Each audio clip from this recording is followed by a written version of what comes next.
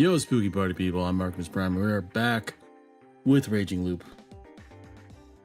Some things happened last time, so I'm going back a little bit, making sure that, you guys get to see everything that happens with everything I've been reading.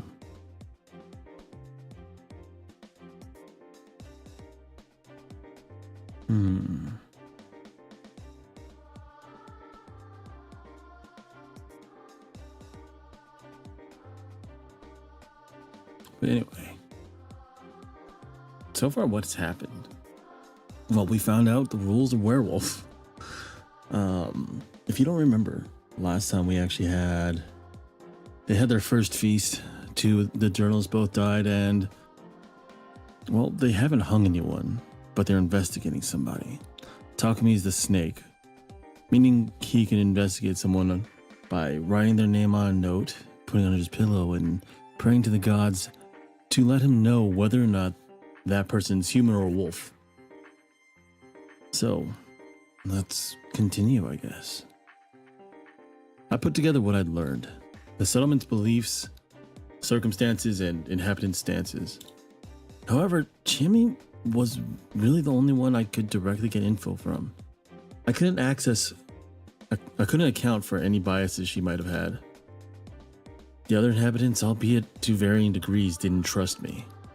I could probably have decent talks with Yasunaga-kun, but his situation seemed to be similar to Chimi's. I'd have liked to get info from the elders.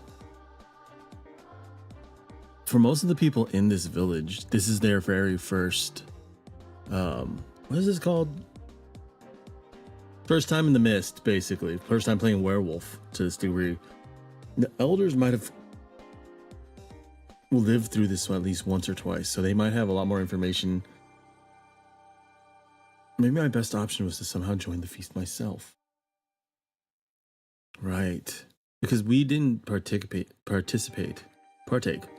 in that feast.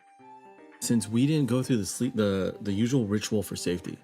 We didn't bathe. Which is stinky as fuck, but we also didn't sleep during the night. So those are the two of the things that we needed to do out of three, and the third one was basically lock ourselves in a building by ourselves, which we did with the help of Chimi. We ran an outhouse. It smelled like shit. From what Chimi told me, the feast was a really violent, dangerous tradition. And that didn't change even when you consider the tales that there had already been lynchings because of this. Normally, something so brutal would have changed and become some harmless festival by now. Well, that's usually, in those cases, a lot of the time, that's because it's not really happening. We've seen the werewolf. It's coming through. It's gonna murder the hell out of us. That's actually happening. So they actually have to follow these traditions to the T, basically. There's rules. I don't make them, but we have to follow them to live. How did such a tradition survive in modern day, despite murder and lynchings being completely illegal? Was this place simply beyond the reach of the law or something? Nah, some supernatural shit's happening, dude. Or it's because I saw God. Or because you'd actually get cursed if you didn't do what the tales told you to. How stupid.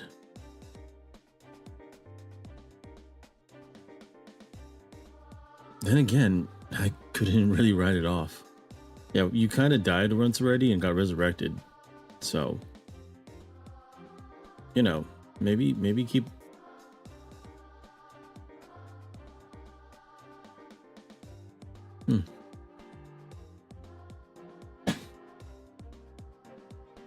My stance on gods and monsters was basically that, as long as they could be seen, I was willing to accept their existence. So he wouldn't believe in an invisible god, basically, is what I'm hearing. That belief that nothing was beyond the comprehension of modern science was narrow-minded at best. New technologies and methods could easily reveal things that were previously undetectable. This had happened many times throughout human history. The idea that there were strange animals, ghosts, or aliens that were simply beyond our current ability to perceive was entirely plausible. However, there were disappointing realities too. For example, The original story about something mysterious could have easily been a lie, trick, misunderstanding, or misinformation. Generally speaking, the mysteries of the world all turned out to be one of those.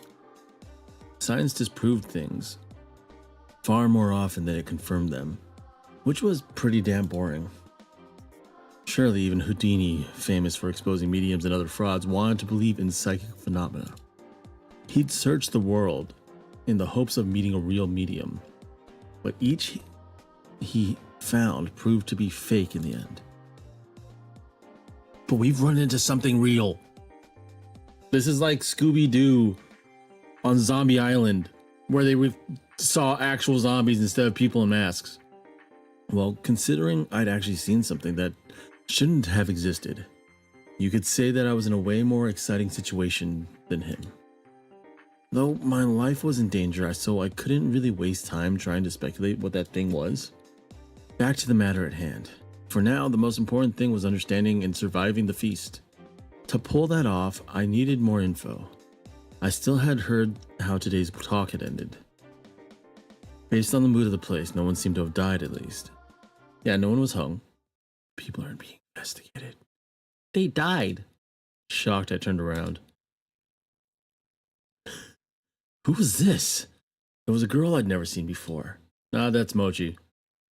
They died. Yes, they did. They all died. You'll die too. Surely. Welcome to Fujiyoshi, you poor man. The girl turned and ran, her skirt swaying behind her. Hold up, Mochi. Whoa, how did you know, Pooh Man? Who are you calling Poop Man? And well, your clothes surprised me, sure, but you should work on your acting skills. Hey, this isn't a costume or anything. You're saying you wear that normally? Yep, I'm super poor, so the school uniform was the only thing I could wear. But Taiba never stopped complaining about that. That's why I borrowed Haru-chan's old clothes. They're cute, aren't they? Well, they are, but you are a guy, right? If I didn't already, I'd have assumed he was a girl. Yep, I have one. You can check when we're pissing together. I forgot how out of pocket Mochi is. I didn't want to see it at all. Are you uncomfortable with your gender or something? What? No, I'm a guy. Then why? There's no reason. This is just the way I am. The way you are? I'm an eccentric. There's something wrong with my head, so it's hard for me to get along with normal people. But I also can't just do whatever I please, so I ended up being a bit weird. So this is simply your nature. Yeah, speaking of nature, if it wasn't cold, I wouldn't mind going around naked.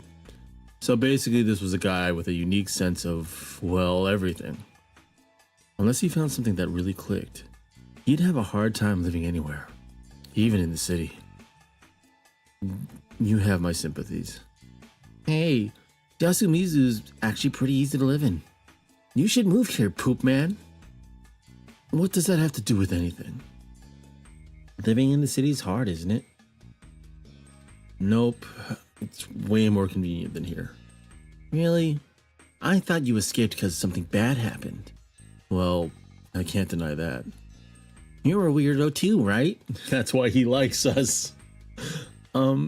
That one I can deny. Wait, really? I thought we were birds of a feather. Right, old man? I don't know why I think of Wario's voice when I see him. Whoa, there was a weird old guy in the bushes. I think Poop Man's a real weirdo. I know, right? That's what Poop Man is. Poop Man. Either that or Beavis from Beavis and Butthead. Please don't spread that name. I don't give a damn if you use Fusaishi or Haruaki. Just stop calling me that. Hasan? Hasan. Did I look like a Middle Easterner? I was mildly bothered by the accentuation too, but he was probably avoiding using nicknames that were similar to Haru-chan's name. Well, whatever. That works. Poop Man became Hasan. I was never Poop Man to begin with. You're close to the old man? We're fellow crazies. I'm not doing that. Well, the old man seemed to be enjoying it. Join us, Hassan. When the mist's clear, we can go steal chickens from Kamafujiyoshi. Why would I do something like that? What are you, Kappas? Hell, why did he like me that much? Well, that might have been a good thing. He seemed to be a bit more unique than the other two students. By the way, why aren't you with the other students today? Well, Haru-chan was angry, so I felt it wasn't going to be fun with her. Why was she angry? Haru-chan likes Yasun. Oh? So she doesn't like that Yasun seems happy about Chiene coming back. I see. So why was she mad at me? Haru-chan actually wants Yasun and Chiene to get together. Well, I sure didn't expect to hear something like that. So she's helping the target of her unrequited love get his sweetheart. Yep. That's why you barging in and getting along with Chiene messed things up for her. So basically, I accidentally entered a love triangle. Love square, because there's 4 of them now. Does Chami-chan know any of this? Pretty sure she does. But she doesn't do anything about it. He has a snowball's chance in hell. Man, this kid was harsh. So yeah, good on ya, Hassan. Chiene is yours. Is she now? And wait, are you okay with this? Why are you asking? Well, I haven't been here for long, but from what I've seen, you're wild with most people, but kinda gallant around Haru-chan. Is that what gallant means? I would think it was gallivant. Then again, I know a lot of people that use the word gallivant for that reason. Well, you're probably right. She's a childhood friend and a bit of an airhead, so I don't worry about her, that's all. That's unexpected. You seem like the type to mess with such people. I'd mess around with you to the very end. I owe a lot to Yasun, and Haru-chan is an unfortunate girl. You know what? Asking too much at once isn't good. So I'll have you tell me more some other time. I already said too much. Hassan, what kind of magic did you use on me? He was the one who'd gone blabbing on his own. By the way, you said that someone died? Did they? Well, I know the journalist did. Yasumizu's people are still alive, but they're all as good as dead. Why do you think that? Who knows? I'm not good at reasons, but, well, when Takumi said he was a snake, I had a bad feeling come over me. Oh, it felt like I could hear the wolves laughing. Wait, what did you just say? I could hear the wolves laughing before that. When Takumi said he was the snake, Takumi-san is the snake. That's what he said. I got some urgent business. Mochi, old man, see you both. Huh? The wolf is coming. You knew. Shit, I didn't have time nor the connections. We need more key information. Muro-san. Huh? What? That was my line. Why was he farming at a time like this? Thank you for the key. Oh, don't mention it.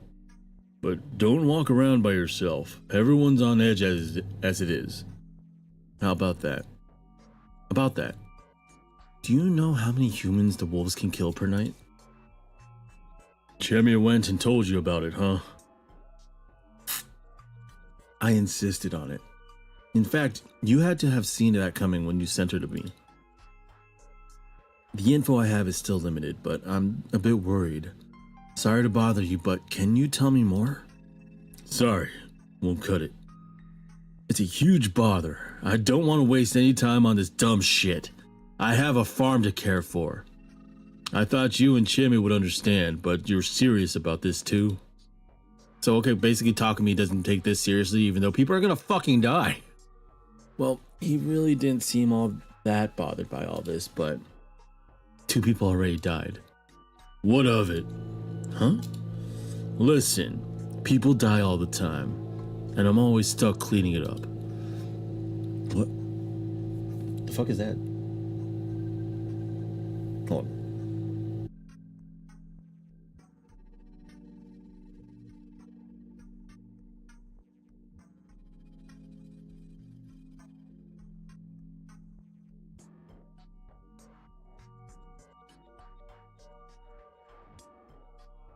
I hope that's not that too bad. Anyway, what are you talking about? Did you see the aftermath of the landslide uphill? It's been like that ever since the Nasato got to work on the place 8 years ago, and it collapsed. They were too freaked out to even clean it up. I ended up digging out the workers' corpses and burying them. I had no idea that was such a big deal. Then there's the idiots from the city, coming here to just hang themselves or getting eaten by wild beasts. Me and the old man always have to deal with the mess. It's not rare for Sadanaga to bring us corpses either. I don't know if they're mountain fishers or something, but it's dangerous upstream, damn it. And yet no one cares. I pick them up, give them all nameless graves, and leave it at that. Beasts, corpses, you never know what you'll find in the mountains, kid. But this time, it was in the village. Yeah, I was wondering about that too. I never heard of Asian black bears eating humans, so maybe we got a pack of actual wolves here.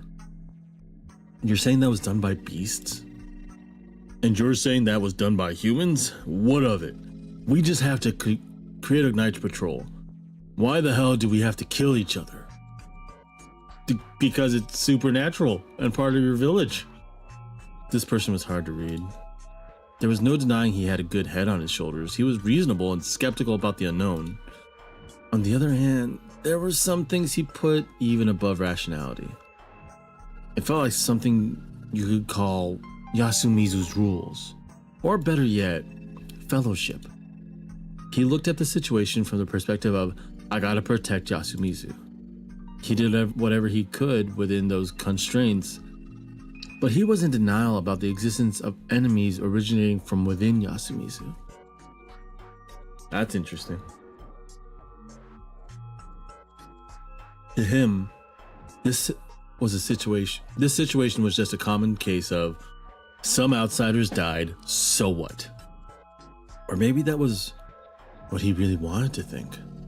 Okay, so what's gonna happen to him when someone from Yasumizu dies?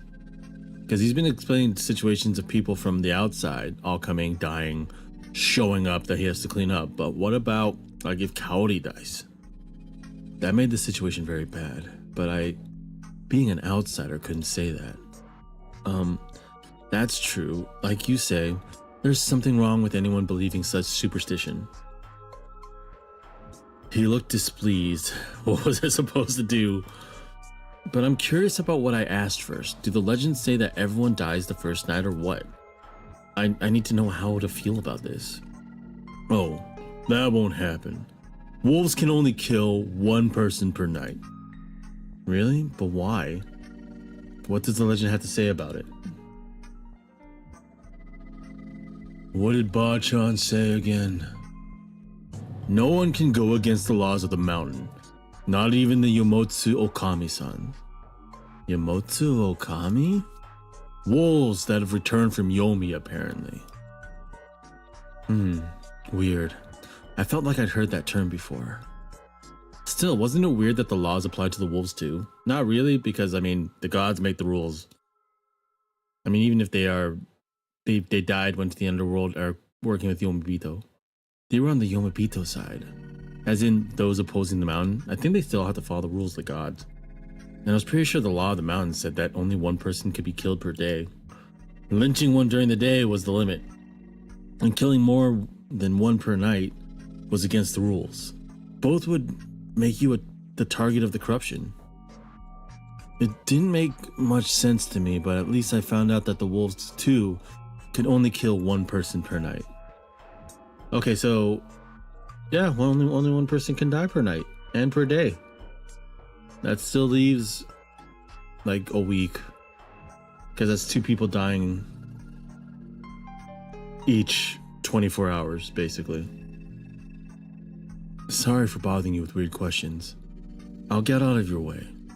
Oh, right. By the way, if you need an extra pair of hands, just ask. I won't meddle any further than I have to, but you're letting me stay here, so the least I can do is earn my keep. Yeah, sure. His last reply was half-hearted, but at least I got a bit of the rules I was missing. When I came back to the dining hall, I found the students Chiemi and Yoshitsugi-kun, Yasunaga's little brother. Mako had left. It's Poop Man. I mean Hassan. Poop Man? What? The name still got a chance to spread. That aside, I had to find out what happened at today's feast. Recalling what Mochi told me made this kind of hard. Sorry, but can I borrow Chiemi-chan? Wow, I sure am popular these days. Why you can't just take a hint, can you? Haru-chan, let's just help Mom. You say something too. It's probably something complicated. I'll be the one who breaks the plates. Haru-chan, you be the one who holds him back. Huh? Hey, what's going on? Alright, so Mochi wants to break plates. Haru has to keep him in check, even though Haru's kind of an airhead. Sorry about the commotion. What did you tell Yasunaga-kun? We talked about today's feast. Things aren't looking good. Yeah, I figured it was something like that. Chikamochi-kun told me that Takumi-san revealed he's the snake. He did. Are there any other snakes? Others? No, there's only one snake. You dum-dum. The mountain gave 4 kinds of guardians. The snake could ask the mountain whether one of the participants was a wolf or not. The monkey was the only one of which there were 2. They had the power to know who the other monkey was. But that's only if the other monkey gets protected. The crow could determine whether the person who was lynched the previous day was a wolf or not. And the spider could ask God to protect one of the other participants from the wolf's attacks. Honestly, if this so-called God really had that power, I'd complain to him that he should protect everyone. But also, I mean, God kind of set the wolves to attack us even before we killed them and sent them to Yomobito land. Or Yomi? I think it's just called Yomi. And as far as I knew, anyone who didn't have a guardian was either a powerless human or a wolf. The humans could kill a person during the day while the wolves could kill a person during the night. It was a battle for survival. The humans had to do everything to find and kill the wolves. If they couldn't find a single wolf during the feast, the whole event was completely meaningless. The wolves would simply crush the settlement. If you ignore the fact that it's murder, the fact that you didn't choose a wolf suspect today is pretty bad. It's a day wasted, isn't it? Yeah, that's what I told Yasu-kun. Wait, but you're the one that was saying that we shouldn't hang anyone today. Then there's the fact that the snake outed himself. It's pretty bad. She understood it well. She's a clever girl. What do you expect? We couldn't expect the help of the police or getting a forensic investigation, not to mention we were up against supernatural monsters. As things were, the snake's power was the only way to find out who was a wolf or not. In other words, losing the snake would mean losing their most powerful weapon against the wolves. But he should be fine for today. The spider will protect Takumi-ni-chan. Huh? Hold on. You also know the spider? No. Yasu-kun suggests that whoever it is, keep it a secret so that the wolves don't find out. Sharp. You know, the spider could also rather protect someone else and decide to protect them instead. But then the wolves might think that Takumi is protected anyway, so not go after him. Kanzo Ji-chan agreed, and we went with that. Seems like the right move. It does. We probably should have done the same with the snake. They really should have. It was best to secretly gather info without revealing their guardians. Especially for the snake. He should have kept quiet and used his power to find out as much as reasonably possible before revealing himself. Yeah, but apparently Takumi-san, doesn't believe in the whole supernatural shit anyway. But then why did he pray to become the snake guardian once this all started? Does he believe it or not? I knew it was difficult to figure out right away, but the fact that the snake, the most important role, was the first to be outed was really bad. From my perspective, Takumi-san had been so focused on protecting Yasumizu himself that he'd made a terrible mistake. Why wouldn't he just become the spider? He appeared calm, but I wouldn't have been surprised if he'd realized this and was actually pretty shaken. What do you think will happen? She asked like she already knew the answer. The spider was told to protect Takumi-san. The wolves obviously heard that. If they try to go for him, the spider will stop them, right? No idea how though. Yeah, and with that, they'd lose one day's worth of murders. Shemi seemed to process this as a logic game too. Okay, that's interesting. I didn't realize this about the rules. Apparently, if the spider protects someone and the wolves go after them, the wolves waste their time with an attempt at a kill, so they don't get a kill that night, I guess. If I were a wolf, I'd ignore Takumi-san and go for someone else. You think so too? Who do you think they'll go for? I don't know. I have no idea what the wolves are prioritizing. If they prefer the blood of women and children, they'd probably go for the younger people. That would mean Haru-chan would be like the very first. Don't worry, you're not the youngest girl here. That seems like a bad thing to say. I'll kill you. It's fine, you're still the prettiest. I'll forgive you, though that still sounds pretty bad. Who knows what they'll do before killing me? That's a weird implication. I'm sure there were plenty of things they could conceive. Apparently there was another layer to the worst possible scenario. If they're not killing based on their preferences, then they'll kill someone whose death would shake the villagers. That'd be someone influential or a player who's invaluable to the humans. That'd be Kanzo-ji-chan or Yasu-kun. Why Yasu? That seemed likely. Yasunaga was the only one who'd done something helpful for the villagers this time. Yeah, I mean, he did come up with a plan. He seemed to be the leader of the high schoolers and had a good head on his shoulders. But his ideas required Kanzo Makishimashi's approval, which made it pretty clear he was a standout. Honestly, I'd expected him to take more initiative than he had, but the fact he considered the young people's opinions showed real leadership skills. In any case, he wasn't someone that humans wanted to lose. Oh yeah. Did you decide who Takumi-san will investigate? Yeah, it's Kiyonosuke-san. Huh? What's with that choice? What do you mean? He asked for it. And he wanted to prioritize those who were the least popular. It'd make them safer. I wasn't so sure about that choice. Yeah, that's not a good choice because least popular people that everyone suspects are now cleared. Once they're cleared, the wolves just go for them because there's no longer any suspicion on those people. So it would also make them a target.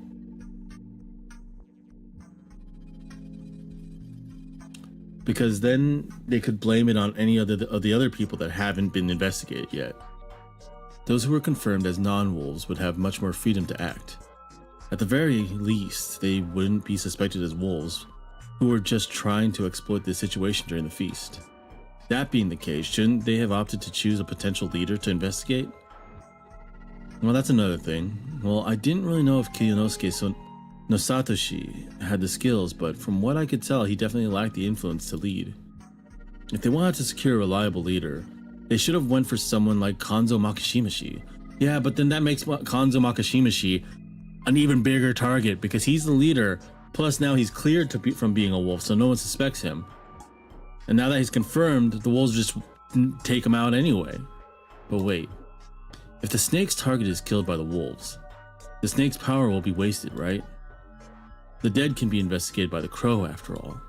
Only the people that get hung. No, those killed at night are chosen by the wolves, so they're obviously humans. The crow can only investigate those chosen and killed during the daily feasts. Oh, I see. Makes sense. Yeah, why would the wolves kill each other? That would be pointless. Whatever the case, perhaps investing in Kiyonosuke wasn't that much of a mistake. Did that mean that they were actually doing a decent job? Yeah, so that means if Kiyonosuke dies tonight, he was a human anyway, and the snake investigation doesn't matter. And no one would suspect him, even if, like, the investigation goes through, because, yeah, you know he's a human. Well, it'd be pretty bad if Kanzoshi was the one to go. Chime looked gloomy. She and I probably felt that it wasn't a complete blunder, but still had a bad feeling about it.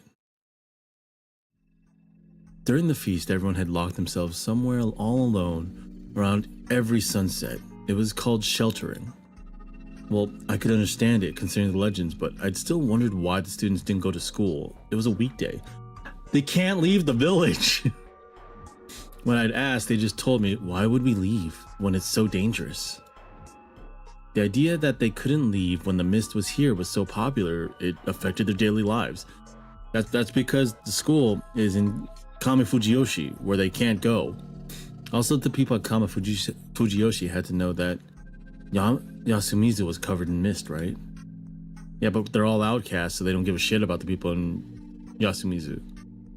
Considering the school there probably had a few students to begin with, the non-presence of the 3 from Yasumizu would normally be a serious problem. I knew it was a settlement for the ostracized, but did they really neglect this place that badly? If they won't send the only police officer there, I think, yeah, they would. They would just neglect that place that badly. Looking at it from that angle, it was safe to assume that the local villagers, Kamifujiyoshi included, actually concealed the feast from the Yomi Purge. I thought about that and similar things in room 203 of the student dorm, the place I was given. Chiemi had given me some cup ramen and hot water. We chatted for a moment about being neighbors for a while, and then she returned to her room. Weird.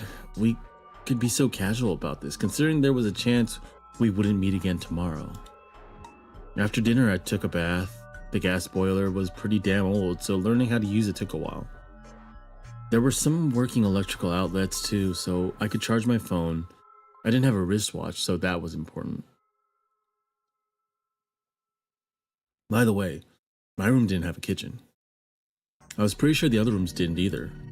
From what I could tell, no one here actually cooked or ate at their own homes. They all relied on the dining hall to provide their meals, so that means if Kaori dies, they're all screwed. The settlement had not only a unique culture, but a way of life as well. I couldn't help but wonder how something like this began and survived into the modern era. It wasn't an interesting subject to research, but for now, I had to worry about the fact that my life was in danger. Anyway, what were my options now? I wasn't part of the feast, but walking around at night was probably dangerous regardless. After all, I had memories of getting killed doing exactly that. Which we did. We got murdered to shit. Well, almost. We got barely murdered to shit, found the next morning, then fully murdered by the villagers. From a logical standpoint, that was probably just a dream. But it had a quality to it that made it hard to believe it was. I had to be careful until I was certain. Then again, I had a record of surviving by not making any noise at night. Maybe I should have stayed awake and looked around. Also, Takumi-san had said they were gonna have someone keep watch at night, didn't he? Was he gonna do it himself? No, because he has to go to sleep because he's the snake. Considering the snake's important, he shouldn't do something so dangerous. Shit, they'd barely decided anything in the feast. I wasn't getting enough info either. I felt like I barely knew the basics. Talking during the feast meant giving into the info to the wolves, But if the humans kept too many things hidden, the wolves would end up knowing way more than them. And that was just dangerous. Still, there was a limit to what I could do in my situation. If I kept being the messenger I was today, I could create a huge imbalance of info myself. Not to mention I could be deemed suspicious and lose the residents' trust. Shit. What was I supposed to do here? Was it best for me to stay quiet and wait for the feast to end? No, I mean, that's kind of just how you die. Or, you know, have no active participation in your own possible death. That wasn't like me at all. That's just kind of like laying over and dying in this game. There was a mail slot on the door. I opened it up and looked outside. Everything was still covered in mist, so I couldn't see much. I could only see the handrail and the branches going into the hall. But maybe I could see some intruder if I kept staring. Or maybe you could see a wolf that comes up to your face. After all, this was the room at the end of the second floor. Hey Pony, how's it going? Haru-chan's and Chiemi's rooms were closer to the stairs, so I couldn't see anyone going to attack them. The only time I could see the monster come would be when it was coming for me. Maybe keeping watch like this was the most important thing if I wanted to stay alive, but I found it hard to put my own life on the priority list. Doing alright. For some reason, I felt like if I died, I'd just go back to the starting point. So, I mean, okay, they have a ritual they do every night where they bathe, lock themselves in a place, and stay quiet. Will the wolves still be able to kill anyone they want to? Or is this the corruption that possibly gets them, because the mist is going to be there anyway? Yeah, I better not think that. Anyway, I had to stay awake. I still had many things to worry and think about. His brain's gonna get fried. He hasn't slept. Well, he had a nap. He hasn't had a night's sleep in over 24 hours. Or did he fall asleep out of fatigue? We're about to find out. What? As I woke up and tried to move, my head rubbed against something tough and then smacked into the doorknob. I writhed in pain. What was going on? Did I fall asleep against the door? Was I more tired than I thought? I was glad I didn't die and all, but this was a failure in my eyes. Sleeping in an unnatural position made my whole body hurt. I wobbled over to my fully charged phone. It was 6 o'clock. That was early morning for me. I'd have loved to just go back to sleep, but I was too curious about the feast. After washing my face with hot water and putting on my shoes, I decided to take a peek through the mail slot. Outside, I saw Chiemi standing there with a knife in hand. We did. We gonna die. We gonna die for calling her not the youngest girl in the whole village and trying to say that she's pretty to cover our asses. I reflexively stepped back, tripped, and fell on my ass. What the hell was that? There was a woman standing before my room with a weapon. I'd only caught a glimpse, but that was enough to conclude that I was dealing with a scene straight out of a horror movie. What could have prompted this? Did she suspect I was a wolf? Or was she a wolf herself? She knocked on the door, making me squeal a bit. Haruaki-san, are you awake? Would she kill me if I replied? Wake up! I need a hand checking on everyone. By the way, I'm armed, but it's just for self-defense. Say that sooner, damn it! Oh, so you are awake. Don't worry. I put my weapon away. Why does she have a kitchen knife? No one here cooks. No one has a kitchen. Why does she have a kitchen knife? Unless she got it from the dining hall. I hesitantly peeked through the mail slot and saw her hopping around, showing me her empty hands. After meeting up with Chiemi, we went around the dorm and woke up the students. All of them were all right. While they got ready, we went to Nosato Mansion just because it was close. Nasumizu was still misty and unpleasantly silent. I walked carefully just like yesterday morning. I couldn't write off the possibility that a werewolf would jump out of the mist and tear me apart. it'd be over for me. No, I mean, that is not a possibility. It's daytime now. Wolves can only kill at night. Gotta know the rules, man. No one here makes the rules. We all just follow them. I was walking ahead, dragging Chiemi by the hand, careful about where I was going. If something happened and I got eaten or something, Chiemi could either fight back or run away. Unless you get like mauled while you're still holding her hand. Is someone there? Oh, Nasato-san. It's Fusaishi and Chiemi-chan. Where? Oh, there. I peered through the mist and a gloomy frown appeared. I just imagine them seeing nothing but fog and then just a frown appears out of nowhere. Hey there. Looks like the mansion was safe. Of course, it's old but well protected. Not even monsters could make it in, surely. I see. Then, can we all take shelter inside? Why should I let you?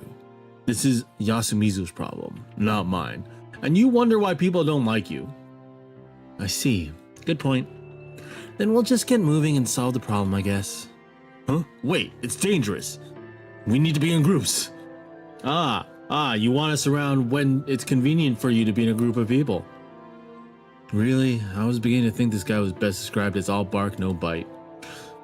Though prideful and vain, he wasn't as smart as he claimed to be, as shown by his inability to take charge of the feast. Also, his fussy attitude was probably just him making up for his fear. It was entirely possible he was just putting on an air, and that the mystery of Yasumizu, or rather Fujiyoshi, was actually scaring him. Anyway, we went downhill and met up with the students. Even a familiar road can be scary. Yeah, mists sure are weird. I can get naked and no one will get mad. Kind of a weird thing to say, but also Mochi's a weird dude. Stop that, you fool. Haru Makishima was acting weird. Mochi was definitely expecting a retort from her. She didn't say anything, and her face was so pale you could tell through the mist hanging her head. She was lightly shaking. She knows something. Everyone else could see it too, but no one chose to address it. Questions would quickly become suspicions after all. Perhaps she was a wolf and did something horrific last night. As we all thought similar things, she suddenly collapsed to the ground. Are you all right? Don't touch me. Her hoarse scream shocked everyone. Haru-chan? Ni-chan, Sorry, but right now Yeah, I understand if you're on edge, but be careful about where you walk. We then slowed down. Haru-chan not touching anyone's hands was at the rear of the group. As we walked, trees and stones drifted in and out of visibility through the surrounding mist. What if she's the monkey and the other monkey died? And now she knows who's the other monkey, but they're dead now. But then again, maybe it's just whoever gets protected. Maybe she doesn't like who the other monkey is, because maybe it's her and Asato. Our vision was so limited, it felt like the world around us was changing with every step we took. A tunnel of trees, a path on the paddy field, a stone platform, a concrete stairway. We walked between realms every passing second. I was still wondering about Haru-chan.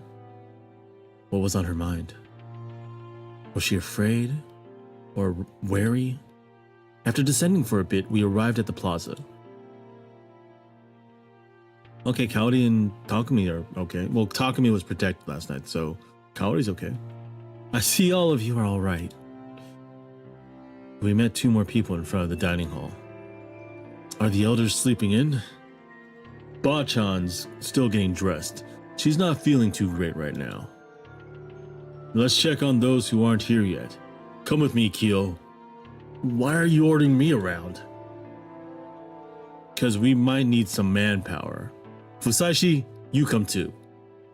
This was the first time he'd ordered me to do something, but it wasn't a situation where I could be happy about him relying on me. Yes, of course. He probably had a bad feeling, namely that he wouldn't be able to rely on a certain someone ever again. As I passed by Kaori-san, I heard her whisper, Yasunaga, can you help? With what, Mom? Finding Yoshitsugu. He's missing.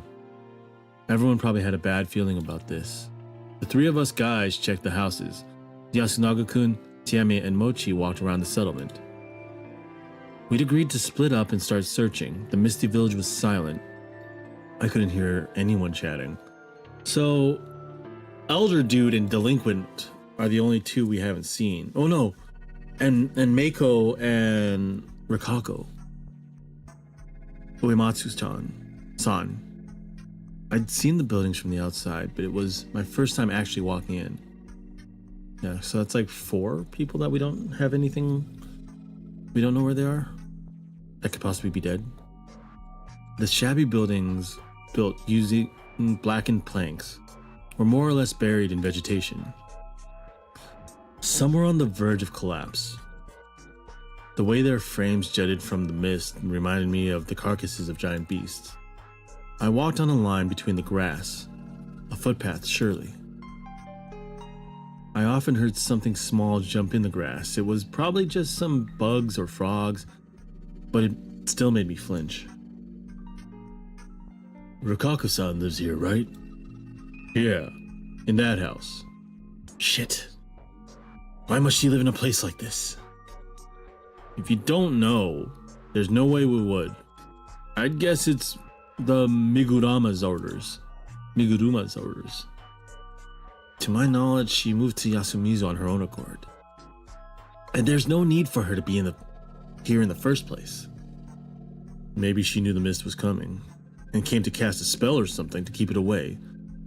That sure didn't work though. Takumi Muro, I don't mind you being disrespectful of me, but you should choose your words when talking about her. She's a legitimate Kamafujiyoshi family head. Like I care. This is Yasumizu. She said it herself, didn't she? In the feast, we're all served on the same platter. Rikako-san. Are you alright? Apparently Takumi didn't like the Uematsu family, or the 4 head families in general. Now that I thought about it, though she wasn't as disliked as Kiyonosuke, the villagers in general weren't fond of Rikako Uematsu. It seemed like a pretty obvious outcome though. Yasumizu was a settlement for ostracized. It was impossible for a member of one of the head families who openly spurned them to form a good relationship with the locals. Rikako-san emerged before too long. She was wearing her usual strange getup and she didn't seem any different from how she looked yesterday. I need to check on Meiko. We moved on to the next house. Meiko just has her own house? It felt like Rikako-san was urging me, so I woke the girl up. Meiko-chan, it's morning. Well, I couldn't imagine Rikako-san raising her voice, while the other two probably didn't feel like they had to get involved with the girl. After a few calls, she finally came out, still half asleep. Meiko, I'm glad you're alright. Kyo, take them to the dining hall. Come with me, Rikako-san. Watch your step. Yes, She was apparently trying to get my attention, so I turned around and said, yes? I'm sorry. Her sudden apology left me completely confused. She then departed alongside the other two, leaving me alone with Takumi-san. What the fuck just happened? Why is she apologizing to us? Are you sure we should go on without Kiyonosuke-san? He'd be useless anyway. I only brought him along in case it was Uematsu's mock priestess that died. But now I know who got killed. It could still be the old wolf guy, right? Shut up! If Old Man Konzo was around, he'd have woken up earlier than anyone and searched the length of Yasumizu 3 times by now. Sorry. His house is over there. I followed him in silence. I couldn't think of anything to say. The fact that the door was unlocked made it clear that something wasn't right. The moment I opened it, my nostrils were assaulted by a smell I'd experienced just yesterday. The reek of a fresh corpse. Damn it! Damn it! Damn it! I unlike Takumi-san, who was looking away and cursing, I did my best to burn the scene I witnessed into memory. I felt like to avert my eyes would be disrespectful, and chided myself for wanting to look away. Oh, his body was much more intact than Mamiya-san and Hashimoto-san. That made it much easier to become painfully aware of the fact that this was a human, an intelligent life form who was with us yesterday, like it was no big deal. There was one problem though. The part of the body that used to be the head was completely destroyed. There was no part of the head left untouched. It was that thorough. It was obviously the result of relentless, heavy, blunt attacks. Everything above the neck was just a strange, flat mass of shattered skull fragments and white and red organic matter. Compared to it, everything else was largely unharmed. The old-looking clothing and the unexpectedly robust chest for someone his age were all the proof we needed to know that this was the body of Kanzo Makishima-shi. So okay, what if Kanzo and Haru were monkeys, and Haru knew that he was dead already before because they were both monkeys? We'll clean it up. What else? Please, wait a bit. What are you gonna do? Find out as much as I can. Since we had no idea when we could get out of here, protecting the scene of a crime was an official investigation meant we had to leave this body to rot here, and we just couldn't do that. And considering the horrible state it was in, the villagers probably wanted to take care of it their own way as soon as possible. Not much I could do to stop that. Thus, I did my duty as someone without such obligations.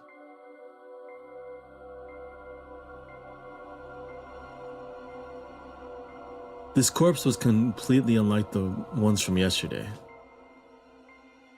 While those two were destroyed completely, the damage on this one focused on the head.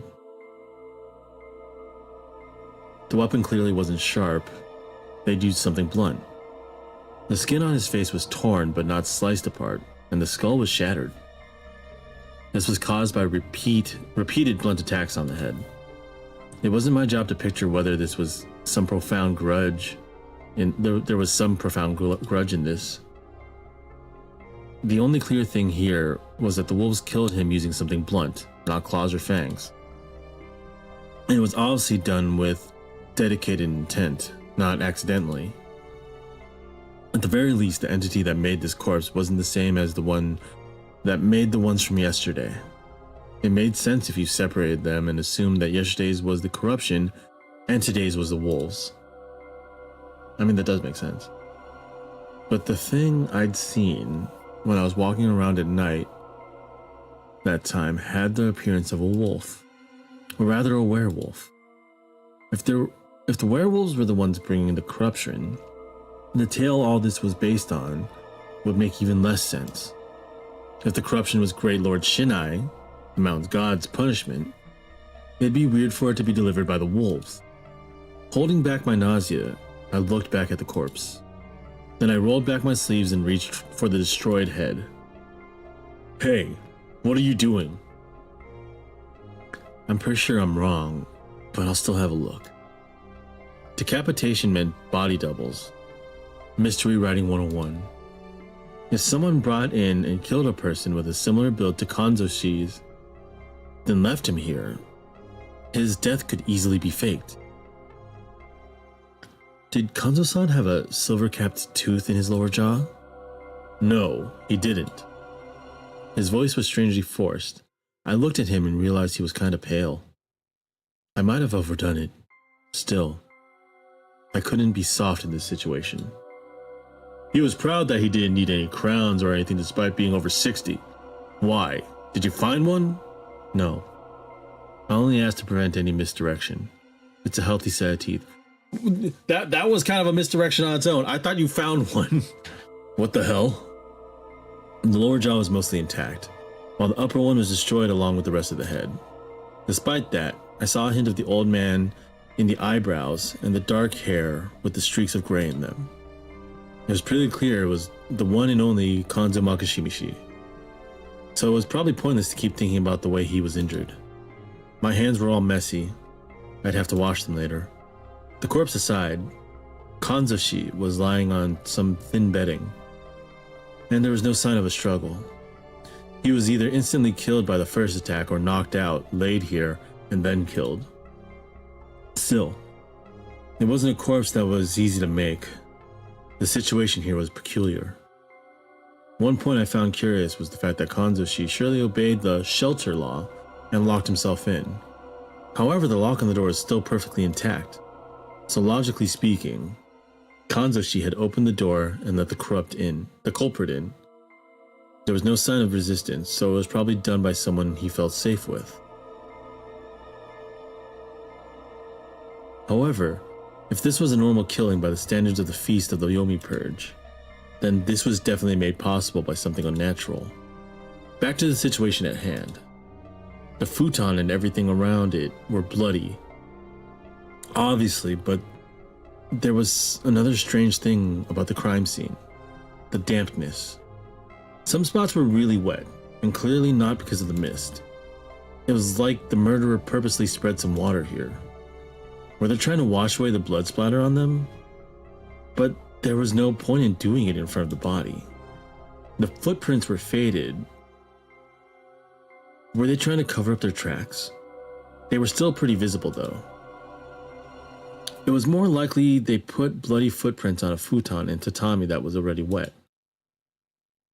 The shape of the prints told me they weren't made by Western shoes, Japanese clogs, or wild beasts. They were just long ovals, reminiscent of those made by Zori sandals. There weren't many of them, though. Most of the blood was absorbed by the futon. But from what I had, I could tell there was only one type of footprint. Find out anything? Nothing special. Thought so. You don't specialize in this, do you? Sadly, no. All I knew was that the culprit was a very dangerous human. But there's also a werewolf. As I washed my hands, Takumi-san removed the sliding door and put Kanzo-san's remains on it. He covered his destroyed face with a nearby hand towel and prepared to carry it. You take the other side. Got it. We lifted it up, and yeah, this was definitely a job for two people.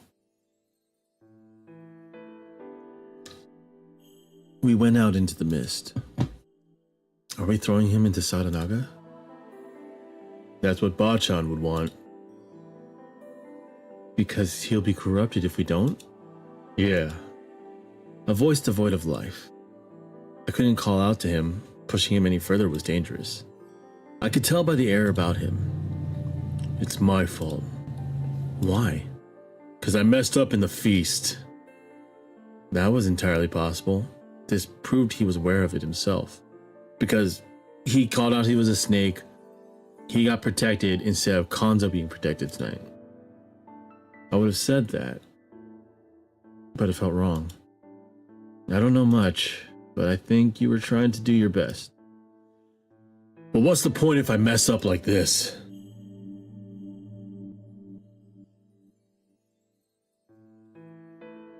I can't.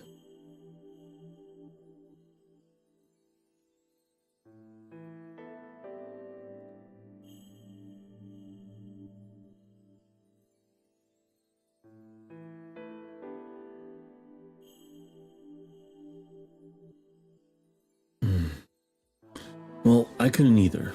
I was just an outsider, so I had no idea how to console him. Feeling powerless, we approached the dining hall. We'd pass by here and go straight for the graveyard. Tai Yamawaki-san had come out too. She in the midst of prayer. Kaoriya Oribe-san was standing next to her. She looked completely out of it. Rikaku Uematsu was covering Meiko's eyes and looking straight at me. Haru-chan, Kanzo-san's actual granddaughter, was watching her grandfather's corpse with an intense expression. It probably wasn't good to make any assumptions here, but I couldn't help it. I felt like her expression was full, not of unbearable sorrow, but of anger, hatred, and disgust. I'd never seen them have a nice chat, so I wouldn't be surprised if they didn't see eye to eye. But still, I'd have liked it if she made a different expression, if only for this moment. I could only think that because I was an outsider who didn't know shit, it wasn't good to make assumptions. Shit. Why was I in this position? Because you didn't leave. Just how much could I even learn in my position? But as it turned out, I was still underestimating the situation. We can't find Yoshi-kun anywhere. We met Chieme on the way to the graveyard. She and the two high school guys were still searching, but the mist made it extremely difficult. We told her we'd join her once we buried Kanzo-san and picked up our pace. The graveyard wasn't that far. Yasumizu wasn't very big. It only felt like it because the mist or the load. I'd completely forgotten about him. He was alright too, huh? I had no idea why, but he was looking at us, clapping and laughing. That meant that Yotsugu Oribe-kun was the only one we hadn't seen yet. I was told there'd be only one. The wolves were supposed to kill only one person per night. Not saying a word, I hurried to finish the job. That led us to finding him early. Yoshitsugu-kun was on the shortest path to the cliff in the grass of the graveyard. Though Takumi-san had only noticed him by chance. That's how deep in the grass he was. And how many pieces of him there were. This looks more like a werewolf kill. It reeked of death too. It was mixed with the smell of trampled grass and a strange beastly odor. Maybe not all the blood around here was his. Unlike Kanzo-san, he left clear proof of a tough battle and intense pain. Yoshi, you had guts. Takumi-san's voice was shaking. He picked up a soccer ball-sized object, half-eaten and basically a shadow of what it used to be. It clenched its teeth even in death. Can I? Takumi-san gave it. Yotsugu-kun's head to me, and I put my finger in its mouth. I was curious about what was stuck in there. What I found was a clump of beastly fur. He literally fought tooth and nail, resisting until the very end. Did he just not shelter? Resisting what? Obviously the being that brought the corruption. It didn't take long for the news of Yoshitsugu Oribe's death to spread across the village. I heard that the pain of losing one's child was beyond description. Even so, Kaori Oribe-san broke down so badly it felt abnormal. The mild-mannered woman became a mad beast. We had to band up to keep her from running to where we found Yoshitsugu-kun's corpse. We'd already gathered it up and thrown it into Sadanaga after all. Takumi-san kept a tuft of the boy's bleached hair, which he gave to Kaori-san. She instantly put it in her mouth. Through her wailing and choking, she did her best to chew and swallow it. Why? It was a wretched, gloomy, and miserable sight. Is that some kind of tradition I've never heard of? Though it might have been an act born of ultimately motherly love. Whatever the case, no matter the shape, it was too late to try and bring her child back into herself. Not to mention absurd and pointless. That was how it looked in my eyes. Let's begin the feast. We gotta do something about the one who killed the old man and Yoshi. His words got the attention of basically everyone present. But they didn't reach the sobbing mother and her older son, who was gently consoling her. Okay, so If in the rules, only one can be killed, and it was Yoshitsugu-kun, sorry. How about Kanzo? Was he killed by a person? Why did he have to go against the laws? His efforts in death had only worked to corner not just his mother, but everyone else here. Oh yeah, that's another thing. Yoshitsugu-kun could have actually went out to fight the thing, thinking he was tough enough to fight a werewolf, and then get killed because of the laws. It was useless. He'd gotten some weird fur for us? No one, not even me, had any doubts about what we were dealing with here. A situation where everyone was desperate, acted on their own accord, and didn't know how to use their lives well was basically the worst. And apparently this line of thinking I had would foreshadow the next turn of events. Where did Haru-chan go? Shit. Why was everyone in such a worry to do the worst things possible? Chime Seruzawa, Chikamochi Kamoshida, Takumi Muro, and I went out to search for Haru Makishima. Kaori-san showed no signs of calming down, so Yasunaga-kun stayed with her. Kiyonosuke refused to come, arguing that it could be bad if there wasn't enough manpower around the dining hall. And he wasn't wrong about that. It wasn't unlikely that some fur-covered murderer or Haru-chan's kidnapper was still around. To prevent any surprise attacks or accidents, we split into pairs. We were given a hoe and a sickle for self-defense. Be careful, you two. Shout if something happens. Loud enough so we can hear you, but low enough that others can't. That's a tall order. Alright, let's go, Mochi. Time to do work, Hassan. The skirt would have made the search harder for him, so he changed into his school uniform. It wasn't cut out for the job either. He had no other clothes. At least it was better than a one-piece dress. He seemed to enjoy wearing girls' clothing, so changing to the uniform was probably his way of showing he was serious about this. He kept his easygoing tone of voice, but I felt like there was a gravity in his eyes too. He might have been pretty shaken. Haru-chan? Haru-chan! We walked around Yasumizu, shouting until our throats became dry. We checked every bush, all the patches of tall grass, and behind every tree. We even searched the water around the paddy fields, but it didn't feel like we were any closer to finding her. What do you think happened to her? I don't know. Maybe she's shocked by her granddad's death. No, before that. She'd been acting weird since this morning. Was she? Is she really fastidious or something? Past what? A clean freak. Hates anything dirty. I think I saw hints of that ever since we first met. Oh, I'd say she's just the greatest scaredy cat here. Scaredy cat, huh? She was always really afraid of all the corruption talk. Maybe she was just scared of getting corrupted. I see. Fear based on superstition. That made sense, but why had it suddenly gone worse? What happened last night? That's why I don't think Haru-chan could kill anyone if she was a wolf. Is that what you think? I don't know if she is one or not, but I really don't think she could if she was. How prudent. That's not like you. Well, we're not talking about me here.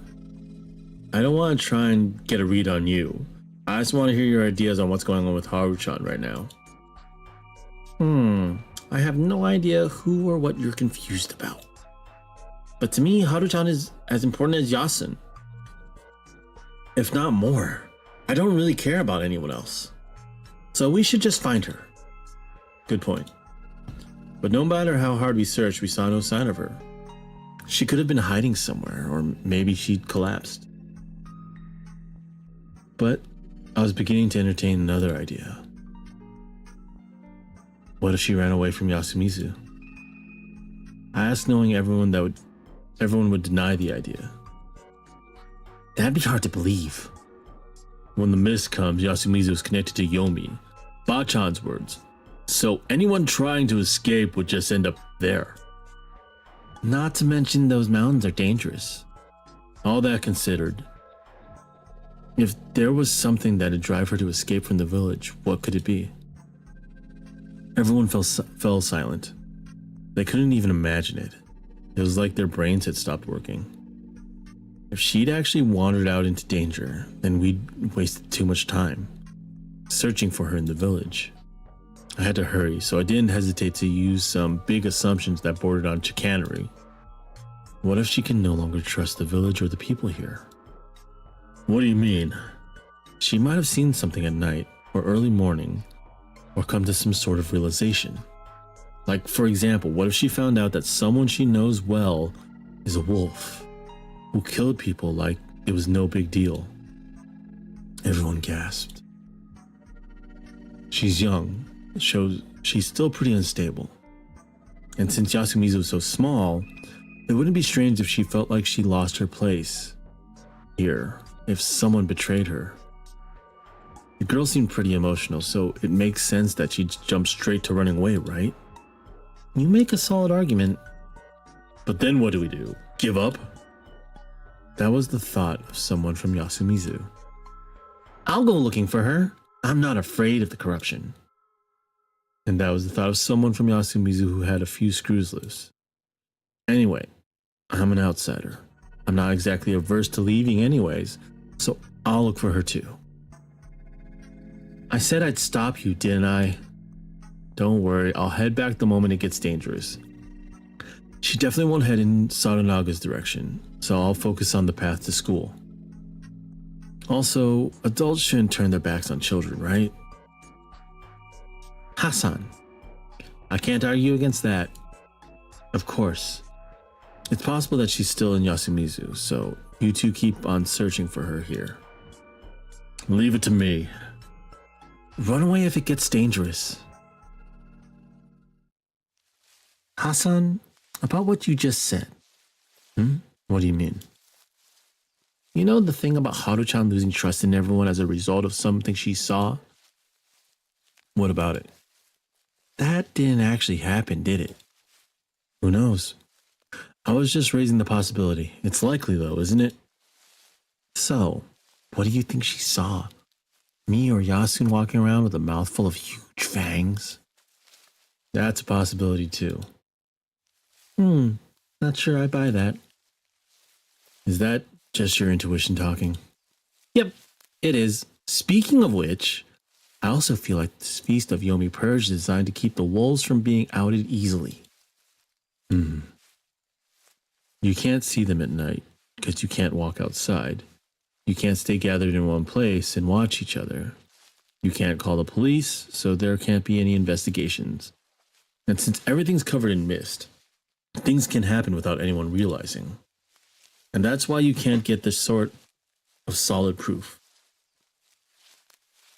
How could the players send people to be hanged without the slightest bit of material evidence?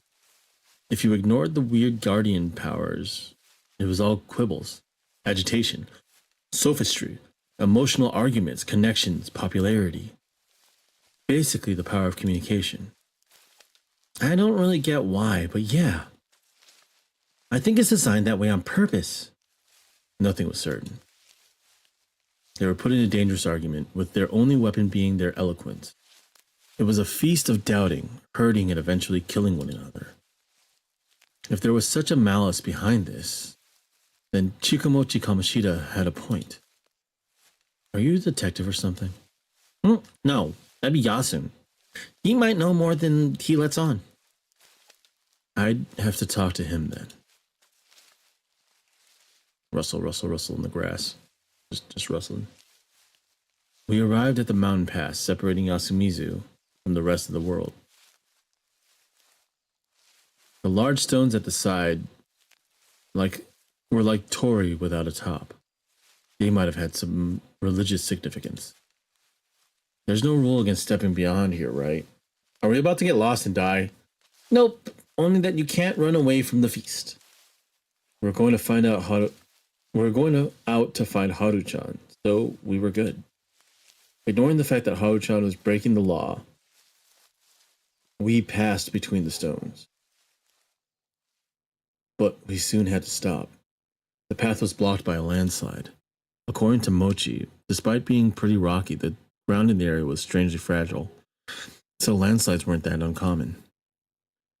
There had been some pretty bad rains 3 nights ago, hadn't there? If that was related to the mist's appearance, it wasn't unlikely that we'd get both the mist and this landslide at the same time. Which is kind of interesting, because that's not what happened last time we tried to leave. Despite that, this felt just a bit too convenient. I had to consider the possibility that the people in the settlement above blocked the road to keep the Yomibito from getting through. Hassan? There was something way more important. We found footprints in the still damp mud. It was proof that she'd passed through here. They disappeared into a small cliff that only reached up to my shoulders. She had to have climbed up and disappeared into the forest. Let's hurry. Yeah. The term virgin forest was used to describe forests that were still untouched by mankind, letting nature have complete control over it. Many of the cedars here looked important, so that term probably didn't apply to this one. However, it wasn't intended to whatsoever, so the words natural or undeveloped definitely worked. There were many fern saplings on the surface, a canopy of leaves above, and a thick mist all around. It certainly didn't feel like a place humans were welcome. For better or worse, the new ferns seemed slightly trampled, indicating someone had passed through recently. Over here! Be careful, she got lost on this road after all. Haru-chan! Should you really be shouting like that? It's one of the basics of living in the mountains. The beasts run away if you scream. Oh yeah, I'd almost forgotten about the very real threat of wild animals. I realized I'd lost myself in the mood and became kind of embarrassed. Haru-chan! Say something! Shouting over and over, we kept moving forward. She tried to follow the path, but all the cliffs and boulders in the way made her stray from it. 10 minutes later, we'd lost all sense of direction. Yeah, this place was really dangerous. Could we really find her? And even if we did, would it be too late? I was reminded of Yoshitsugu Oribe and his cruel fate. Were we about to lose yet another life? As my thoughts turned to the very real possibility, she jumps out. Something jumps out. I heard some weak weeping. Haru-chan? Mochi? Stay away. Are you alright? Please, don't come after me. I had a bad feeling about this. Something really bad might have happened to her. Wait up! Hey! Chikamochi went after the voice with no hesitation. His body was quickly buried under all the plants and mist. Give me a hand, Hassan. His lack of hesitation felt dangerous in some way. Was I just imagining it? Anyway, I went after him and quickly caught up. It hurts. It hurts. Haru Makushima was buried under all the greenery. It's her leg. Stop. I walked up and, man, this was pretty bad. Her leg was all covered in blood. Her shoe and foot were pierced by a sapling that was broken right at the bottom. She stepped on this? Can we break it off? Nope. I gotta pull it out. That'll open the wound. There's some lawn marsh pennywort and chameleon plants here. Let's close it with them. You can do that? Nosato is the family that made medicine. First I had heard of that. I had no choice but to believe him. So he's part of the Nosato family, and he's just been banished out. She resisted verbally, but she was too tired and weakened to do it physically. I picked her up, doing my best to ignore her wailing because of the pain, and pulled her away from the branch. Chikamochi quickly took care of her wound and used a handkerchief to stop the bleeding. Let's go back. Can you carry her? Of course. Sure you don't want to do it, though? Who knows? I just don't have the build for it. And I thought of saying that Haru-chan would have preferred him, but she was barely conscious thanks to the pain. We didn't have time to waste on sentimentality. Lead the way. One lost person is enough for the day. Going back is easy, But man, it really does look like getting out is impossible. Agreed. Hana-chan, I'm so glad you're alright. She isn't. Takumi ni called Taiba. We've got a wound to patch. Got it. Our return caused quite a commotion. By the time things had begun to calm down, it was way past noon.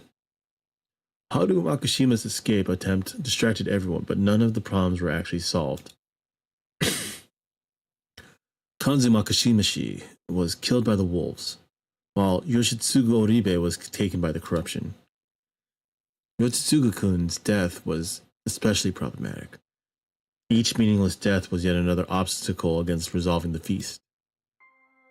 Even if they picked and hung someone during the day, it wouldn't guarantee that there'd be one less wolf. And the wolves in the group would most likely try to leverage the hanging in their favor. They'd claim to be innocent while casting doubt and blame on other survivors. To win, the humans need to do their best to see through such trickery and identify the wolves, possibly even making them confess. That was how I saw it, anyway. And I was the one with the least info here. With that in mind, all humans who died by breaking the rules were actually doing the wolves a favor. If she'd actually disappeared, I'd have said the same about Haru Makishima, assuming she was human anyway.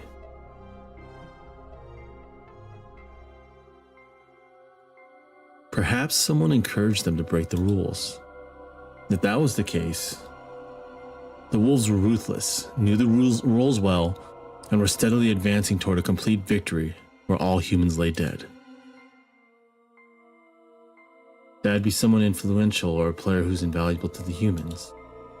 That'd be Kanzo Jishan or Yasukun.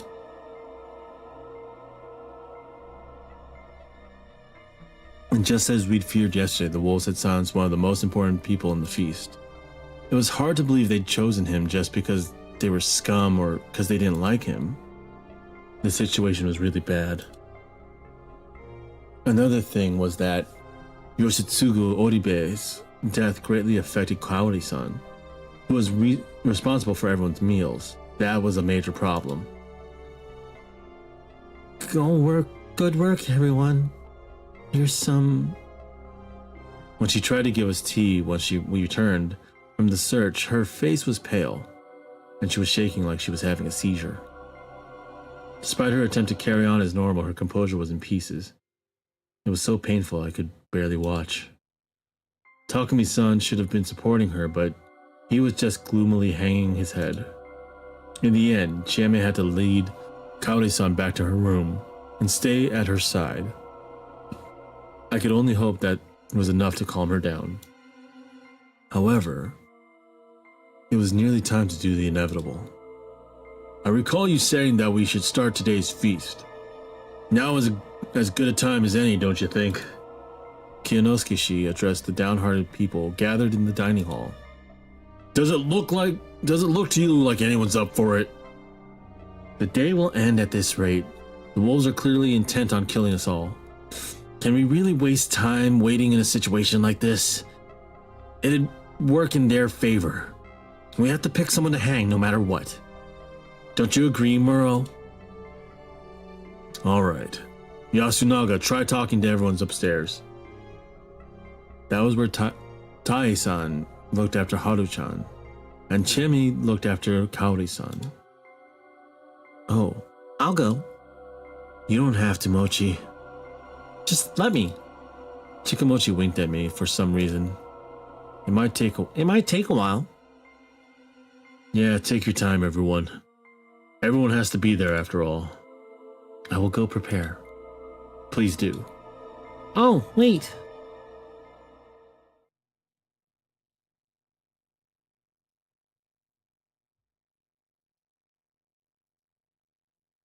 Now was my chance. Yasunaga-kun, can we talk? About what? Sorry about your brother. Thank you. That makes it a bit better for him and I. That's a very mature way to talk about it. Maybe I should have sounded more my age then. This boy was already pretty mature. You didn't get along with him? That's not it. We didn't always see eye to eye, especially recently, but he was a really good guy. I think so too. It seemed like deep down the tough guy routine was really just an act. Did he get along with your mother? He did. Despite all he said, he really loved her. And she probably loved him more than me. That's not what I was asking. Sorry. All human relations were complicated. Prying too deep wasn't a good idea. I'm sorry. What did you want to know? A few things, mostly about the legend.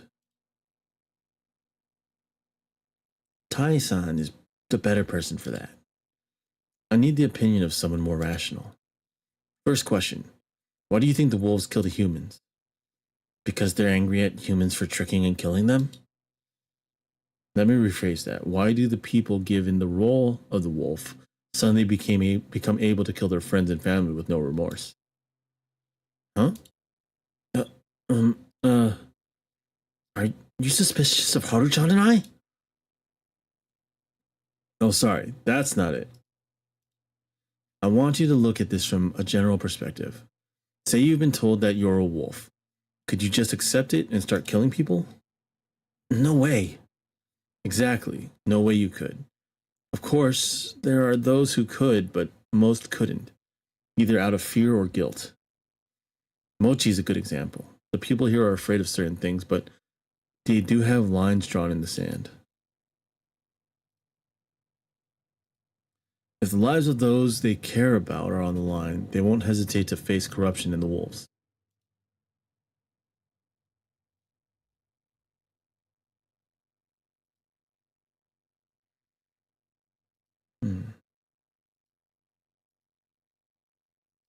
That's only because Mochi's special. He's a genius. Genius? Yeah. He can easily make predictions and decisions normal people can't. And he'd rarely throw anyone away or anything he doesn't care about. Everyone else thinks he's just weird, but I think he's a genius. I see. I think I agree with you there. But anyway, what I'm saying is... Hold on. Something has happened. There we go. Anyway, what I'm saying is that people aren't the types to magically become murderers just because of some corruption.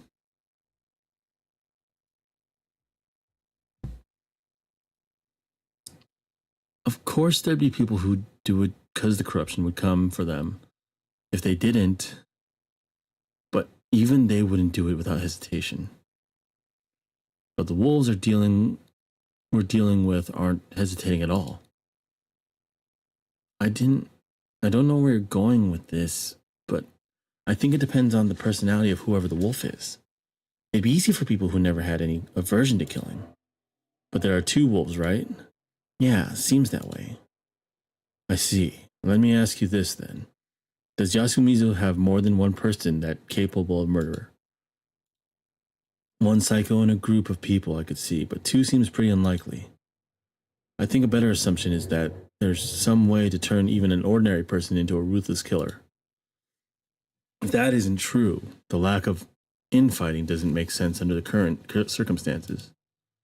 When you put it like that, this is just something I heard from a teacher at school, but you could do it by giving them something to fight for, couldn't you? Basically, you need to make them think that they're doing for the right thing. That the wolves are doing the right thing. I see. That's an interesting way to look at it. It's how countries convince their people to go to war. Yes, that's what the lesson was about. But I think that your perspective is a bit flawed. What do you mean? For example, most of the girls in this element are timid and prefer to leave the big decisions to the men. Even Haru-chan is like that. So if the wolves are a man and a woman, it's entirely possible that the man's taking the lead and doing the killing while the woman is just following along. Also, for all we know, the wolves could be arguing all the time, and they just didn't happen to hesitate in killing this one time. Yeah, good point. But I do think that there's some secret to why this feast lasted so long. Traditions like these usually die out. It makes me think that there must be a way to ensure the killings continue. Your idea is certainly interesting. I don't think you should call it interesting. Not in a situation like this. No, sorry about that. That was insincere of me. Let me ask you one more thing then. Go ahead. I was working under the assumption that nothing particularly strange is happening here. But what about you? Do you think there's something mysterious going on? I don't want to believe it, but I think there is. Why is that? Did you see a god or monsters or something? No, it's hard to put into words, but the fact that the mist appeared when we had a whole 4 outsiders here made it feel like there was a higher power at work. No matter how I look at it, I don't think the mist like this could have been produced by human hands. Not to mention that it's strange how the wolves can enter sheltered houses and kill the people there. There's also the fact that if one of us killed someone, you'd see a change in their behavior or some evidence would be left behind. We can't explain those things, so yes, I do think there's something mysterious going on. Oh, I see. Alright, sorry for asking such a weird question. By the way, who do you think are the wolves? Haruaki Fusaishi-san. He cut me off with a stern voice. Sorry, that is something we talk about in the feast. You don't have the right to ask that. Oh, my bad. I thought he was accusing us. Listen, we'll have to hold the feast to decide which one of us we should sacrifice today. It's important to propose who we think is suspicious, but it's also very dangerous. Something we said outside of the feast could be used against us and become a fatal mistake. The fact that you asked me that makes me feel like someone's maliciously using you against me. Please stop. Good point. I'm sorry. Really. Oh, but now I won't blindly believe that you're an ill omen. But I won't stop suspecting that you're involved somehow. If I ever find out you had something to do with Yoshitsugu's death, You'll what? He glared at me. I'll have to avenge my little brother. I see. Of course you would. I'll just head to the cage and do my best to be as unsuspicious as possible. Oh, you shouldn't do that. Why? Today's feast might drag on until evening. It might be too late by then. You should go to your room in the dorm and ask someone outside to block the door, handle with a stick. I see. Good idea. This boy was really smart. If Takumi Murushi was a site foreman type, he was the manager type. I could see a talent for using people. Can I ask something too? Of course. Do you like Chiani, Ne? Whoa. From a political standpoint, I should say no, but yeah, she's likable. I see. Well, she seems pretty available, so she'd probably date me if I or anyone else asked. Oh, are you being considerate of me? I had a feeling that Mochi told you something weird. Mm-hmm. It's not like that. What I felt for her is a thing of the past. She was the only older girl around these parts, so I was attracted to her, that's all. This place was gloomy and serious. And she was the only free-spirited person here. She's as amazing as Mochi. You're saying she was a rascal? Yes, so much so that she almost killed someone. Hold on. Well, it was an accident, though it's strange you think she's available. Chiene is actually pretty shy. Is she now? Or maybe she just changed a lot during her 3 years of college. So yeah, I've already gotten over her. Now I feel like you're the one being weirdly considerate. That's not healthy, you know? It's all good if you like her. This is hardly the time or place for that. Good point. That was it, huh?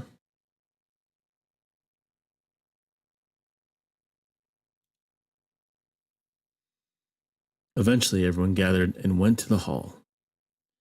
For now, I need to take a quick break. Use the bathroom. A few other things. All right, but enjoy your break. We'll come right back. Give me like 3 to 5 minutes.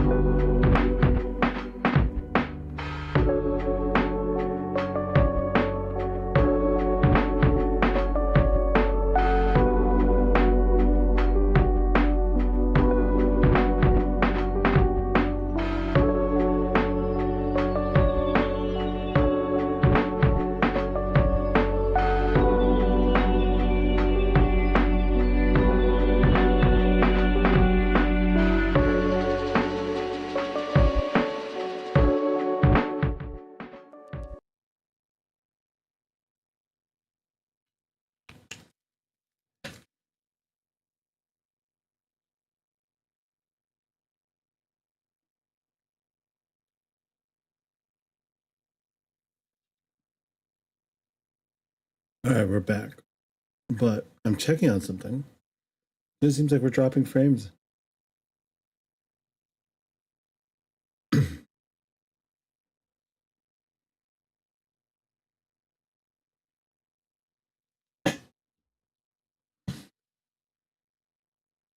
That might have just been my away screen. Looks fine now.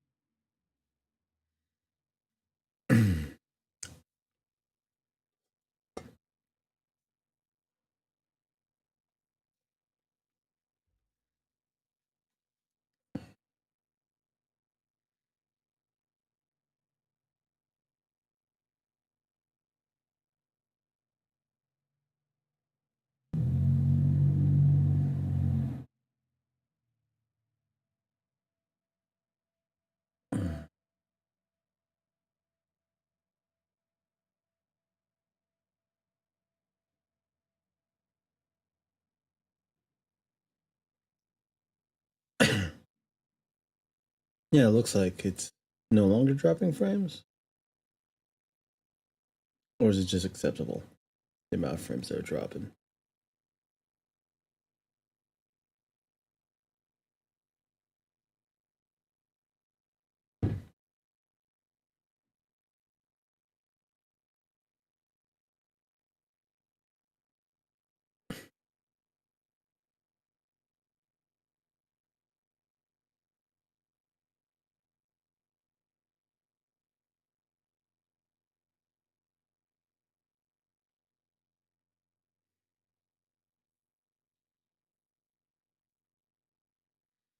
All right, let's get on with it.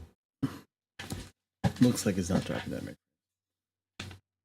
Eventually, everyone gathered and went to the hall. Just as I was told, I asked for them to lock me in my room. After getting everyone, including Takumi-san and Tai-san, to understand, Yasunaga-kun, Chiemi, and I went to the dorm.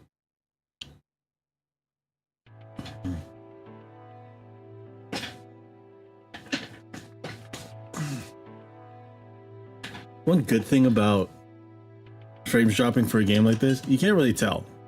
It's all still frames. Chiene, do you think he can jump from the window to the branches? No way. Even if he made it down, he couldn't get back. The two verified how secure a place this was to lock me up in.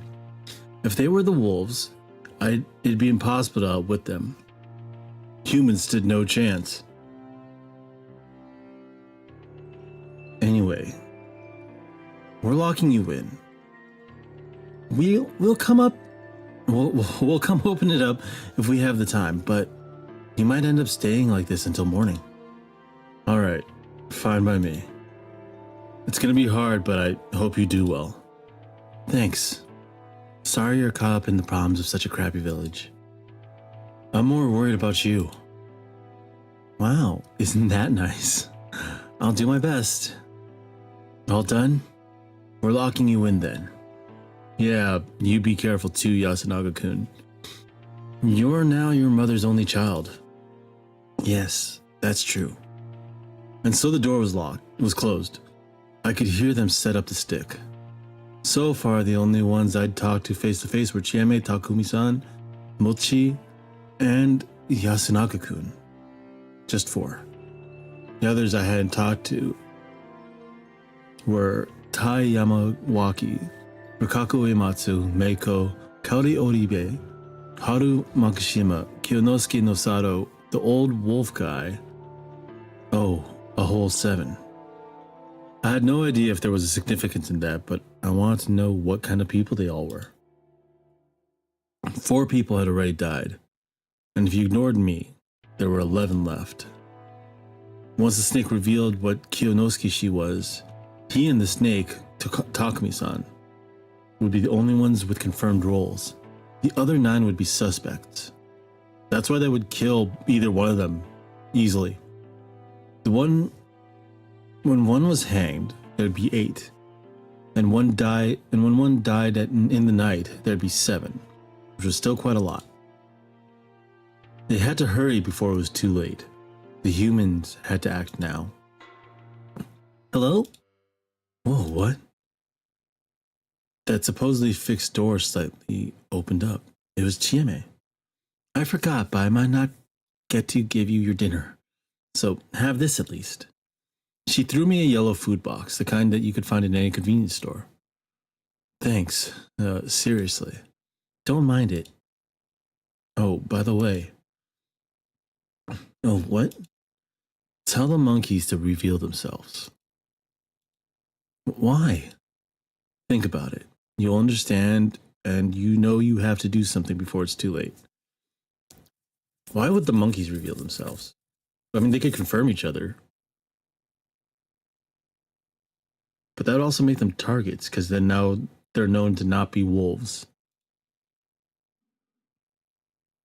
Chiene, what are you doing?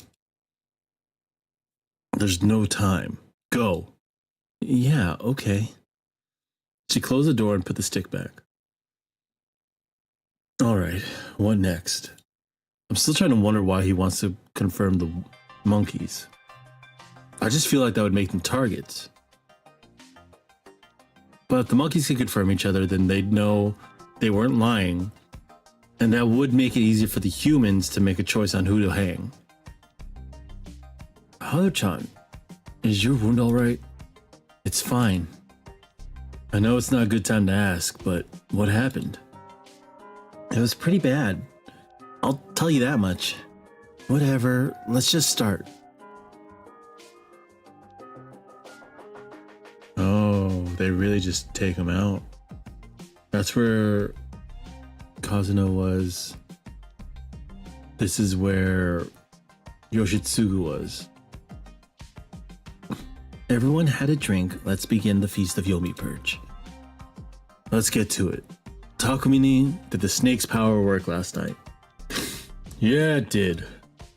Well, tell us. Kyo is a human. Of course.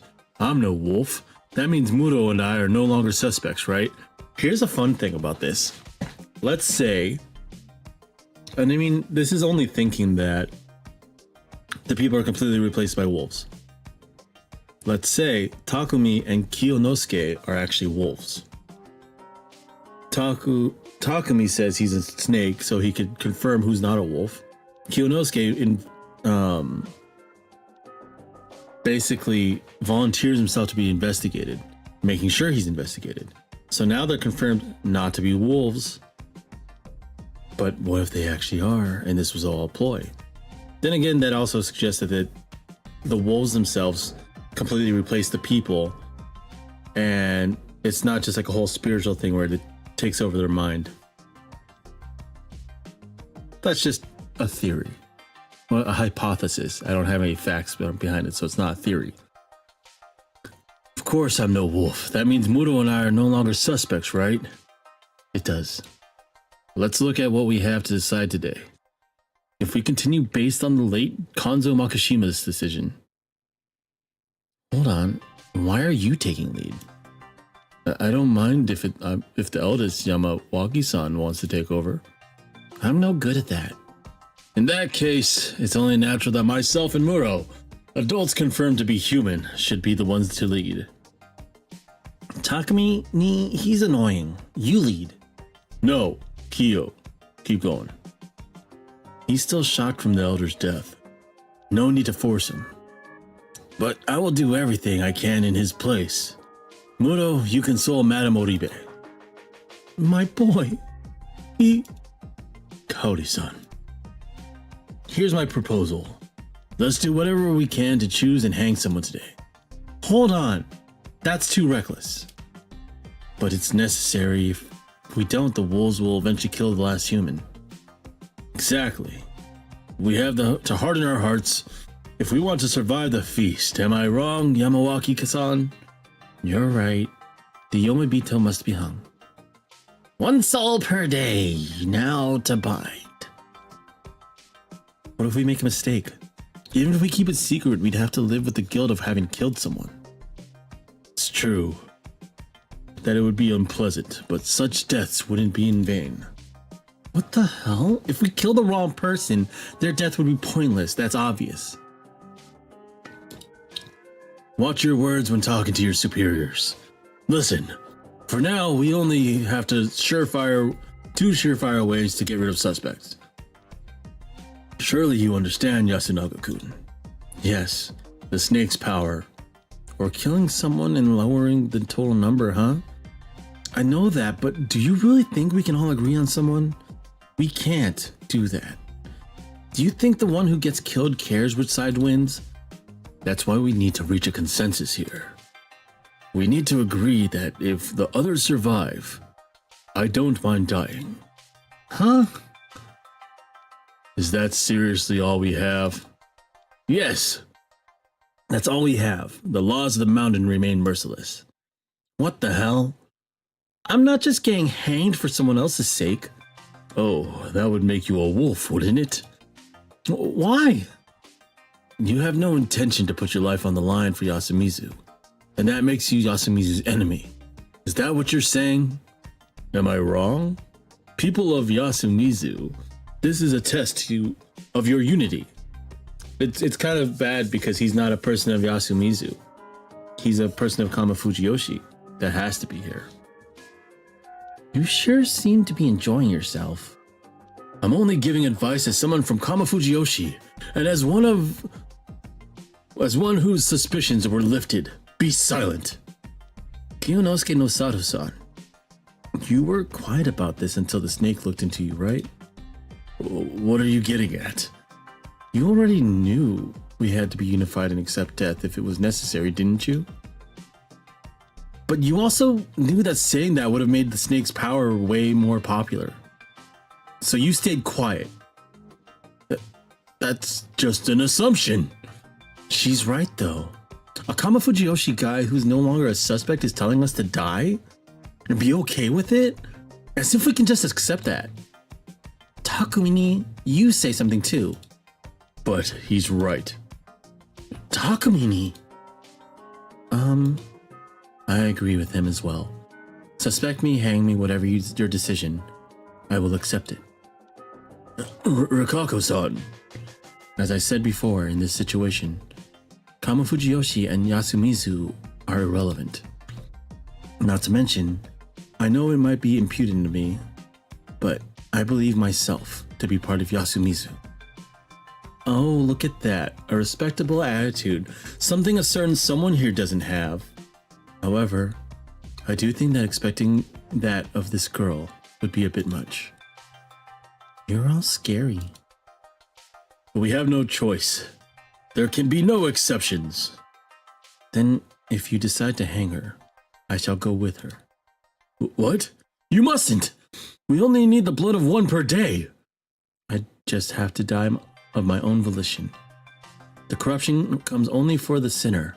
If I'm already dead, then it no longer matters. But you're being a pain, Kyo. If you're gonna lead, do it right. And Uematsu? Yes? Think about what you're saying. Sorry, but you're head of Kama Fujiyoshi, one of our oppressors. Tatakumi, don't be rude to Uematsu-sama. See? You people are the reason why Bachan got so scared. Don't act like you're one of us. My sincerest apologies. And why are you in Yasumizu anyway? Honestly, I'm inclined to just start leveling accusations at this point. Takumini, are you saying all of this is Kama Fujiyoshi's doing? Who knows? Maybe not all of it. But their efforts to keep us here show that they know something is up, don't they? At the very least, I really can't believe some guys who think the feast is an old wives' tale and that the wolves are really on the human side. They knew that the people of Yasumizu would die if the mist came. They deprive us of not only our prosperity, but even our lives. Slander. I won't say that Kamafujiyoshi is a group of saints, but they're a resourceful and dignified people. They also banished you here, Kiyonosuke. Basically, they said, hey, you go live there. You have to. Not to mention, sensible. It's the age where science reigns supreme. Of course, they don't believe in some old superstition. Isn't that the reason why? What do you mean? They didn't tell you all the secrets Fujiyoshi had to offer. That's because your only value to your family is your belief that the family heads are upstanding people, and that you don't shut up about it. Huh? Isn't that why they forced you to stay in the Nasato mansion when you returned? Despite all the dangers here in Yasumizu? Now you're crossing a line. Are you saying my family abandoned me? That's pretty much what she's saying. If it's not clear. Hey, that seems plausible. You're just like Yasun and I. The heads are cruel. Those who lose a struggle for power, those deemed incapable, or simply those who dislike the ones in charge can simply be sent here.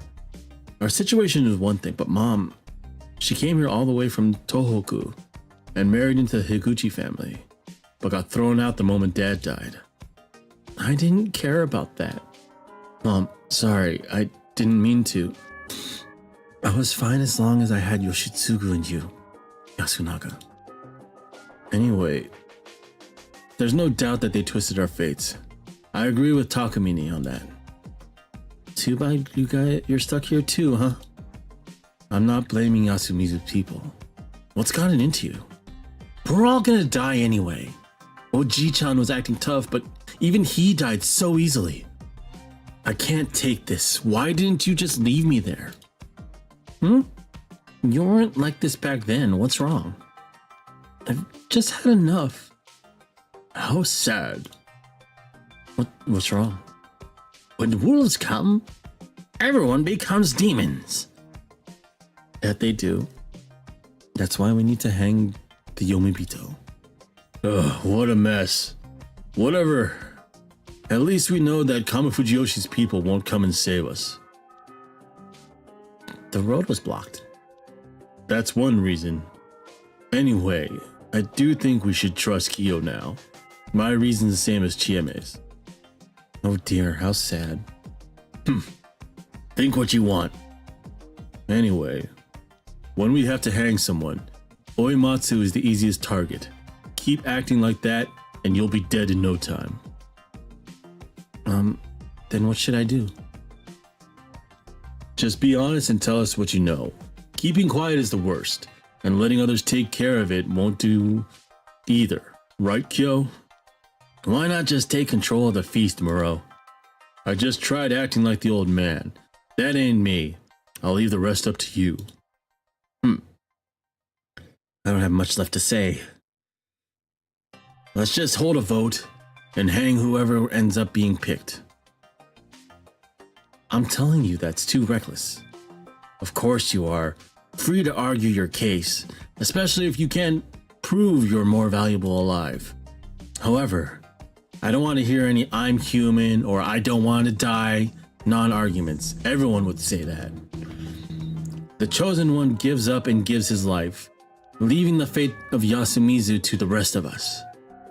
So this is one of the reasons I'm guessing they want to reveal the monkeys.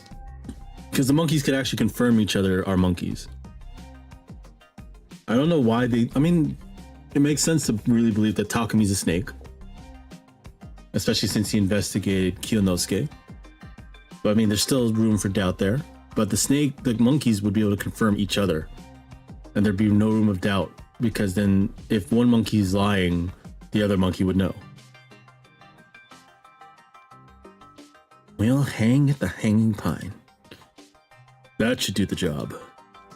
How do we vote? We'll start with the elders. You can have brief interviews too. When the voter decides, I'll record it in my notepad. Huh? It's not anonymous? No way. We'll basically be telling people to die straight to their face. I've had enough of Sarazawa's nitpicking. I'm starting. So, what's your name? That's the old guy. The old man who cried wolf. He's been old when I was still young. Do you understand what I'm saying, sir? Ah? Which one of us do you think is a wolf? Ah? Huh? Me? Why? Wolf. Scary. Scary. One vote for Chiemi Serizawa. Hold on. Are we seriously deciding who to kill like this? We have no choice. He's a participant too. We can't deny his right to vote, can we? Takumi Ni-chan, say something. Yasunaga, what do you think? I'll wait and see. Same here. Wait, are you really? So now it's me. I think I should vote for Chi-chan too. So here's the problem with having Nananas voting. Everyone's just gonna vote for the same person because now there's no like stigma to vote for that person. Or most people will. It'll be hard to just, like sway them and change the vote. Why Taiba-chan? I'm sorry, I just don't know. But strange how you're so mad about everything. If the others survive, I don't mind dying. Oh, I hear that. But I won't agree. Yasumi's people are important to me, but so is my life. Not to mention I know I'm not a wolf, so I'm not gonna roll over and die. Sure, I'll follow the rules if I keep this up. I'll just get killed. Not to mention we don't have any better options. Here, Taiba-chan, I've calmed down. Can you change your vote? Should I? You know what? Fine. It's my own fault for acting weird. Are you done? Muto, it's your turn. I'm voting for Mako. Huh? Takumi Ni-chan? You? Do I even need to give a reason? I know she's a kid, but we basically know nothing about her. It's just way too weird. I don't know how true the legends are, but if something fishy comes from Sadanaga, it's only fair to think she's fishy too. Takumi Ni, if that's how it worked, what would be the point of this bothersome feast? I don't think we should decide based on that either. Even if she didn't come from Sadanaga, we still don't know who or what she is. Thinking about it, think about it this way. What if this little girl really was a wolf? If we all just ignored her because she's just a kid, she'd kill us all. Do you get that? Looks like you're thinking too, Muto. Next one, Madame Oribe. Haru Makushima. Mom! Why me? Why not? Tell me then. Why did you try and run away today? You were feeling guilty over killing your grandfather in Yoshitsugu, weren't you? No, that's not it. Then why? Because I was scared. I didn't want to stay here. Lies! Kaori-san, stop it. His death hurt all of us. Even me and Haru. All of us hurt. Oribe-san, what will you do with your vote? Haru Makushima it is. I'm next, and I'm voting for the nameless old man. Huh? Huh? But why? That last exchange made me realize that he's not rational. We don't need someone like that around. That's so unfair. He regularly said that the wolves were coming even before all this happened. That's more than enough to find him suspicious. Still unfair? I think he's either completely insane or secretly knows something. Have you ever considered that there were feasts before this one? He should have been around for at least one. But I haven't, and I'm over 70. But he could have, no? He's older than you, after all. Okay, so he's... The old man who cried wolf is the only one that possibly has ever seen another feast. He could know something, but might be unable to say it because of senile? He's senile because he's senile. Or might be hiding it out of malice. With this vote, I might be able to get out info out of him. And if not, he's worthless. Worthless? Is it truly right to hang people based on whether they have worth at the particular moment? You say that, but if we continue, we will make more progress tomorrow. What do you mean? Today, Muto will use his power to investigate someone. will know the truth about another person. The spider will once again protect Muro. By repeating this, it only takes 3 times to know who's a wolf and who's not, even if we guess wrong. Really? In one day we'll hang someone. Someone will get killed by the wolves, and the snake will reveal another person. That's 2 dead. And if they're both innocent, and he guesses one that's innocent, that's 3 people. We'll find out about 3 people in one day. And since all 11 besides Takumi, Nichan, and Nosato-san are unknown, it'll take 3 or 4 times? Exactly. We'll only have to hang 3 people at most. So 6 people are gonna freaking die. 6 people out of like, how many over here? That's like 11? 1, 2, 3, 4. Yeah. So more than half of the people here are gonna die. With that in mind, if you don't want to hang those close to you, you should start with those who aren't. It's for the good of Yasumizu. Now listen here. I'm arguing to maximize the happiness of the majority, Muro. So yeah, to increase the chances of people living, the monkeys need to reveal themselves.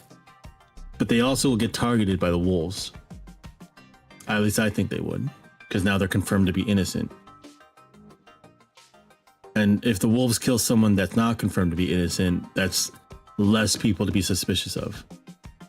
Nosato-san, are you serious? What? Chine's math only works out if the wolves only kill people that the snake hasn't checked. What if they only went after those whose identities were already confirmed? For example, what if they went for you tonight? I don't think I can agree with voting based on such a flawed conclusion. Don't think you're being too easy on the idea of killing your own? I haven't said anything about killing my own. I'd never said that. Oh man. Well, there were some mistakes there, but we're already voting. I'm leaving your decisions to you. Next up is Rikaku Uematsu-san, right? What kind of order are they going on? They went here, here, here, here, here.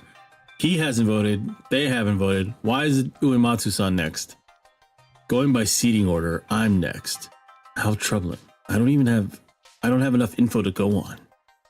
Why are you so calm? I'll make a mistake otherwise. That's why you and Mom should calm down, please. Hold on, Yasukun. Sorry to cut you off, but I just had an idea.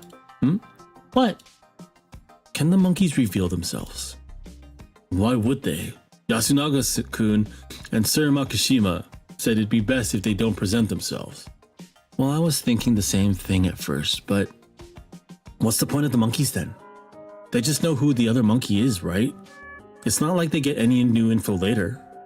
That's true. The only use I can think of for them is catching fake snakes. But they can confirm who the other monkey is. So they can be confirmed as non-wolves just as easily as those investigated by the snake, right?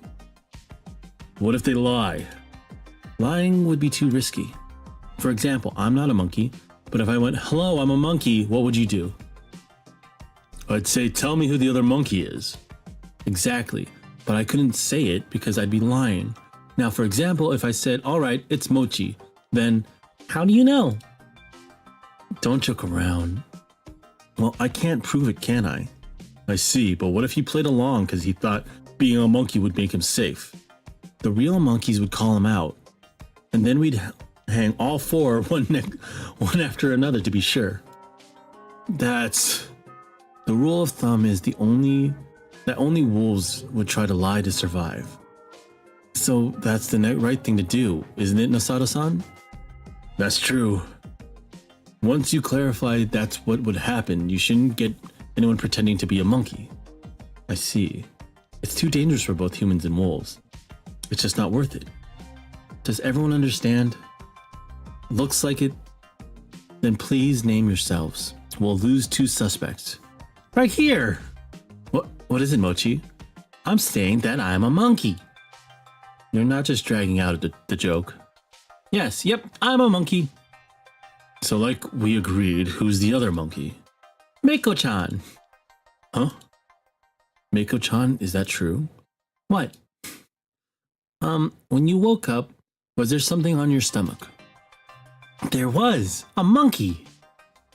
She knows the symbols? It's a monkey. I mean, I think that it would just be a picture of a monkey, unless it's the kanji for monkey. Then I could assume that maybe she wouldn't be able to read it. But I mean, if there's other symbols, then okay.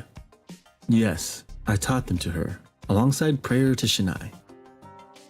We have any other monkeys? Doesn't look like it. That confirms it. I see. So they really are monkeys. Crap, so I wasted my vote. I think you should be given a do-over. You want to bend the rules? It's best to make it possible to retract votes. We'd have too many people trying to change. Oh, it's best to make it impossible to retract votes. We'd have too many people trying to change their vote at the last minute. Good point. Fine. Sorry about interrupting. Back to Yasukun. I'll vote for the old wolf man. My reason is that I think staying silent and doing nothing indirectly helps the wolves. I'm next. I've a million votes on Taiba. What? One vote each. Then one vote for Taiba. I found it weird how she just voted for Chieme out of nowhere. What? What are you saying, boy? That's why you youngins are such good for nothings. I'm next. All right. One vote for the old guy. So we're gonna kill the old guy. So even you went for him. Shut up. My reason is that I don't have any better ideas right now. That's it. Haru-chan's turn. I'll vote for Uematsu-san. You had to have been the one who brought the corruption. No, I am only here to fulfill my role. Then just do that and take in the corruption. You're not doing that because you're a wolf, aren't you? Watch your tongue. I cannot disagree. I'm powerless. You don't have to humble yourself before these people. It's your turn. The person who voted for you must be suspicious. Listen to this guy. I will vote for Yasunaga Oribe-san. You? I do not find him suspicious, but I just had a thought. There would be no worse possible occurrence than were he to be a wolf. I did say a lot. I can't blame you for thinking I'm just tricking people. But I don't think I said anything wrong, at least. I didn't intend to. I don't mind if you vote for me. I believe the votes to express your outlook are important as well. The old wolf man is at the top with 3 votes. You there, child. You're the last one. Mako, do you understand? I need to choose the wolf. Yes. Her. Me? What? Seriously? You're scary. I'm scared of you too. That's kind of fun. Me? You're scary. I'm scared of you too. Nah. We need a final vote. The 9 people besides Chieme Serizawa and the old wolf man will vote for one of those 2. What the? I mean, 3 versus 2. I'd say it's the old man. The wolf is coming. The results are in. Old Wolfman 7 votes. Chieme Serizawa 2 votes. Everyone besides Taiba and Meiko-chan voted for the wolf guy. Shut up. Are you ready, sir? Yeah. We all decided this. Every one of us is equally guilty. Better get ready, old man. Do you understand? I need time. Huh? Need to clean up. You want to take care of your belongings? I believe we can allow that much. What if he's planning to escape? Haru-chan. Then I'll keep an eye on him. You do that. As soon as he returns, we'll take him to Sadanaga. Rikaku-san, where's the rope? Right here. Interesting. I could see him being a wolf. It was already evening. As I whiled away the time with some fruitless contemplation, I heard noises outside that brought me back to reality. People were shouting loudly. What's wrong? I opened the window and shouted. It was facing the cliff, so I couldn't shout to the settlement directly. They probably didn't hear me, since I didn't get a response. I I just imagined him opening the window, pointing his head out, and then yelling at the side of a mountain. What happened? So I shouted even louder. Fusashi, stay right there. Stay right where the fuck you are. I feel like that was Takumi. Huh? Was I about to get punched? What happened? I could only repeat myself. It's dangerous right now. It was? What do you mean? I didn't get a reply this time. I only heard several voices clamoring. So the old man tried to escape, I'm guessing. And I heard someone hurry up the dorm stairs. Who's there? I got no response again. What was happening here? Someone was definitely close. It just made me more tense. Oh, Haruaki-san! Wow, Chiemi again. What a twist. What's that supposed to mean? Sorry, but you should stay right there right now. This might be really bad. Her voice was cut off by a scream. There was more like intense cursing. It was Takumi-san's voice, no doubt about it. Chiemi left without saying another word. Hold up! Open up! I fought the door, but it showed no signs of opening. I can help, damn it! Shit. Like hell I was gonna stay out of the loop any longer. Turning around, I went to open the window and decided to try jumping out. Though I was on the second floor, it wasn't too high of a drop. It'd make my legs a little numb, but so what? I jumped out anyway without hesitation. I properly bent my knees so I didn't hurt myself at all. See, at that height, you actually gotta do a tuck and roll so you don't really, you really disperse the energy and really don't hurt yourself. Then I ran to the settlement, where I'd heard the voices from. I quickly understood the cause of Takumi-san's shouting. They were cries of despair. The reason was somewhere downhill, along the way to the graveyard. There was a small grove of low trees with a carpet of leaf mold below it. Would have been hard to see even if there was no mist. You could hear running water nearby. I couldn't see where it came from, but it was probably an irrigation channel for the paddy fields. There was a small crowd gathered. I peeked through a space between them. It's another dead person. There were bodies. 2 of them. One was of an old man, and the other that of a child. Though their appearances were vastly different, each was in a similar state. They lay on the ground with their hands over their stomachs, utterly still and covered in blood. These were the corpses of the old man who cried wolf and Chikamochi Kamashita. Why those 2? Why? What happened? Fusashi, weren't you in the dorm? I was until now. Bullshit. You're the only one who did this, aren't you? No, I'm not. I just came out of the dorm. I even talked to Chiemi-chan. Yeah, it's not Haruaki-san, Takumi-chan. Ni-chan. Then who did this? Forget that. We need to treat... There's no point. Don't touch them. That's right. The old man was being watched by Mochi. Mochi's a monkey. We might still make it. They've lost all their blood. Their stomachs were open. Their stomachs are open and their guts are all over. What kind of treatment can bring that back, huh? You know one? Go on, then say it. There was nothing I could say in response. There were 5 of us on the scene. Chiemi Serizawa-san, Takumi Muro, me, as well as Yasunaga Oribe, who was vomiting on a nearby bush, and Rikaku Uematsu, who was watching the remains from a distance. Most were proactive, and I could see why they were here, but Rikaku Uematsu felt a bit out of place. But then I remembered that we were already pretty short-handed. What happened? Who did this, damn it? Look here. She pointed to the old guy's clothing.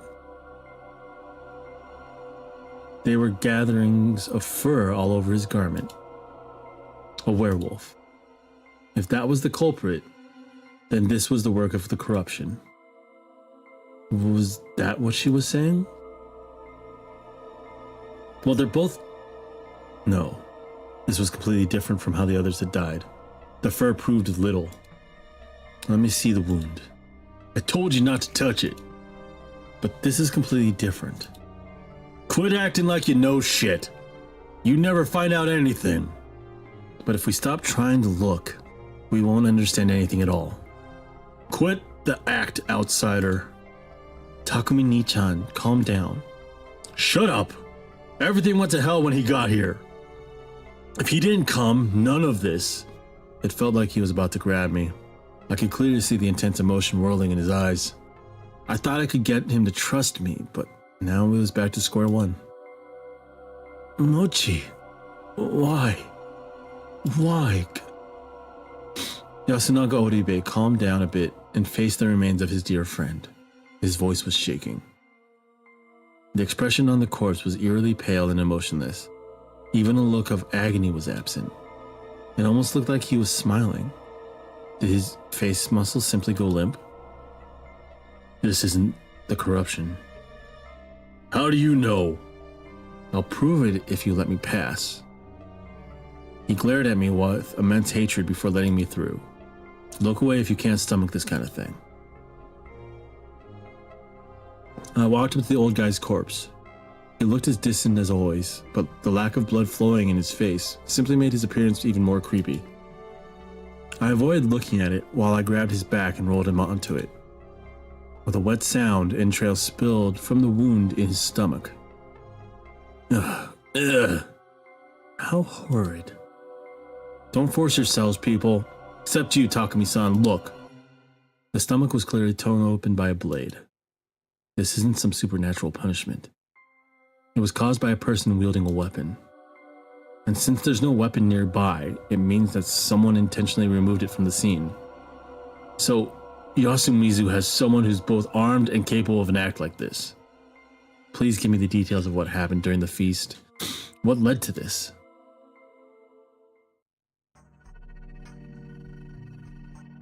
Oh no. There's a lot of things going through my mind about this. I'm very curious. Because the only person we know that has a knife so far is Chiemi. But I also don't know.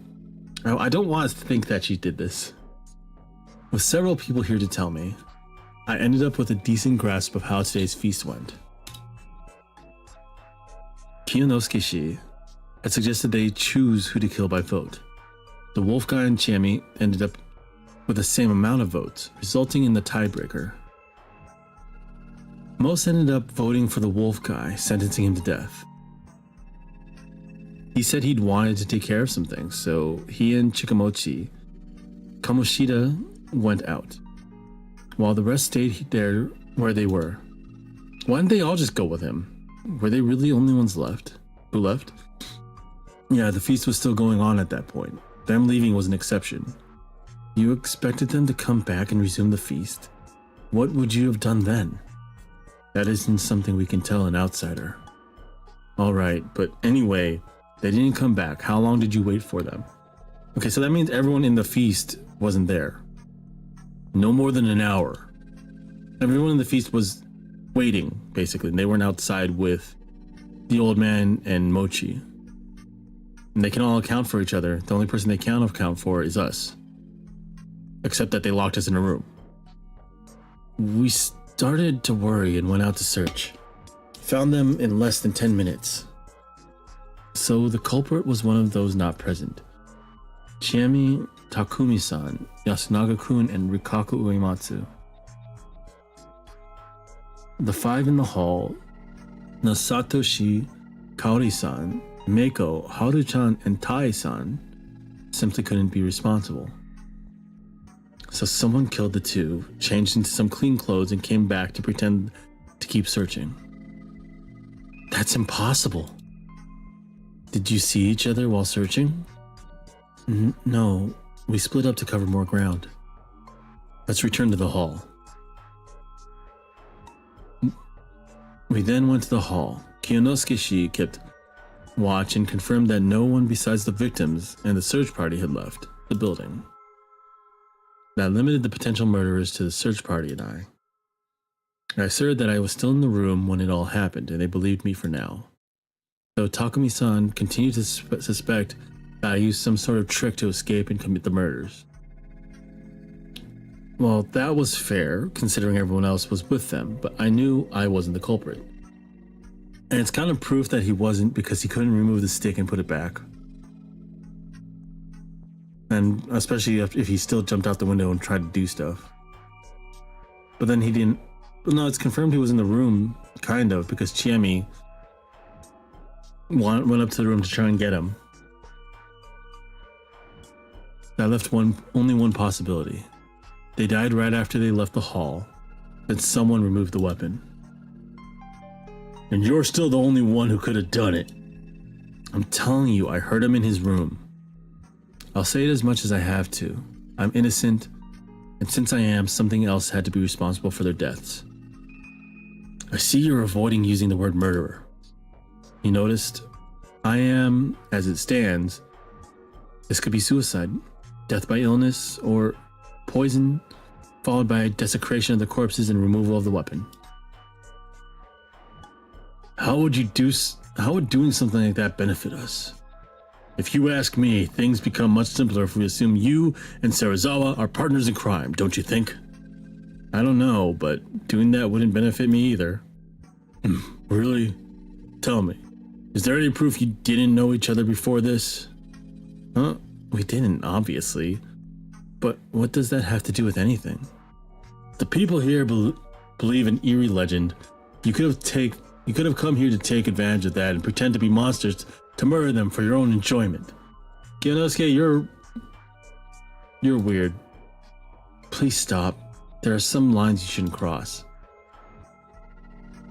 Stop this, all of you. Tai Yamawaki-san walked out of the hall. I could see Haru Makishima, Meiko, and Kaori Oribe behind her. That made a total of 10 survivors. 9 if you exclude me, who hadn't participated in the feast. Whoever killed Chikomochi and the Elder, they went against the laws. Shinai-sama will subject them to the corruption. She put her hands together in prayer and faced the peak of Mount Shinai at the opposite side of Sadanaga. Strangely enough, that was enough for everyone to fall silent. It's actually a good point. So if the corruption's going to kill somebody else, Rikako Uematsu joined in, and Meiko copied her. This was the settlement's way of solving things. They gave up on discourse and just left it all in the hands of a higher power. Bachan, what do we do now? One has already spilled blood for the day.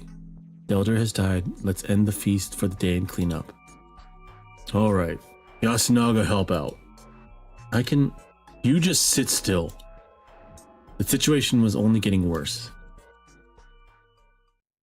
Soon after that, it was time to shelter. So everyone retreated to their houses. Takumi-san had entered my room and boarded my window completely shut. If you're not the culprit, something's going to happen even if you're locked in. His words were harsh, but there was a hint of composure. He might have actually believed that I wasn't the one who did it. Or maybe he found peace in the idea that the mountain would punish the culprit. Or perhaps he just believed it was the work of something supernatural. Whatever the case, he was dwelling less and less on the matter. Was the wolf guy a wolf? I had no idea whether that was plausible. Assuming he wasn't, 2 of the remaining 9 were wolves. And they can't use the crow's powers because they didn't hang them. Or Kiyonosuke being a confirmed human, Takumi-san being the snake, and Meiko being a monkey. There were a whole 6 suspects. Thanks to my advice, Chiemi suggested the monkeys reveal themselves, and they turned out to be Chikomochi Kamoshida and Meiko. Though Mochi had just died, that was a heavy blow. Him being a confirmed non-wolf was one reason, but more than that, he was one of the few people here who actually talked to me without restraint. He was somewhat of an oddity compared to the rest of the people here, but I did find him to be a fun guy. I'd like to get back at whatever injustice had stolen his life. Clearing my head, I resumed thinking. Since she was acting suspicious today, Takumi-san said would investigate Haru-chan. Tomorrow we'd only have 5 suspects. That'd give them decent chances of picking out the two wolves. It seems to me like it wouldn't be that hard to find the murderers, who would surely be shaken by what they had done. And then the outed wolf, not wanting to die alone, would reveal their partner. That was the most optimistic way to look at it. From a pessimistic standpoint, though, the situation was absolutely terrible. 4 people had died today in a normal feast of Yomi Purge. It had to be 1 per day, 1 per night. That was doubled that. If things hadn't gone so well in the forest, even Haru Makishima might have died. Not to mention the dreadful state Kaori Oribe was in. I was told their relationship had gotten worse. Kaori-san was in no state to prepare food, so it was likely that no one had eaten anything today. The hunger would only worsen everyone's morale. It was best for them to prioritize getting a proper meal tomorrow. Even so, there was no guarantee we would get any more irregular deaths. We wouldn't get any more irregular deaths. For example, someone at their wit's end could attack a wolf suspect despite the threat of the corruption. If they ended up losing more humans, while the number of wolves stayed the same, the humans would be done for, either tomorrow or the day after. Escape. I've been entertaining the idea ever since lunch. The path was ruined. I had to travel through an undeveloped grove, but I hadn't run into anything supernatural there when searching for Haru-chan. Except you did when you tried to escape once and you died. Maybe I could get out as long as I watched where I was going. Nah, there's no chance of that. I also had Sadanaga as another option. Everyone here hated it, but that just made it less likely for me to get caught. Going down a misty, rocky cliff was dangerous, but at least it was a one-way road. I just had to be careful I didn't get taken by any currents. And it was definitely better than just staying here and dying. However, perhaps even suggesting that was dangerous. According to Rikaku Uematsu, the effect of the corruption were limited to the ones who broke the laws. So you could escape them by killing yourself.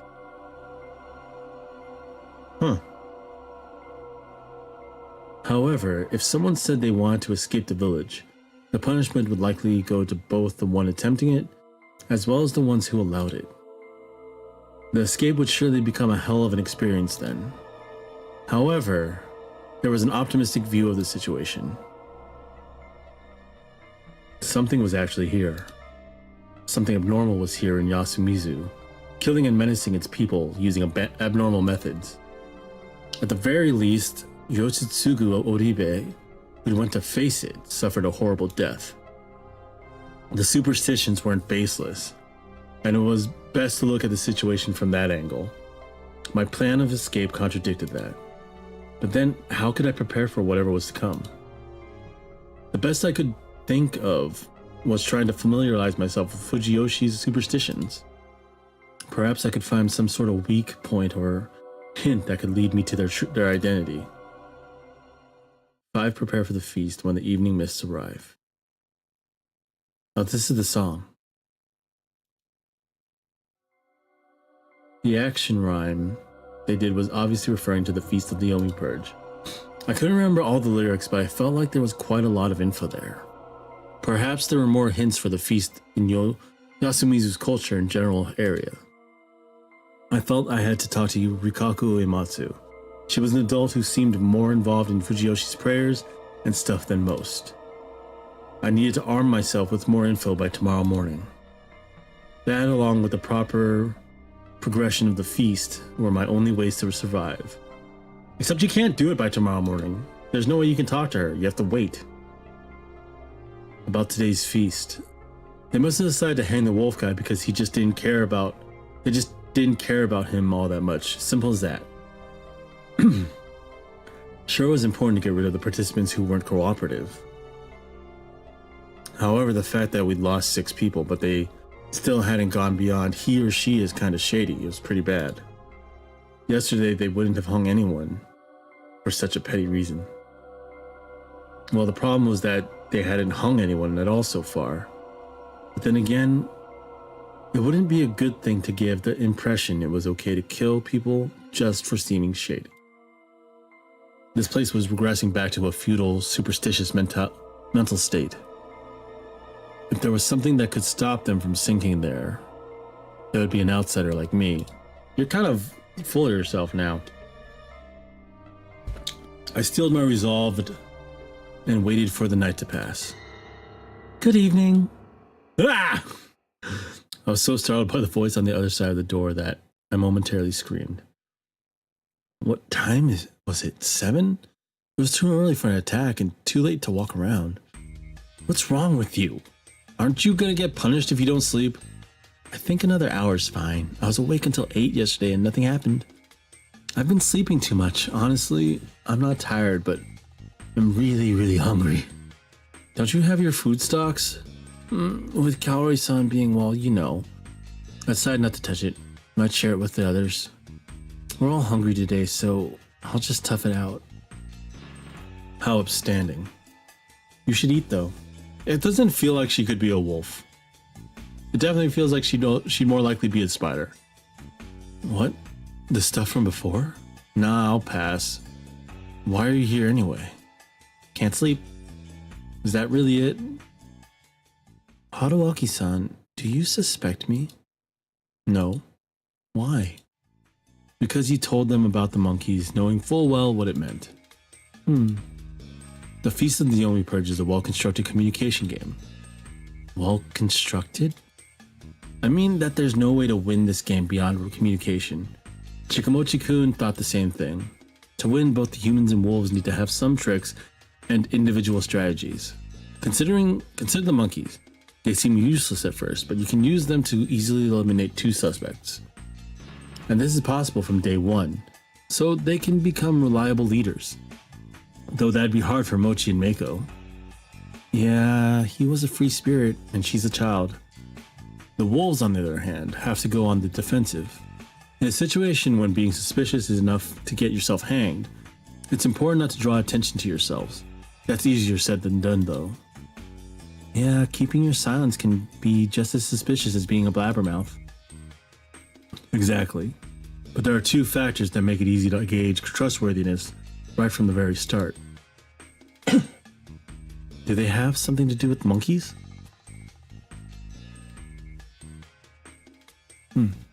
Yeah. You have to watch out for those who give bad advice or don't provide useful suggestions. A good example of the former is Kiyonosuke-san. His poor planning threw everything into disarray, and that just makes him really suspicious. But he's confirmed to be human. Right. Well, that's assuming Takumi-san wasn't lying about being the snake. Huh? You're saying he could be lying? It's not possible. It's not impossible. After all, anyone can say that they have a guardian. Honestly, if I were a wolf, I'd lay low until I killed a few and claim to have a guardian to ensure my safety. I see. But Takumi Nichan came out on the first day. Yeah, that was basically suicidal.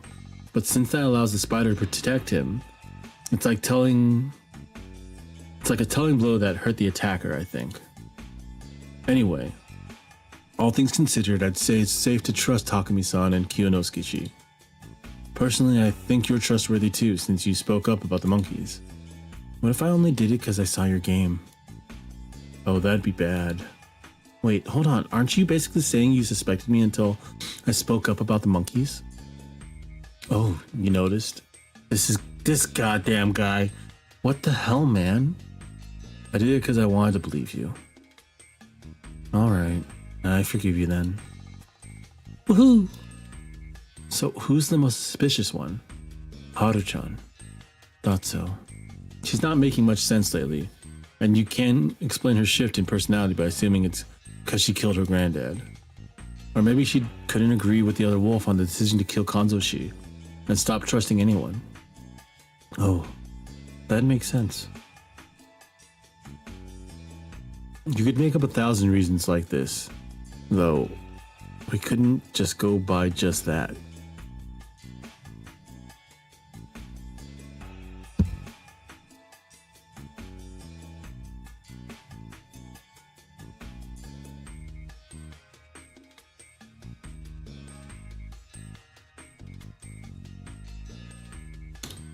They'd say Haru hadn't gathered many votes, but they treated her like some kind of pariah, making it clear that everyone suspected her. It was only natural to use the snake to check on her. Though she doesn't seem all that good at games and stuff, it probably wasn't fair to judge her purely on not making any useful contributions. In that regard, Yasukun is way more suspicious. Huh? But he did say a lot, like pointing out my math was incorrect. And he did say something like what you just said, not doing anything indirectly helps the wolves or something like that. Not to mention that on the first day he suggested that the spider should hide. That's true. But most of those things were minor. He was definitely contributing to the game. The first day was especially important. For the wolves, it was best to create a flow where they could just stay quiet and wait for those with guardians to out themselves. What bothered me was the fact that he wasn't the one who'd brought up leader selection and the monkey thing. He was shady because he hadn't made those useful propositions. I thought he'd figure those out a while ago, or maybe I, as an outsider, just had a better grasp of the situation. He should be a really smart dude. He should have figured it out. I guess he's innocent then. I don't know about the rest though. I can't even imagine that Rikaku Uematsu and Tai-san are thinking. I know what you mean. But if you looked at the circumstances outside the feast, Rikaku Uematsu was pretty shady. It always felt like she was hinting at something. It wouldn't have surprised me if she knew more than she let on. If she was a village head, she could know things only those from Kamafujiyoshi knew. There was more than enough reason to suspect her. If only we could follow that lead and solve this whole thing, it'd make things way easier.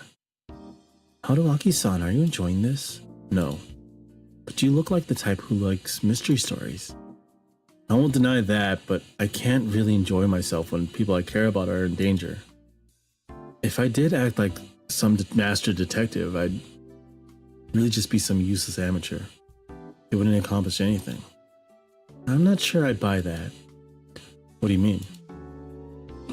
Everyone else is a mess. I think most normal people would lose it in this kind of situation. I could say the same about you. I'm not exactly normal either. Shouldn't she be in her room? But you guys have been talking for a while. Is she about to die? Oh yeah. I heard that you almost killed someone. Who told you that? That's a secret, though it didn't sound intentional. Well, how do I say it? I think it happened in middle school. I grabbed a bat and beat up some students who were bullying the Yasumizu kids. Oh. Some of them were connected to the head family, so it became a big deal, and that's basically why the adults here are so harsh on me. I see, so you fight out of a sense of justice. So she basically was sent to Yasumizu for making enemies out of the village heads. I wouldn't say that. It's more like I just have a short temper and want to make a scene. Rebellious phase? More or less, same as Haru-chan and Yoshi-kun. In a place as rural as this, it's rare for a child to grow up as level-headed as Yasu-kun, don't you think? Really? I think they'd be healthier and nicer than the edgy brats from the city. Let me rephrase that. In a place as poor as this. Well, there was no doubt that Yasumizu was destitute. There were no cars, cell phones, and it didn't feel like it had an economy. They probably lived mostly off the land, making money from whatever they could spare from their farms and hunts. Since they had no decent way to sell stuff to anyone outside, most of their business had to be done through Kamafujiyoshi. It was entirely likely that they were ripping them off. No way this place could be wealthy in these circumstances. I didn't believe that money could buy everything, but poverty took its toll on the people suffering it. Some could live in poverty while retaining their purity, but that was borderline saintly. It was a lifestyle too difficult for the common masses. Also, since the people of Yasumizu were ostracized from Kamafujiyoshi, they were targets of unjust pressure from day one. I could understand why the children here strayed from the path. Though, when you looked at it like that, the way they strayed was so mild it was almost cute. Are you disturbed now? Not really. You're lying. You now think I'm so blunt I'd whip out a blunt object to beat you up.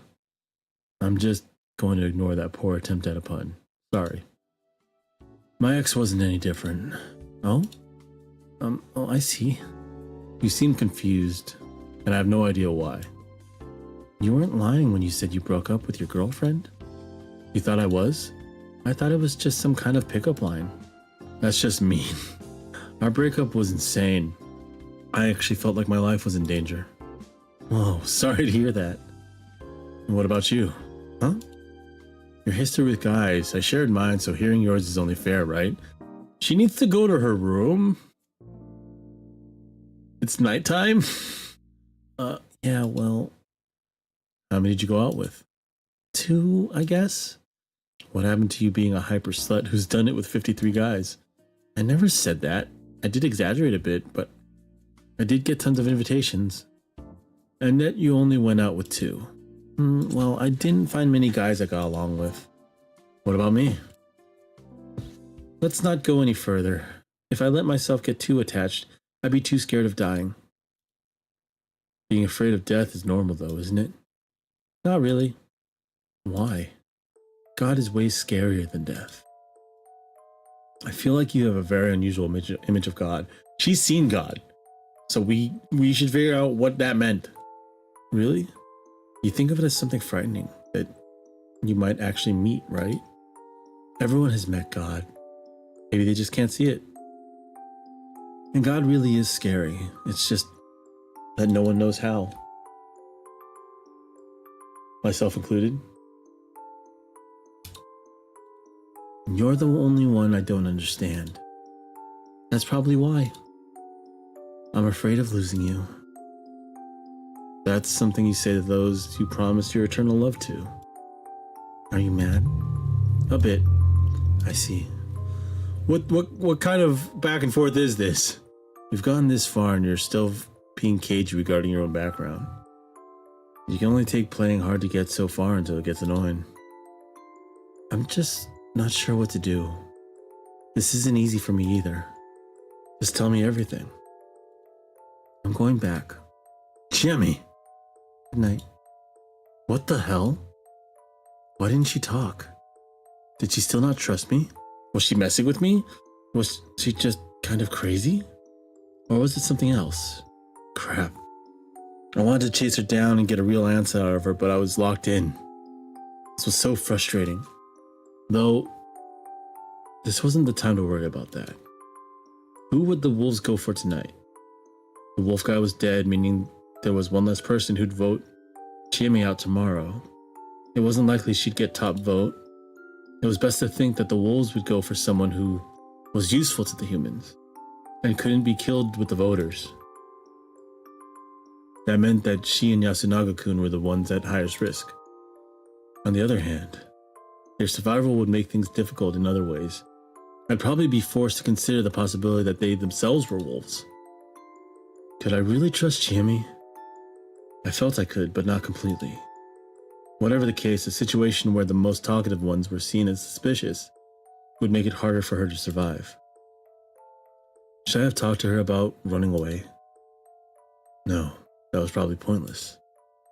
I didn't know much about her whole God thing. But it was clear that escape wasn't even an option for her.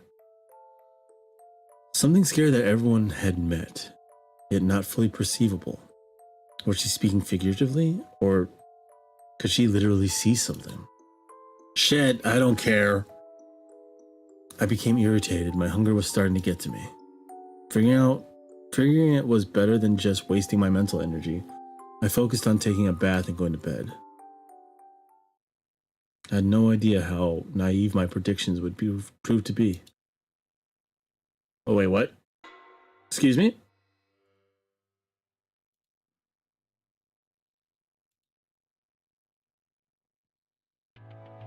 I woke up at 5 in the morning.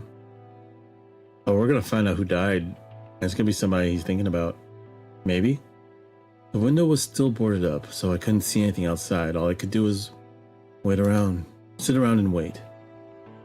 Eventually, I could hear the objects keeping me in get removed, and I was greeted by Yasunaga Oribe and Chieme Sarizawa.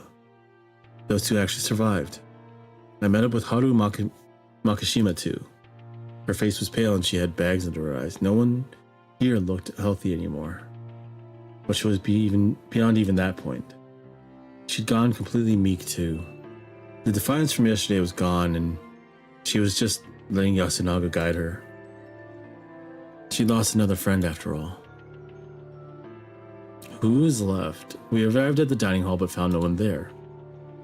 The door was unlocked. That was a bad sign. It was Kanzo Makishima's place all over again. Mom should be sleeping upstairs. With that knowledge, I opened the door.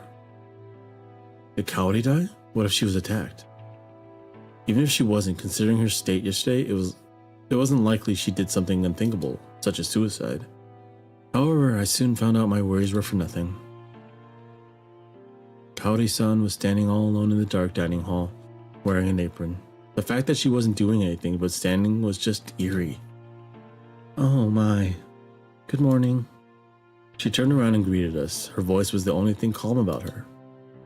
Her eyes were bloodshot and signs of malnourishment were all across her face. Her faint forced smile made her seem on the verge of collapse.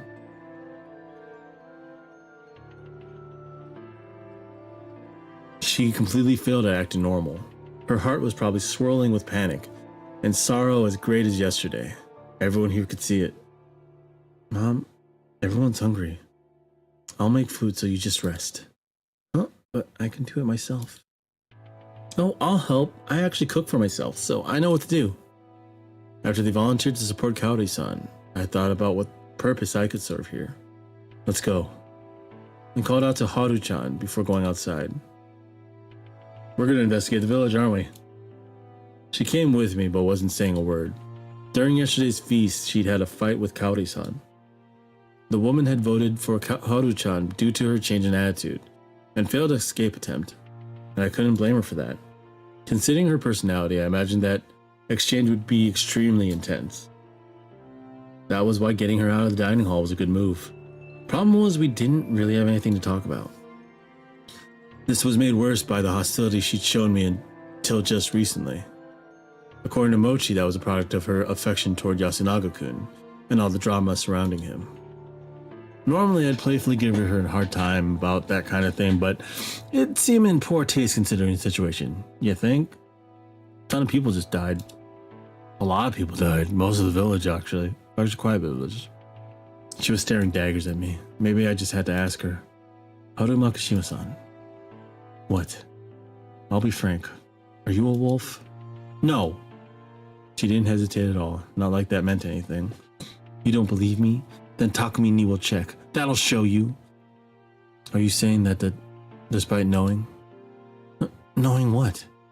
If he were alive, he'd be the one looking after Kaori-san in the dining hall. Yesterday, he went there first thing in the morning. With Kaori-san in her current state, that was all the more reason for him to be there. But now he's missing. Was the old man the spider? No way, that's just... We'll go check to be sure. Lead the way. Okay. Because that makes sense. Taiba, are you awake? Haru knocked on the door and tried to open it, but it was locked, meaning it wasn't touched. Tai-san came out sooner than later. She looked pretty displeased to begin with, but upon seeing me, she displayed outright disgust.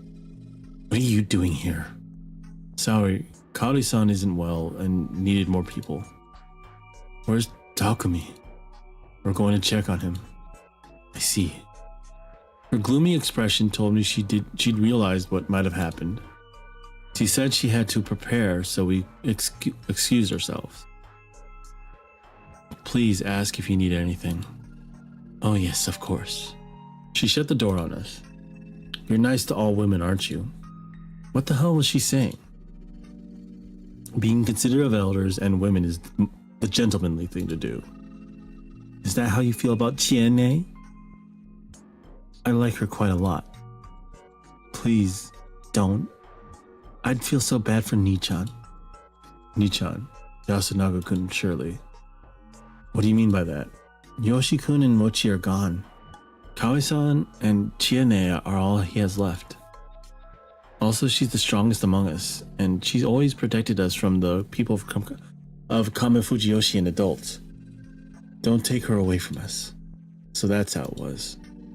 I wasn't sure how she actually felt about Chiemi. But there was definitely more trust and reliance than I'd expected.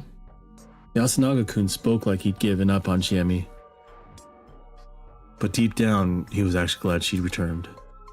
Haru-chan was aware of that, and she actually liked Chiemi. That was why she concluded that they should be together.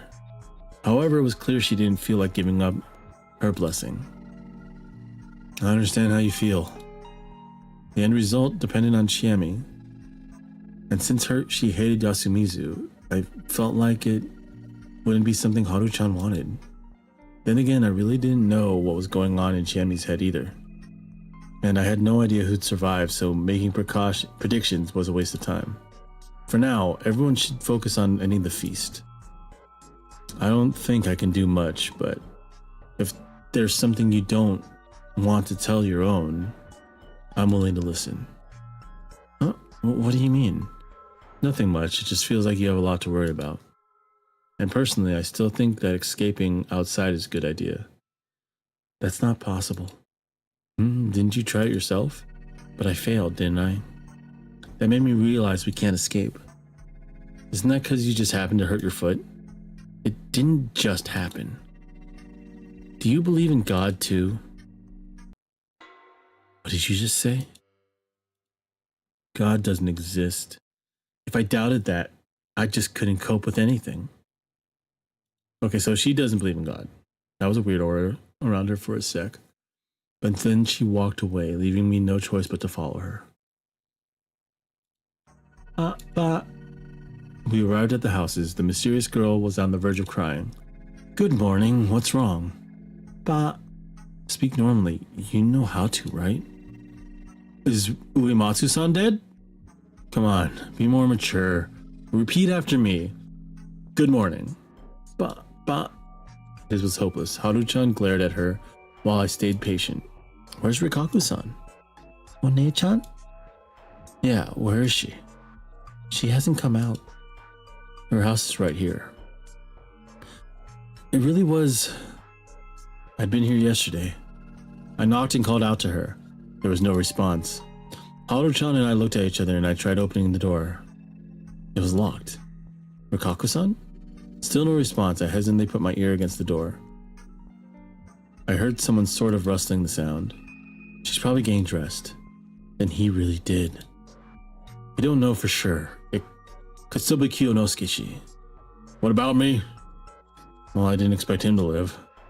Is Rikaku-san well? She's all you care about, isn't she? And yes, she does seem alright. She's not out yet, though. I wonder what's up. I had a bad feeling about something. Good to see it was nothing. Does this mean that the one to die was Lady Yamawaki? Taiba was alive. What? Why was he so positive? Haru-chan, take Meiko to the dining hall. Yonosuke-san, help me out. He tried to say something but decided against it. He must have realized what had happened to the one who'd usually be given these annoying jobs. Okay. As expected, the door to his house was unlocked, and the reek of fresh blood was so strong you could smell it outside. I thought that was enough to help me prepare, but once I saw the source, I couldn't keep down what few contents of my stomach had left. Shit! The two from the first day, Kanzo Makushima and Yoshitsugu Oriebe, they lost all semblance of form to the point their corpses felt unrealistic. On the other hand, Chikamochi Kamoshida and the old wolf guy's corpses were far too clean. Their faces were still intact after all. However, Takumi Muro-san's corpse was an even balance between ruined and intact. It was spread out on the floor, surrounded by splashes and splotches of blood, as well as some bloody footprints. Scattered brain, gray matter, bone fragments, eyes. About 60% of his face was gone. This time the method was clear. There was a rifle laying right next to his corpse. The weapon was actually on the scene for once, and it was a gun. What did it mean? I wanted to think about that, but I was too shaken by the clear agony Takumi-san's death had brought him. You could see his suffering on the still present half of his face. His hands were on his head, too. as if to cover his face or reach for the clearly fatal wound. He died while holding onto his shattered brain. Though fatal, the first attack hadn't killed him instantly. He could still move after all, which was a testament to his strength and willpower. His life had ended as he suffered overwhelming despair. It was written all too clearly on his death visage. My emotions bubbled and overwhelmed my thoughts, and I vomited once again. Fuck, are you okay? Kyonosuke, she asked, clearly avoiding looking at it himself. Bring me someone who can use guns, please. I never expected you to come along. Her expression was too stern and serious for me to even say that. Takumi Ni-chan. Shit. She cursed and looked at the gun.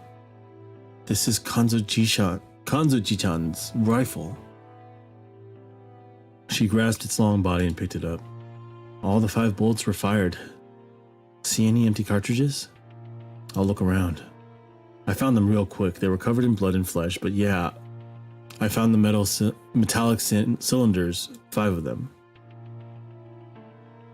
They were 2 meters away from the corpse, very close to one another. Either the culprit fired from there, or gathered them afterwards. Look at the handle. Chieme extended the rifle to me. I did as told. Compared to the rest of the gun, which had blood on every part, the handle was clean, like it had been wiped. I removed the fingerprints. Probably. Chieme then held it like she was about to shoot, and aimed at Takumi-san's body. It was fired from here. How can you tell? The way the blood scattered. See how it concentrated around there? It's proof the culprit fired from a low angle.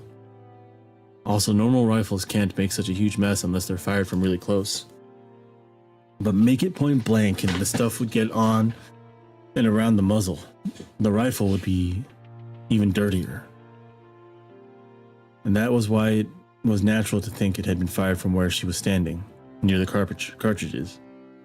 Can you actually aim and hit something with this? As long as you know how to aim and the target isn't moving, that's all you need. So this was done by someone who knows how to use guns. By the way, it's just a matter of looking at the bead through the sight. Guns are useful little toys that make murder so easy anyone could do it. What about loading? That doesn't seem like something a layman can do, is it? Good point. But even Tai Ba-chan has experienced firing a gun. Finding the culprit in Yasumizu won't be easy. This was a settlement where people went hunting.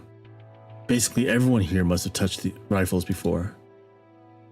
All we could really assume was that Meiko-chan couldn't have done this. It's not like every bullet hit the head.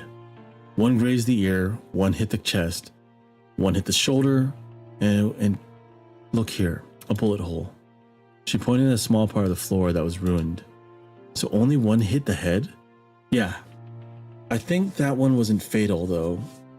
It was probably the one in the chest that ended it. She looked at the body's pose and made the same conclusion as me.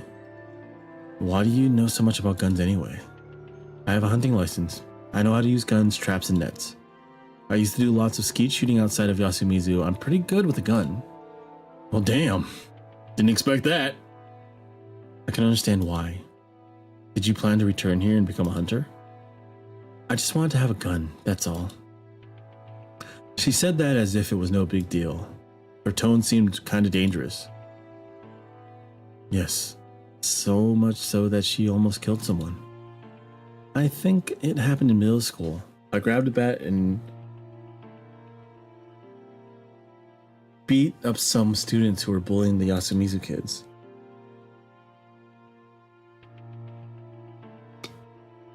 It was the impression you'd get from a girl capable of random acts of violence. I was probably jumping to conclusions though. Can we clean it up now? If you're fine with it, let's do it then. Did you find out anything? I'm now 100% certain that these murders were committed by people. The culprit used a gun and wiped out the fingerprints, acts that demonstrated a very human level of cunning. If we were up against something supernatural, they just used the mysterious powers instead. If something mysterious can be explained using mundane means, then it was caused by mundane means. That was a general rule I lived by, proven through both knowledge and first-hand experience. So then why did he see a werewolf and get almost murdered by it? Supernatural powers that required carrying out occult rituals were prime examples of things it applied to. The more detailed the preparation required, the more opportunities to notice something amiss. If the trick relied on concealing the method, it was safe to assume the method was something mundane. Even if this death wasn't caused by some kind of supernatural force, it just happened unobserved. We had people who could do it, and the methods that fit. That was the best way to look at it, right? Maybe you're right. You agree? I do think that it was done by people I know, by actual humans. But didn't that go against the whole God story? I wanted to ask that, but seeing her eyes made me fall silent. Her eyes were wide and cloudy, but her lips let out clear words. No one. I looked away. I probably wanted to cover my ears too. Can escape God. I found her words so irrational it began to frighten me. I asked Chiemi to call Kyu no Skeshi to help carry the corpse, but she insisted on doing it herself. This is interesting. I caved and we began the unpleasant task. So then, how were the journalists murdered? Because that was very non-human. Following Takumi-san's example, I removed the door and placed his body on it. Chiemi and I each took an end of the door and lifted it up. He was as heavy as he looked, and I wouldn't have been surprised if this was too much for even two men. However, Chiemi lifted her side without letting out a single grunt of exertion. I felt like active rejection of the idea that she might need help. We slowly began walking. Kiyonosuke was outside. He was anxious about something. It didn't look like he was waiting for us, so maybe Rikaku Uematsu hadn't come out yet. I couldn't afford to stop and chat. Relaxing my arms or lower body could lead to me dropping Takumi-san. I kept walking forward without a single word. Sighing and stopping was our sign that one of us needed to rest.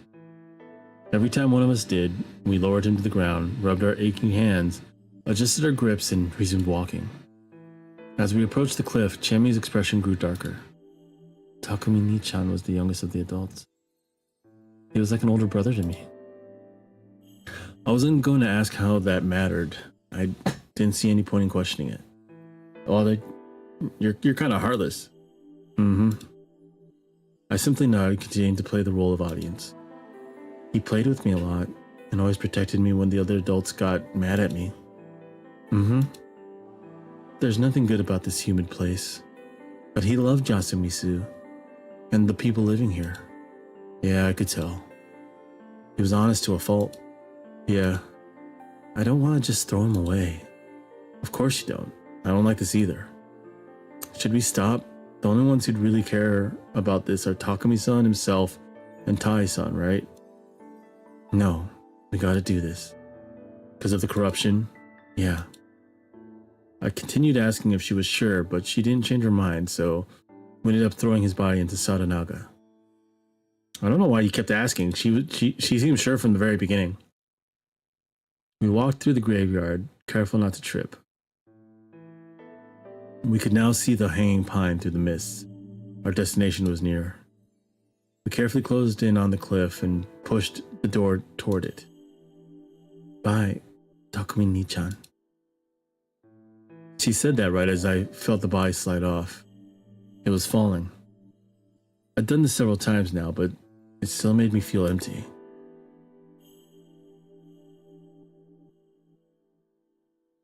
It would eventually hit the water, make a splash, and that'd be it.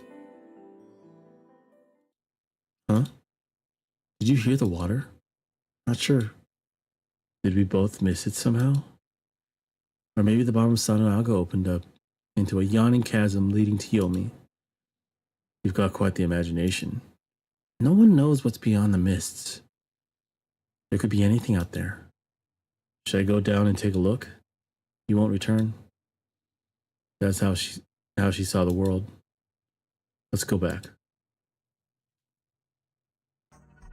We returned to do another investigation of Takumi-san's house, but something strange had happened while we were gone. Kiyonosuke-shi was still in the same spot in front of Rikaku Uematsu's house, waiting for her without even trying to hide his frustration. She still hasn't come out? No. You're the one who said she seemed alright. What made you think that? I heard sounds. Why didn't you call out to her yourself instead of just waiting? As if I could do something so rude. Why is she the only one you're nice to? Nosato is above Uematsu, isn't it? That was an interesting bit of info. I hadn't realized that the head families had a hierarchy. It's only natural to be considerate of women. I'm a woman too, though. I don't see a reason to be considerate of someone so hostile toward me. Do you? Please stop. We just finished putting a body to rest.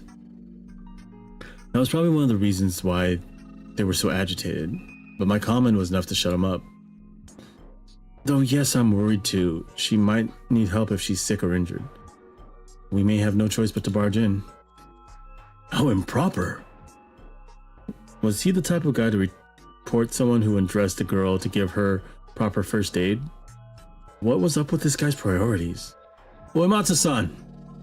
Rokako Uematsu-san! I bashed the door almost violently. I heard the sound of rustling clothes. She had collapsed or something. Uematsu-san, I'm opening the door! No answer again, only sounds. Was it really Rokako Uematsu-san in there? Let's break it down. Chemi nodded while Kiyonosuke-shi gave a disgusted sigh.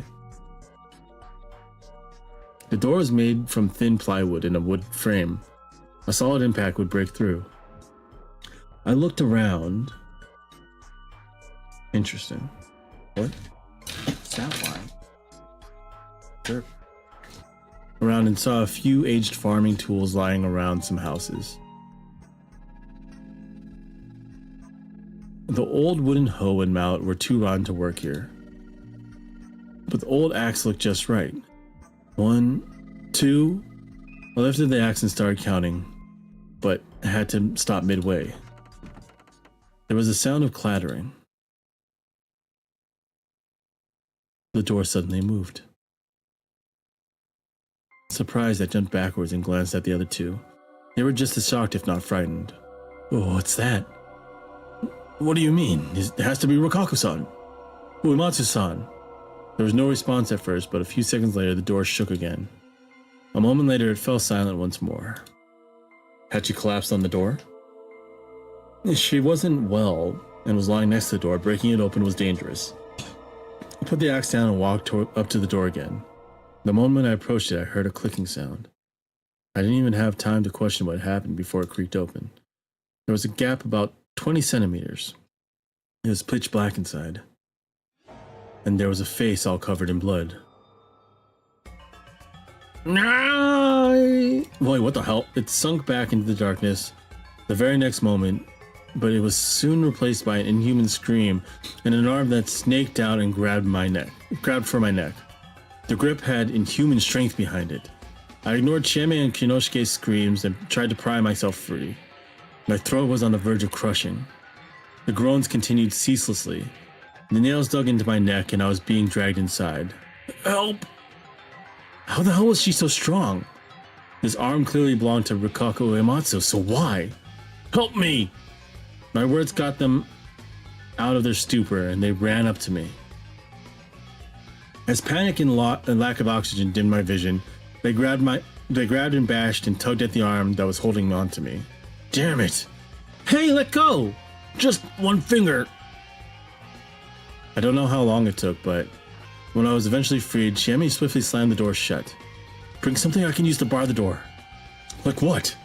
Just shove the axe in it. Sitting on the ground in shock, I simply stared at their exchange. I could still barely breathe, my vision was hazy and I couldn't think clearly. Something inside was trying to get the door open and possibly escape. What it was though, I had no idea. What happened to Rokako Uematsu? How about this? Nosato-san, hold it shut. I'll bring the others and we'll barricade it. Haruaki-san, are you alright? Can you stand? Yeah. Actions were more important than words here. Stealing my resolve, I rose to my feet. We gathered everyone who could still move and sealed off Rikaku Uematsu's door. And windows with planks, nails, large farming tools, and whatever else we could find. The small house was basically a pile of flimsy barricades now. Everyone was tired from all the work and sat down to rest. Okay, maybe she killed them? Maybe she's a wolf and she killed the old man and Mochi. And this is the corruption punishing her. What's the point of doing this, though? Someone asked. We could still hear groans and crashing sounds from the inside. No one answered the question, but we all understood that letting that thing out would be a mistake. What exactly was it, anyway? A Yomibito. That seemed like an answer of some sort, anyways. What do you mean? Corrupted folk that come from Yomi. You know, don't you? It has to be Yomibito. That's not what I mean. Yomibito are the wolves, right? They came back to life because of their grudge over being killed during the feast. It's not always like that, Haru-chan. Yasumizu has always been menaced by Yomibito. Or maybe this is the corruption. Uematsu-sama might have broken an important law. That can't be. Protecting the laws is the role of the purifying spider family. But that might be it. She touched too much of the corruption. But she might have come to Yasumizu to keep at least a bit of the Yomi's corruption away. How many Yomibito will we have now? Takumi was a good boy. Maybe it's a good thing he died before seeing hell. Thus I offered homage to Shinai, the Almighty, so peace may come to pass. Homage to Shinai, the Almighty, so peace may come to pass. A silent prayer. Her eyes were teary and her shoulders were shaking. Wait, then Rikaku-san is... Yomibito must be hanged. That didn't sit right with me. The rule was that breaking the laws meant getting the corruption, and getting the corruption meant being slaughtered, right? It was the first time I'd heard that it was possible to do something about the corruption and that she'd die because of that. Logic had little ground here, so the people were gradually losing their minds. They were being pushed closer to death. It was like this was a supernatural phenomenon. Is anyone hungry? She's got nuts. Also, 1 second. I need to...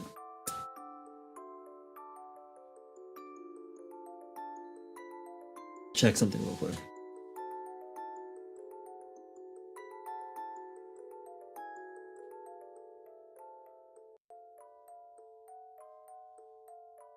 Okay.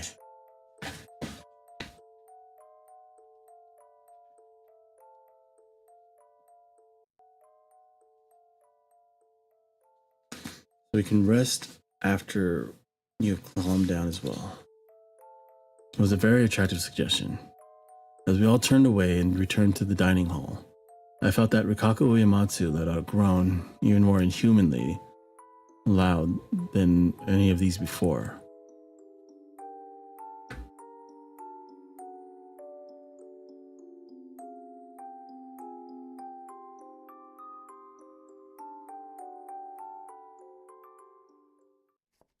Once we arrived, the place was dominated by heavy silence. There were sounds coming from the kitchen knife rhythmically hitting a cutting board as Kaori-san prepared the food. I do need to take a quick break because it's been about an hour and a half and I used the bathroom. So I'll be right back.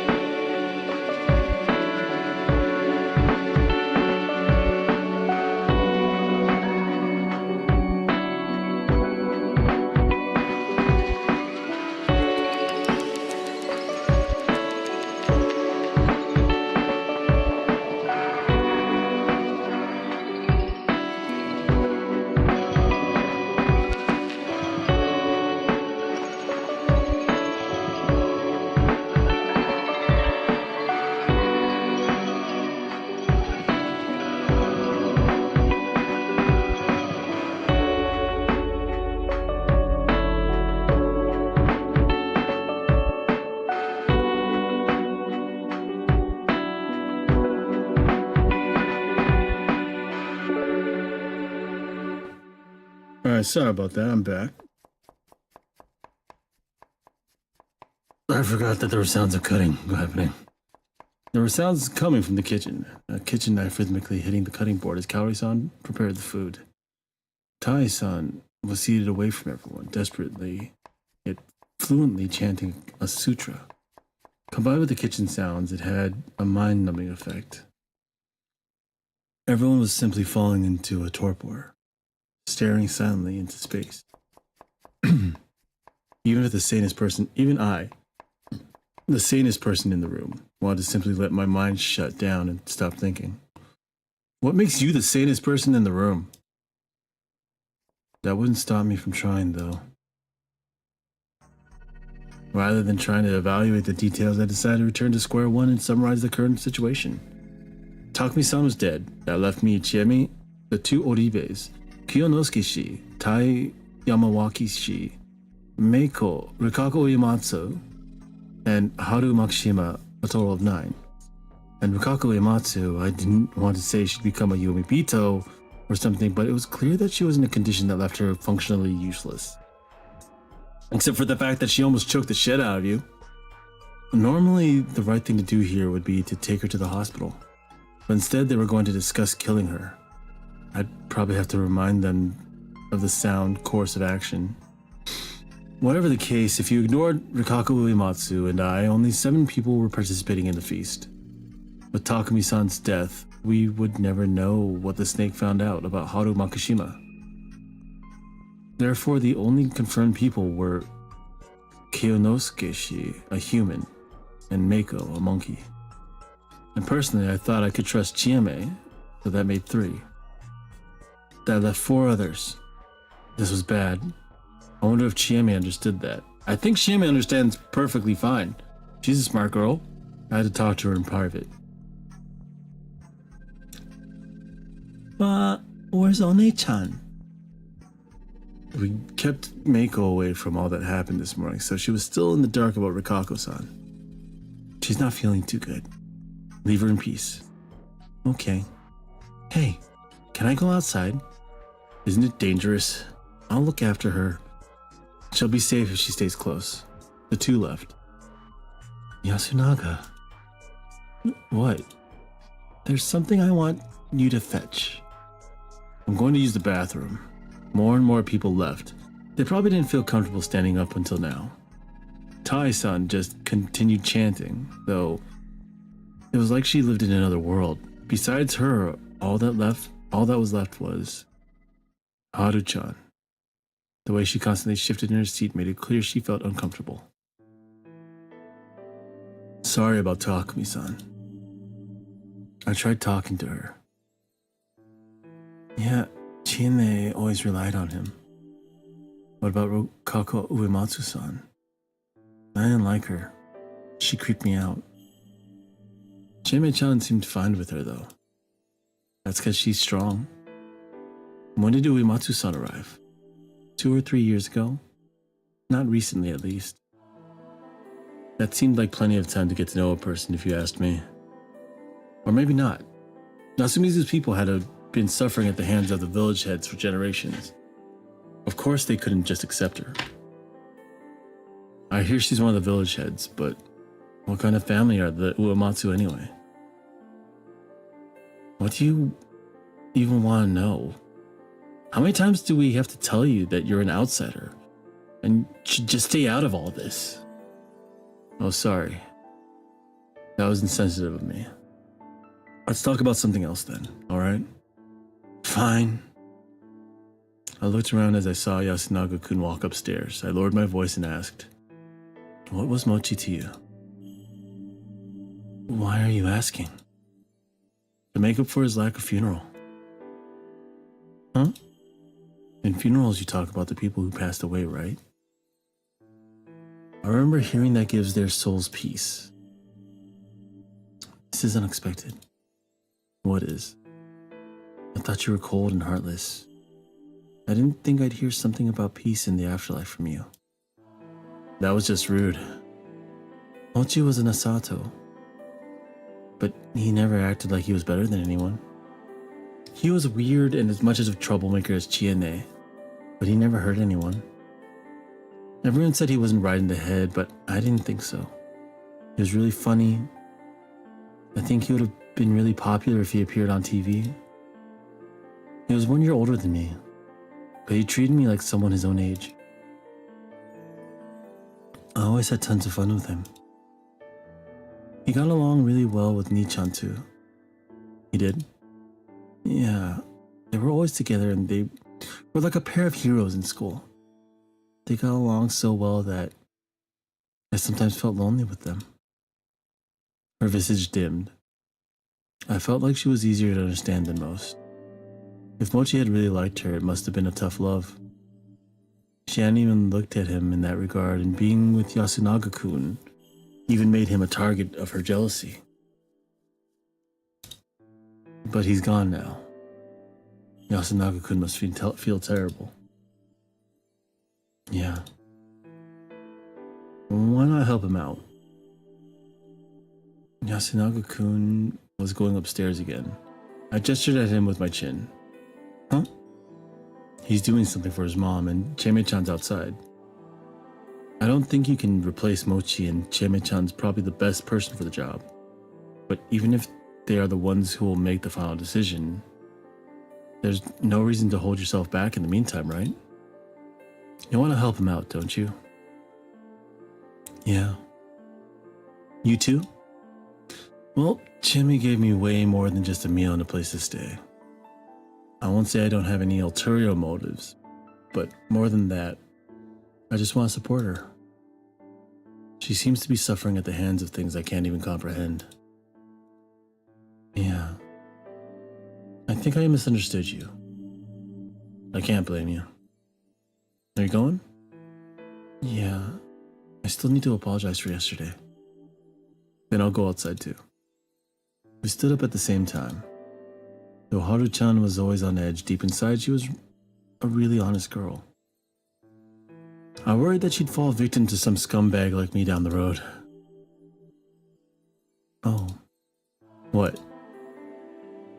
Maybe you should really run Never mind, forget I said anything. She cut herself short and hurried upstairs. Apparently, I'd gained some of her trust, but it didn't look like I could get anything more useful than a bit of advice. Unlike the other inhabitants, she just believed that escape was possible. That was why she tried to do it yesterday. That might have been the extent of it. So, who do you suspect? Haru-chan and Yasunaga-kun. I walked up Chieme, who was looking after Meiko, and we started a conversation. I could understand Haru-chan, but Yasu-kun? We have 4 suspects, Tai-san, Kari-san, and them. He was the only one out of those who was outside when Mochi died yesterday.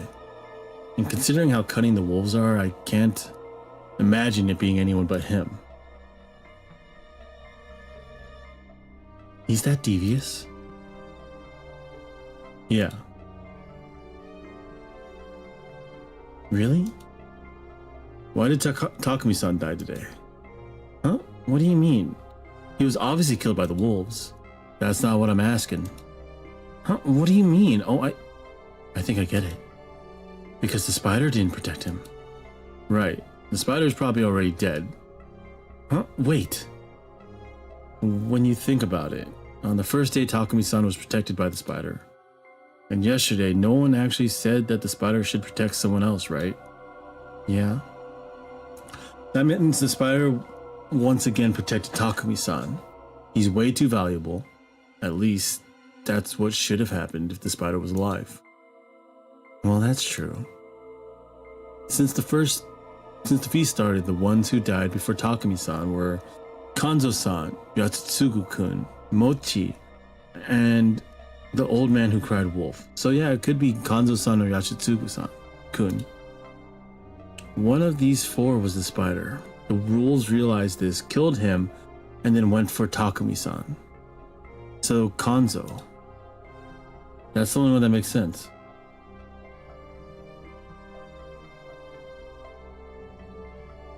One second.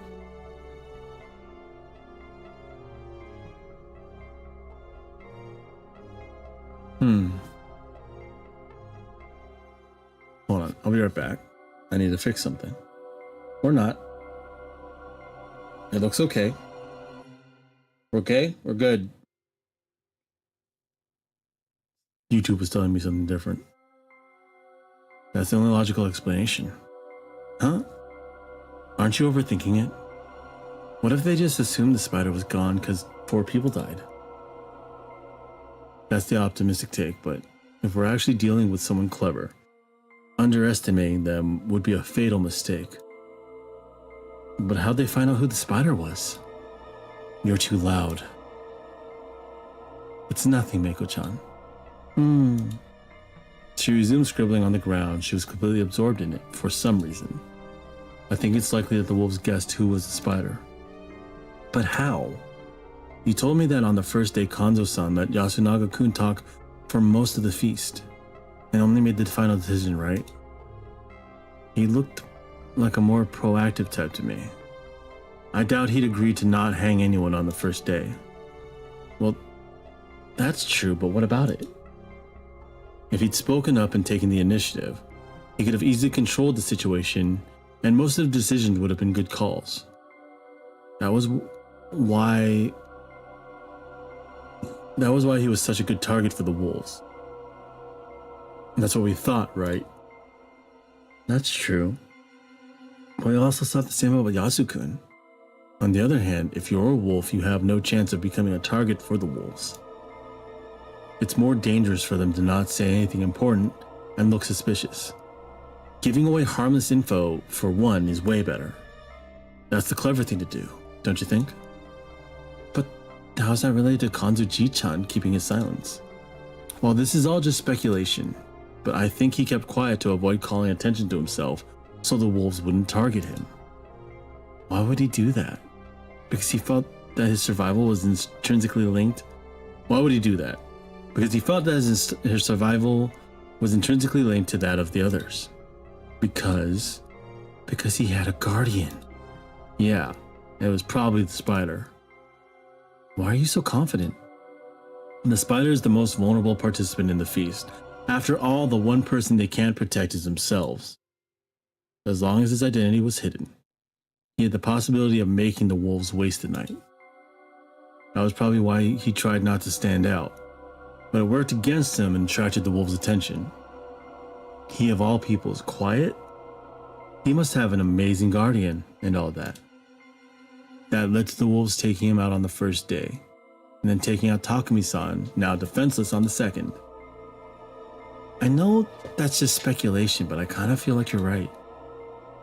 If even that was planned by the enemies, it's best to assume that the anomalies too have all been shortcuts for the wolves. What do you mean? Too many people died outside the rules. Yotsugu-kun, Mochi, the old wolf guy, and Rukaku Uematsu, she's effectively dead now. To the wolves, unplanned deaths are a good thing. The less feasts they have to survive, the lower the chance they'll be hanged.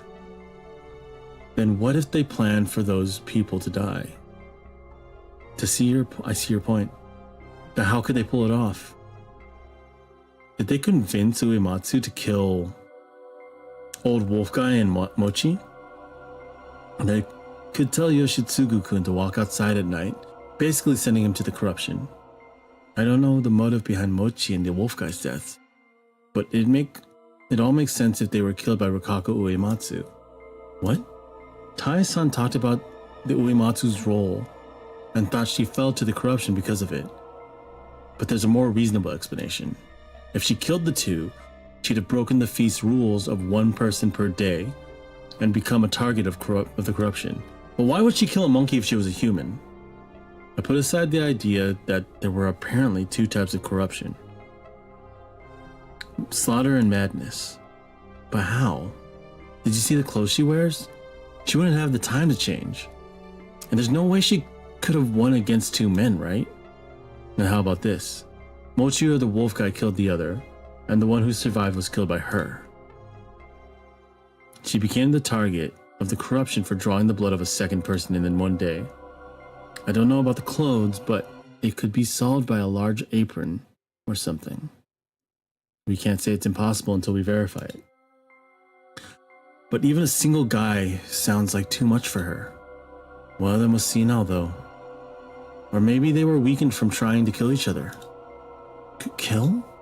What? How could you think of something like that? Again, it's all just speculation. I don't even know the motive, but it does make sense. But how is that related to the wolves conspiracy? I don't know. The motive here either. I don't know the motive here either.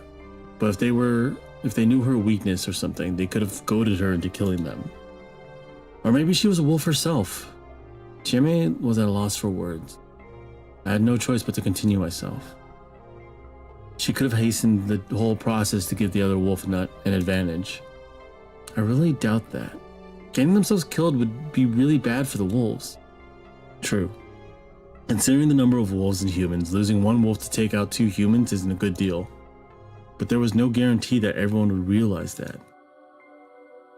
Not everyone acts logically. There's lots of illogical stuff going on, and predicting their effects is impossible. No, I don't want to hear that. But you can't give up, can you? I don't want to think anymore. Sorry, I said too much. Don't worry. I'm the one who should be sorry, but yeah, this is a bit hard for me. I really don't think you people need to keep playing along with this. I'll help you escape if you want. We can't. I just know that if you're born here, you're fated to die here. That's just a baseless delusion. Someone who can't see God would never understand. Yeah, I won't. How troubling. It really was troubling. If this was the same tabletop fun for the whole family game, I'd have already punched the GM and left. But lives were actually on the line here. Not just my own, but also that of someone I liked.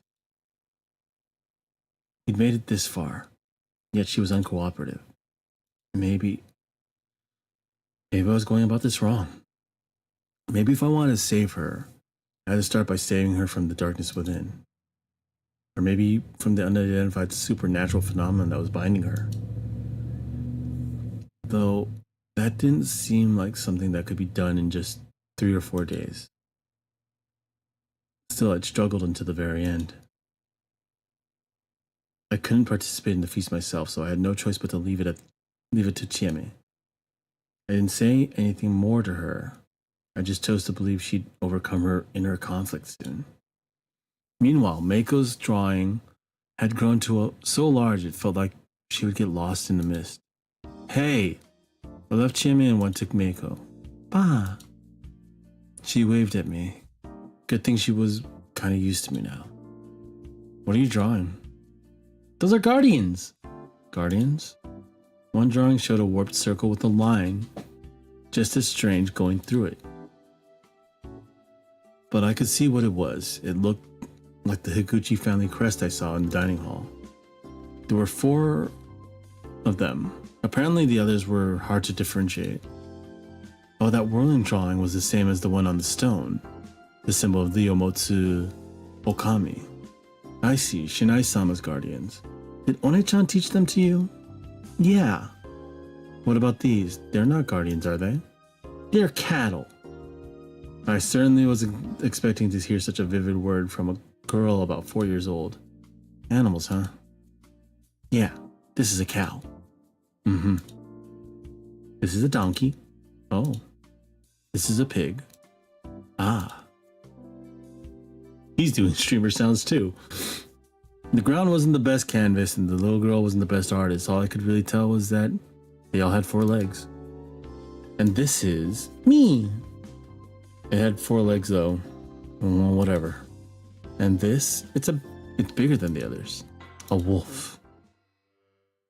A light chill went down my spine. Why a wolf? Because the wolf is coming. Huh? The wolf is coming. That was like, because the wolf is coming, I had to run far, far away. Hold on, Mako-chan. You know the wolf? I haven't met him, but I know he's scary. Is this the same wolf as we have here? Bah? Where's the snake and the monkey? I don't know. What does the wolf do? Eat the cattle. Eat? Yeah. They said the horse was eaten. Takumi. That's Takumi. Apparently, this had nothing to do with Fujiyoshi's legend. I had no idea this was from a picture book or her imagination, but there were barely any links between the stories. Or maybe I was rushing to conclusions. Who told you this story? It really happened. Where then? Far away. Far away, huh? I've been walking for so long. Well, it didn't look like I could get any details from her. If far away referred to the land of myth, and it actually had truths regarding Fujiyoshi's legends that weren't told here. What the hell was I thinking? Land of myth? How stupid. I should just calm down and file it under more info that made no sense to me. I see. It must have been hard. No, now she knows. She has knowledge beyond. I'm hungry. Same here. Let's go back. Okay. As we turned around, I saw Chieme stand up in the mist again and hesitantly beckon us. Looks like the food's ready. Kiyonosuke was standing at the entrance to the dining hall, wearing a gloomy expression. He was never particularly vigorous, but now his visage was haggard and he wasn't nearly as arrogant as before. I couldn't blame him. The only person he was friendly, flirtatious to, Rikaku Uematsu, was in an awful state.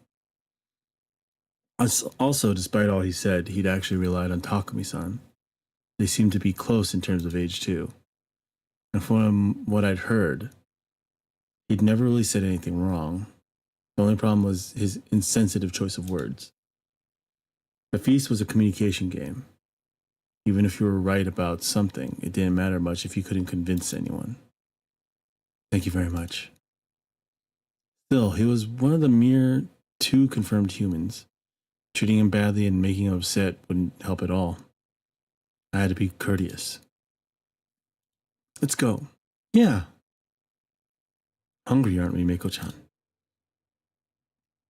Chieme had calmed down a bit. I already told her my suspicions. I now had to hope she handled the feast well. All that was left now was to get some nutrients to support my hard-working brain, right? I'm sorry, I couldn't prepare anything better. She ladled what appeared to be rice gruel from the large pot. It was a thick white soup with vegetables, rice, and something brown inside. Game meat. Is it fermented? Yes. The fresh meat was spoiled. Chieme-chan. I whispered to her. What do we do? What do you want to do? We were talking about the thing where I had to avoid the local food. You know what? I'll stick to my diet until the end of this time. Okay. Thanks. What did I mean by this time? Did I think I had another life or something? It was fine. It wasn't like I was cool and dying on the off chance I got a second shot. Dying wasn't an acceptable option. I wasn't about to compromise on that. There's no point in walking around, so I'll just wait here. All right. You're not going to eat? I have a bunch of allergies. It's because you youngins don't eat proper. You won't become strong if you don't have a balanced diet. Hey, I was lying, but telling actual allergy sufferers that they should just eat and they'd be cured was actual murder. While there was some efforts to cure allergies by carefully injecting the allergens via vaccine, but that was a subject for the doctor. Anyway, going back to the dorm by myself was dangerous since they'd suspect me. So I just waited in the corner of the room still hungry. Where are Yasunaga-kun and Haru-chan?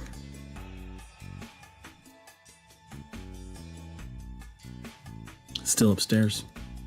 Don't mind them. Your food will get cold. More! I'll go call them. I wonder what's happening. I went upstairs, and when I reached the 2nd floor, I stopped for a moment. I heard some rustling. Was it possible they'd gotten that intimate in just a few minutes? Was about to ruin the mood. Well, food was important too. I said, to get their attention, slowly went up, making sure it was loud enough for them to hear me coming. It's lunchtime. Yosnaga-kun. Oh, hello. The room was full of stuff. It was a huge mess. You looking for something? No luck, huh? Yes, I was told there was a new apron in the attic, but we couldn't find it there, so we were checking other places too. So that was it. Did you see? Huh? Could you not tell anyone about this? Well, I did come up carefully, but it's not like I saw anything. I shouldn't have. Oh, were you going at it? What are you saying? I'm kidding. I know you wouldn't do something like that at a time like this. Of course we wouldn't. Yeah, I imagine his voice cracked. Really now? I was still kind of worried. Anyway, why not take a break and get some food? They didn't argue as we prepared to go back. There's a loud noise from downstairs. What? Yasunaga-kun and I looked at each other, then ran out of the room without saying a word. We were met with a strange scene. I instantly realized what had happened and who was responsible. Kiyonosuke was wearing a furious expression, his shoulders shaking. There was a shattered plate of rice gruel at his feet, the contents were still steaming. He was facing Kaori Oribe-san, who was standing completely still.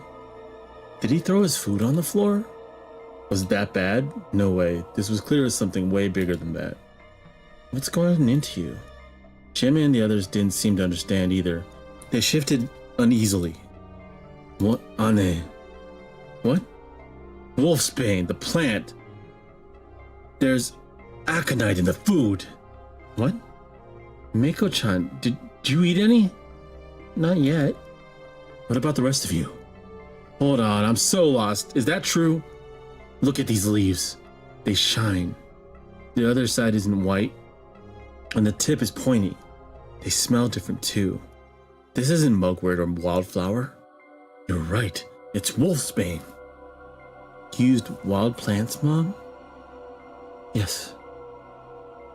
That was close. What a mistake. Someone almost got poisoned. She wanted to kill us. Wait. It was just a mistake. That's it. Don't be so cruel. Haru-chan stopped talking when she realized the suspect was acting strange. She went insane. I think she went insane from killing her own son.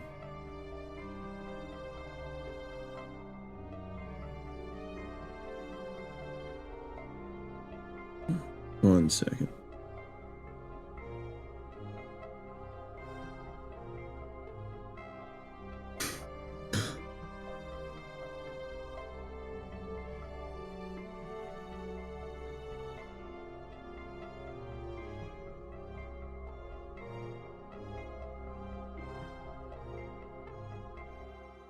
God, my hands are cold. Look, my hands are like frozen. They move so slow right now. Haru-san was staring right at Kiyonosuke, not moving an inch and smiling.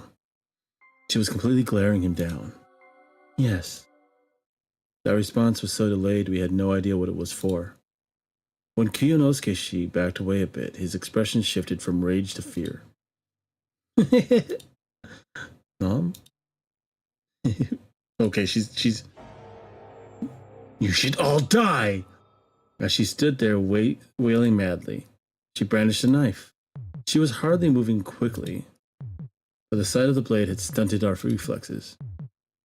I'd seen some bizarre corpses here. I'd bore witness to what pure malice could do.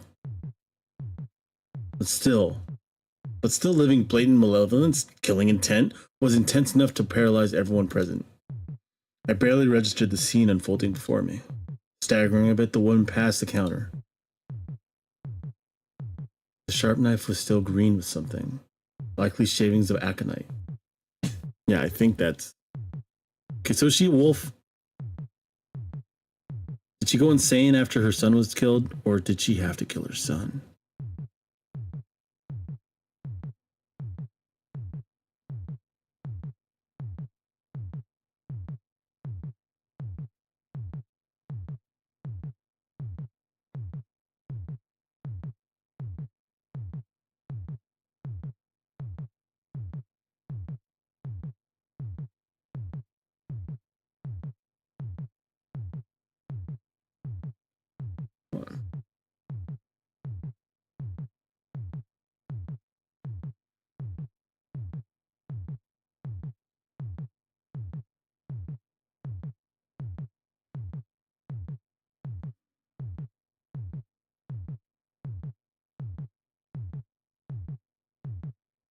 Right, 1 sec, I have to go grab something real quick and turn it on.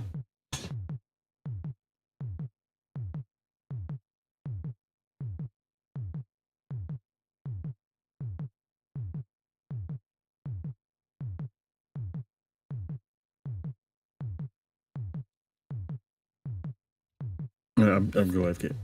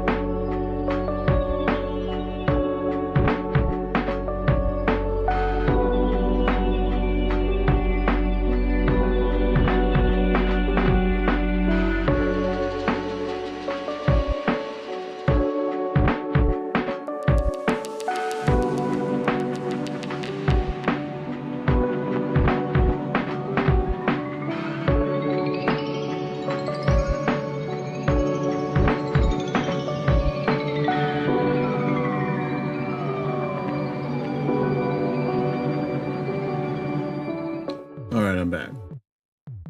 It's a lot warmer. Also, anyway. The sharp knife was still green with something, likely shavings of aconite. She raised her voice and aimed her poisoned weapon at the nearest target, Kiyonosuke-san. Okay. If we take time to find a weapon, she'll hit Kiyonosuke-san. Because she's moving fast. Well, she's not moving exactly fast, but she went towards him. Tackling her seems like a good idea, but then we might get hit with the weapon anyway.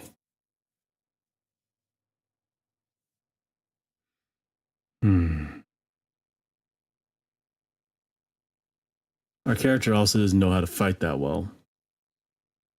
Because just tackling her is a bad idea because she could swing the knife.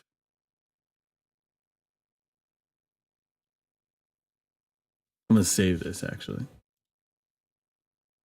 Save. Override.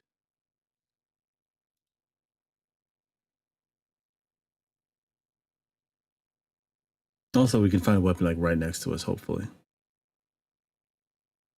It's a safer way to deal with it because you need something long to take out her weapon. Or longer so you don't get hurt. Especially since the weapon's poisoned. So we'll go with that. Even though in real life, I kind of know better how to deal with a knife. Not to get it out of her hands.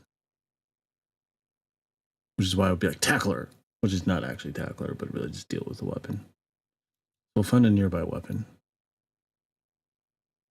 I had no idea why my body began to move. I grabbed the nearest chair without even thinking about it. It was old, wooden, heavy. Picking it up made me lose my balance for a bit. I pointed its legs at the would-be murderer and dashed forward as fast as I could. Crash, a cry of pain, a scream. Amidst the cacophony, I attempted to keep Kaori-san pinned down. I pressed the edge of the chair against her knife arm. She cried out in pain, the blade clattered to the floor. Chieme then quickly kicked it away. In hindsight, it all happened in a mere matter of seconds. In fact, tying her up was way harder. With her foaming at the mouth and struggling. In the end, we bound her limbs and gagged her in silence to silence her bloodthirsty screams. With that done, we had no choice but to face reality. I know I'm probably not the best person to ask, but what do you even do about this? 6 of us stood in the mist, right outside the dining hall. Kaori-san was locked inside. Bah, she's also become a Yomibito. No, that can't be. She's just not feeling well. I guess she was really pushing herself. Of course she was. Do you have an idea how important Yoshitsugu was to her? He was foolish, short-tempered, and annoying, but no, that's exactly why she treasured him so much. She often said that he was as reckless as his father. I'll take responsibility and calm her down myself. Please forgive her we should decide this at the feast. Please wait. This is a personal outburst. Has nothing to do with the feast. Keep her out of it. How can you be so certain? She must have succumbed to the corruption.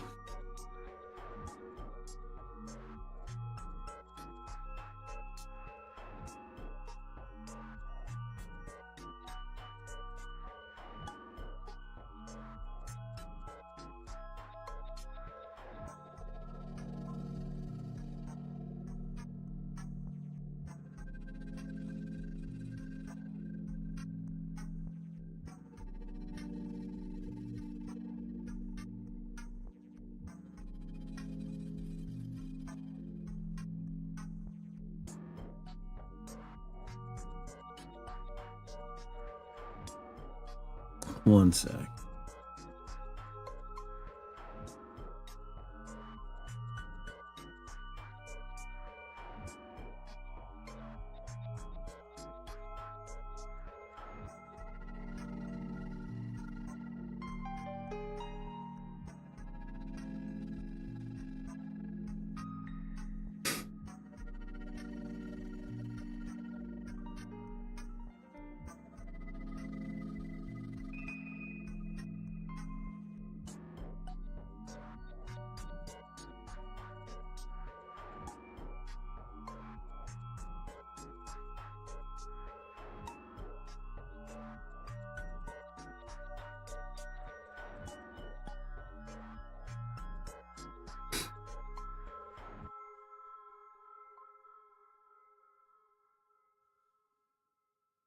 She could have succumbed to that corruption.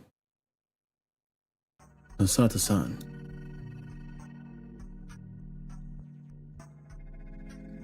Everything in the mists has to be decided at the feast. Breaking that law risks falling victim to the corruption.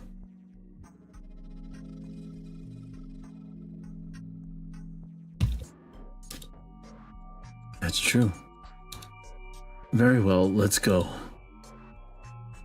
So they have to do oh, we haven't done a feast today. Also, is the game freezing? It is kind of freezing. Oh, the game crashed. That was odd. Now the game's too cold. No, I'm just kidding. That's definitely odd, though.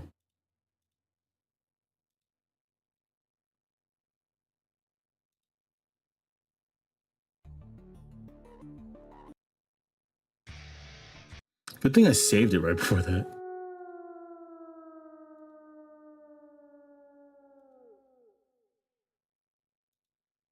I'm kind of curious to see what happens when we tackle her. And then we'll go back to find a nearby weapon. Let's see how bad this goes. I was a man of words, not of impulse in times of crises. I was the type to turn tail and run after making some sort of parting threat. I shouldn't have been on good enough terms with either Kiyonosuke-shi or Kaori-san to risk my life for them. Yet when I came to my senses, my body was dancing, charging straight for Kaori-san with my right shoulder. And after that, a brief struggle, we collapsed. I heard her let out a strained crackle in my ears. I had to change my posture. Unless I pinned her knife down, But in the end, it turned out I wasn't really cut out for the job. These roundabout thoughts were just delaying the inevitable. When the madly laughing woman embraced me, my thoughts ground to a complete halt. Yep, you get killed. Simple as that. To her, I was just another obstacle that had to be removed. I didn't know if the wound itself was fatal, but I could tell that the blade had sunk incredibly deep. And that was coated in leaf green poison. It must have been a near instant death. My mind quickly grew hazy, yet my final moments were those of self-reflection. Reckless actions really aren't my forte after all. Yeah, this is why you need a weapon.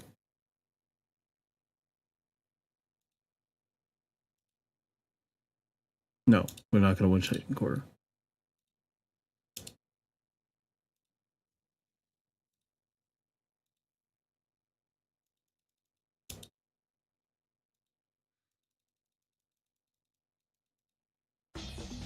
Okay, we can auto through this for now. Because I can't hit skip. Since it doesn't know that we went through this already.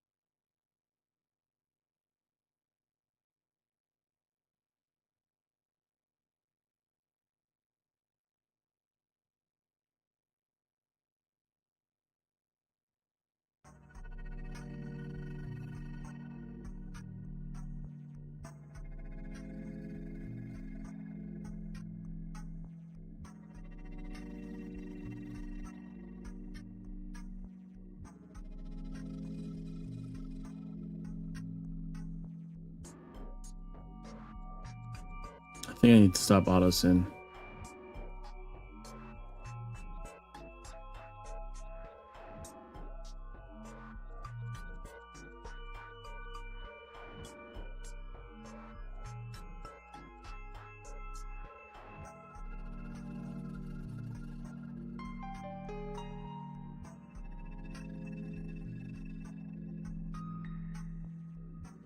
Okay. All right. Yoshitsugu was like his father, reckless. They said they should decide to set the feast, and they're right. Because of the corruption in laws. They're gonna go to the feast. No, Yasunaga-kun, she'll be killed. I won't let that happen. Musashi-san, please look after her. Not gonna lock me up again? No one replied. Apparently it didn't matter anymore. Chemi-chan?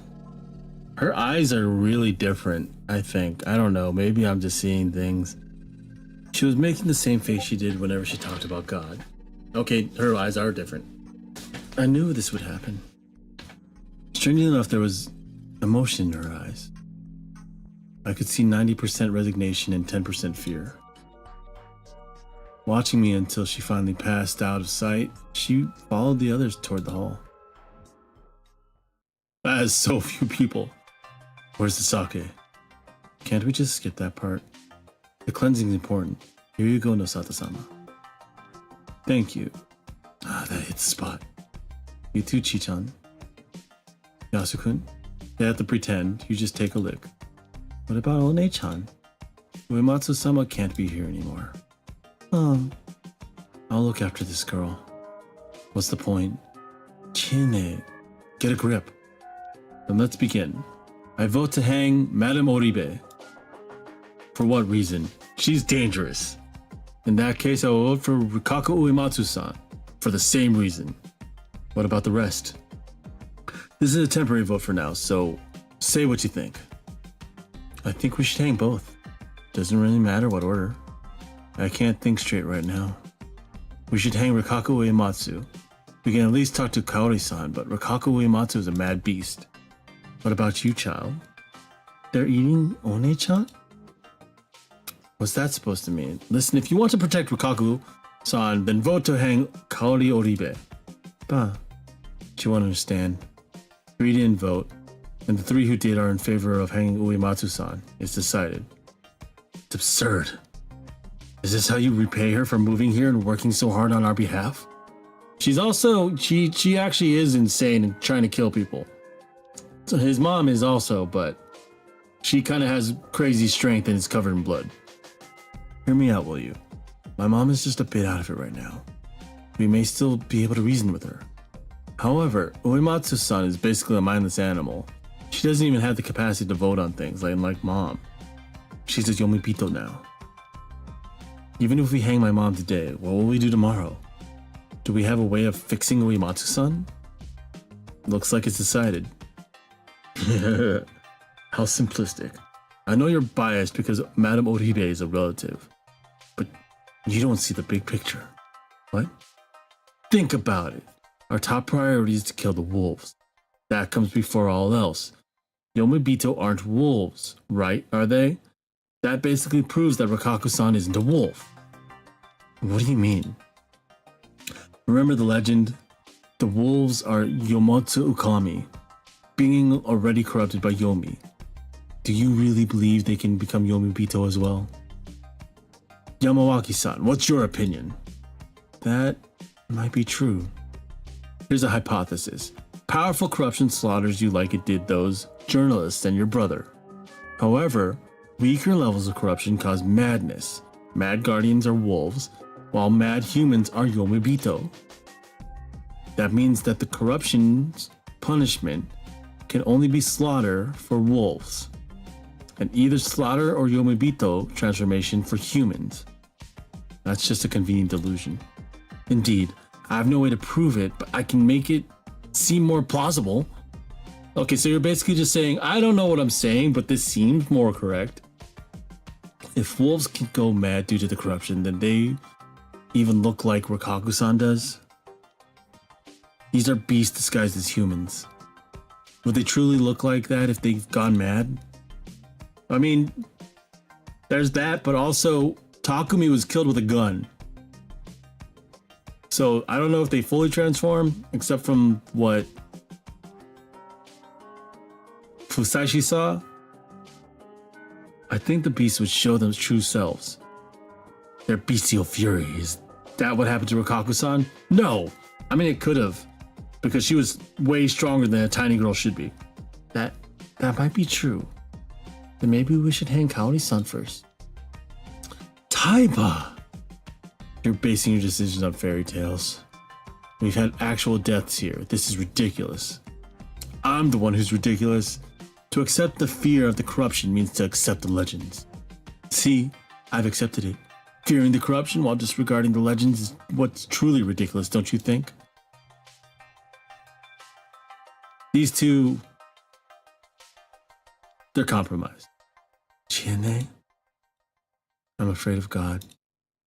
I'm afraid of this God who toys with us as we dance on his palm. What are you saying? Regardless of... No. Because of that. We need to fight back against our fears. For that, we need weapons. Haruaki-san. Huh? Why him? I vote for you, Yasukun. What? What? Chiene! I'm not sure I understand you, Serizawa. Nasata-san, start the proper vote. There's no point in talking. Huh? But this was going to happen sooner or later, and if she's truly casting her vote, it's only fair for us to cast ours. But whether I can forgive you or not is yet another story, Chiene. I know. No objections? Then let's begin the vote. Here's what I think. Nasata-san is half right. We're supposed to search for wolves here, but I'm completely against relying on the legends for evidence. Mochi, the old wolf guy, and Takumi Nichan all died at the hands of people. That's why we should look back over what's happened so far instead of the legends. So how about this? First, who aside from me understood the purpose of the feast? Nosato-san said it himself. Meiko-chan is too young to understand, and Haru-chan. Honestly, I think she'd oppose Nosato-san. 1 second. I've got it.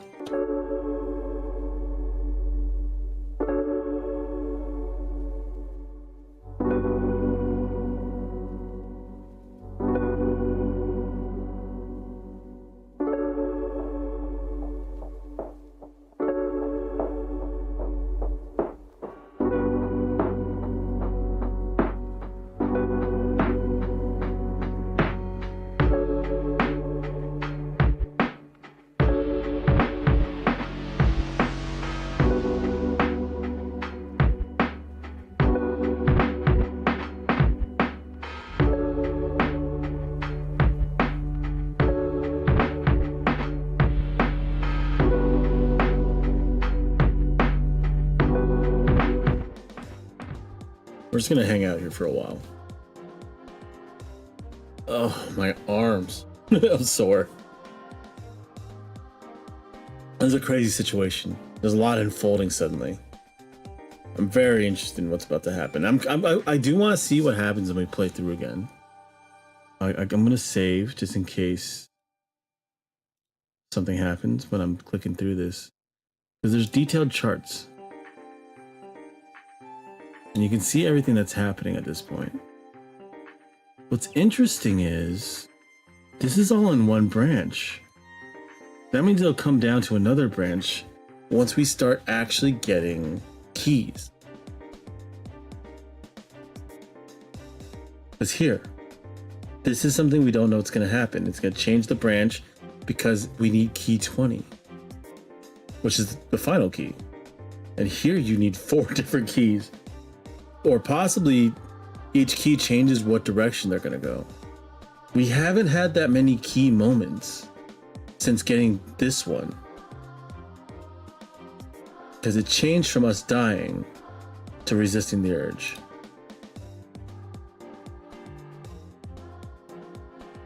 And it shows where we have options, choices in the matter. And all this is just straight story. It's odd how it feels like we're very close to the end, but it doesn't look like it from what we're seeing. Because yeah, here's the choice, here's our death. And we're going to continue to more story after this. Part 4 is where we're told that we stop recording, but I'm just going to stream it.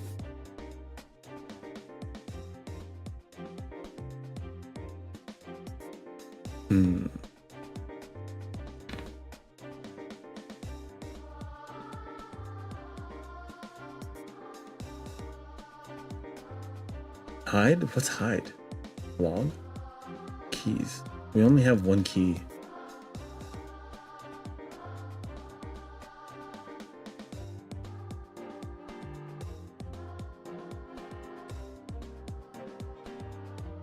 Oh, this is to get to the next choice.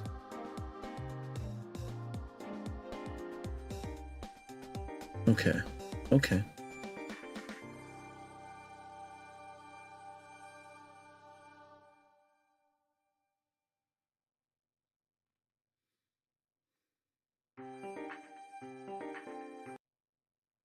Sorry, I'm gonna change some settings for my stream.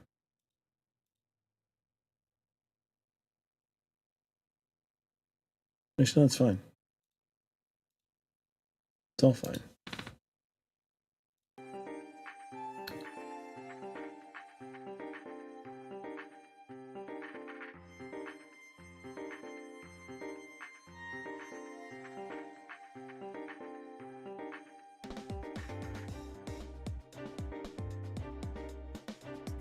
Yeah, I think we're talking about Haru. He is an idiot. That's all I'm seeing so far is Nosata-san's an idiot. He's too smart for his own good and very influential, so him being a wolf makes sense. Like Haru, like Fusaishi said, if those two are wolves, that makes sense to me. Oh, 1 second.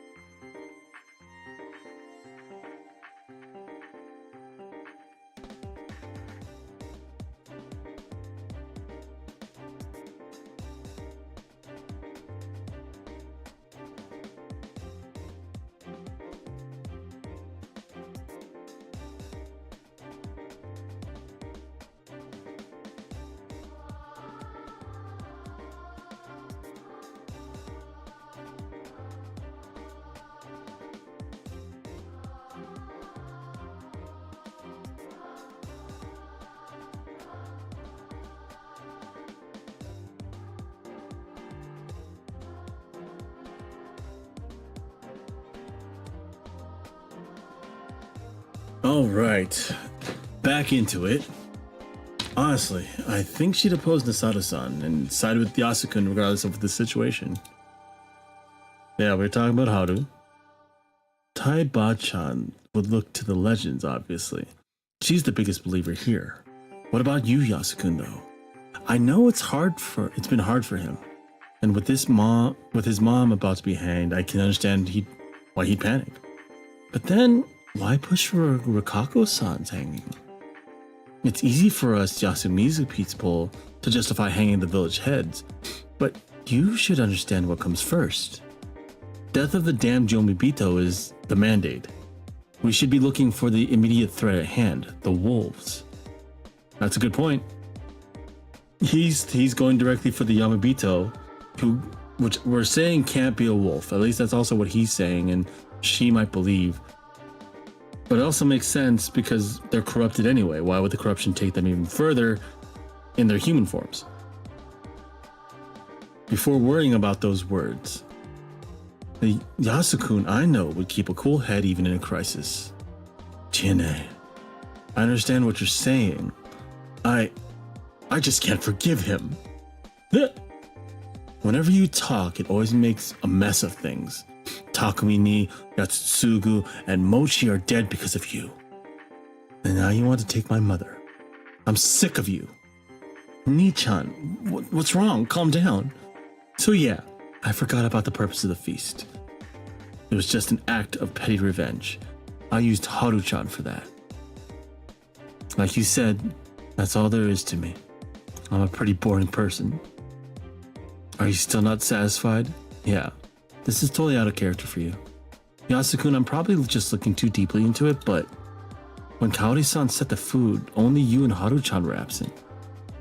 If the others had all been poisoned as planned, you'd be the only survivors, Haruaki-san notwithstanding. If you were a wolf, that'd be pretty good for you, right?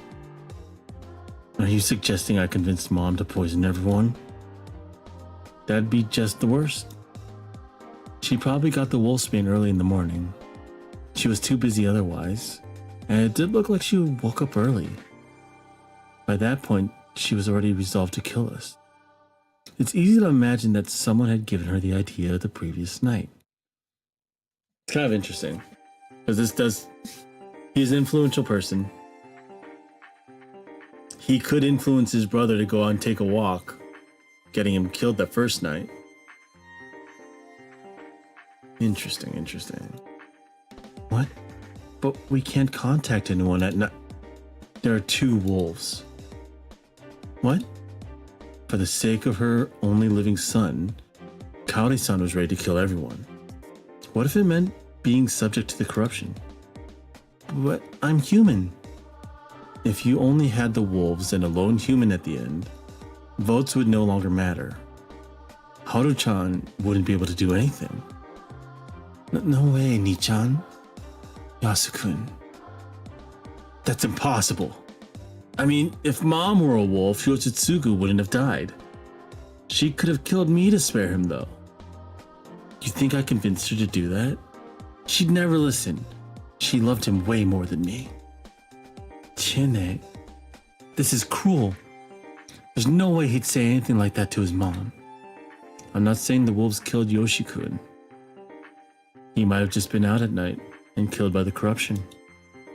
Also, if she wasn't a wolf, she'd help her son even if it meant falling a victim to the corruption. It sounds like you're saying whatever you can to make Ni-chan into a bad guy. What's wrong with you, Chiene? You always used to protect us. Was it him? Did Fusashi-san tell you to say that? Did he make you change? No, he didn't. I'm just following his example and thinking for myself. Things I don't want to be true could actually be true, and I can't look away from them. And so you decide to vote against me and ruin our friendship? I mean, listen to yourself, The Yasukun I know would never try to guilt me into submission like that. If you ask me, you're the one who changed. So who will you vote for? I need to take responsibility for what I said. I suspected Yasukun and I'm sticking to that. 1 vote for Yasunaga Oribe. We messed up the order. But in terms of seating order, Taiba is first. How will you vote? I will vote for Kaori-san. I don't think Uematsu-sama is a wolf. What about you, Nosada-san? So now you're being respectful? My answer doesn't change. In fact, Serizawa's words made me all the more certain. Yasunaga Oribe, in all honesty, your current attitude makes it hard to believe you are a wolf. But it's likely your mother is. No one vote for Kaori Oribe. That's 2. That's 2 votes for Kaori Oribe. What about you, Yasunaga Oribe? Wait, she voted for Kaori, right? I'm still voting for Rikaku Uematsu. I'm voting for Rikaku Uematsu too. The child. Can be ignored. Wait, Meiko-chan, think. Your vote might decide whether the humans win or lose. This is a very crucial moment. Chine, you'll go that far? You'll trick a child to take her vote? If that's what it takes, I'll do it. Meiko-chan, you don't want Rikaku-san to be gone, right? No. Then, it's pointless. Even if she votes for me, it'll be a 3-way tie. I choose who I don't need. Yes. Then, I'll go with the lady. She was scary. You mean the woman from the dining hall? Mm-hmm. It's decided then. No. This has to be a sick joke. Mom will die because of something like this? A vote is a vote. What if it's him and his mom? Nichan. It's over. I heard muffled screams and sobs from the dining hall behind me. Gagged and tied, Kaori Oribe was still waiting. She couldn't move properly and had a pole fixed to her shoulders, but I was still worried enough to check every now and then. The lack of change helped calm my nerves, but at the same time I resented myself a bit for it. Quite a bit of time had passed since the feast had begun. What kind of decision would they make? Daily wolf lynching, hanging, had failed every single time so far. They haven't lynched a single person. Considering the number of days remaining and how many people were left, if they messed up today, the humans would lose all hope of surviving. If either Kaori Oribe or Rikaku Uematsu ended up chosen, there would just be no chance anymore. Also, there's no chance. Because they needed to get Yasunaga, or Yasukun. Once I saw people leave the hall, my mouth moved on its own. It's done then. Their eyes were steady. They walked in my direction. Not to me, though, but to the dining hall. You chose Kaori-san? I asked anyway. I was speaking to the last representative of sanity in this place, Kiyonosuke Snosato. Why is he the last representative of sanity? He seems like an idiot. Move. We didn't even converse. His tone and the look in his eyes were different from usual. His usual arrogant pride was gone, and in its place stood a deadly determination. Yasunaga-kun. I lost. Haru-chan? I was against it. Oba-san? It's the will of the Shinai-sama. Tiame. Haruaki-san, take the girl. Meiko was at the rear of the group. Somewhat hesitantly, she walked up to me. I moved aside to let them pass. They all entered the dining hall and dragged out the victim. The ones holding the ropes and doing the dragging were Koyonosuke Naosato and Tiame Serizawa. Following behind was Tae Yamawaki, prodding her onward with a bamboo broom. Stop. As his mother cried out in pain, Yasunaga Oribe followed the group, hand in hand with Haru Makushima. Stop them. Haru Makushima was bawling. Yasunaga Oribe was shaking, not even trying to hide his sobs. His face was warped in anguish. Someone. As the group faded away, the gag fell out and the victim's voice grew loud. She's insane, laughing insanely. Not a scrap of reason remained, only raw terror. Because she knows she's about to die. Or perhaps madness. I'm going to guess madness and terror. Please, someone. Beg for her life. However, I didn't hear any pleas at the very end, and I painfully realized I wasn't participating in the feast. I wasn't part of this self-selection game bound by otherworldly rules. Don't look. I turned Mako away, hugged her, and covered her ears. Because of that, I couldn't cover my own. Parent-like dedication. What a weird idea. Anyway, as the group disappeared into the mist, I somehow felt as though the screams or laughs grew even clearer.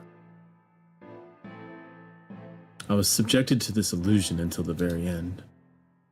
During the final moments, the mother called out her son's name. It was the name of the elder son, and he responded by calling for his mother. At the very last moment, it felt like the victim shouted out a different name.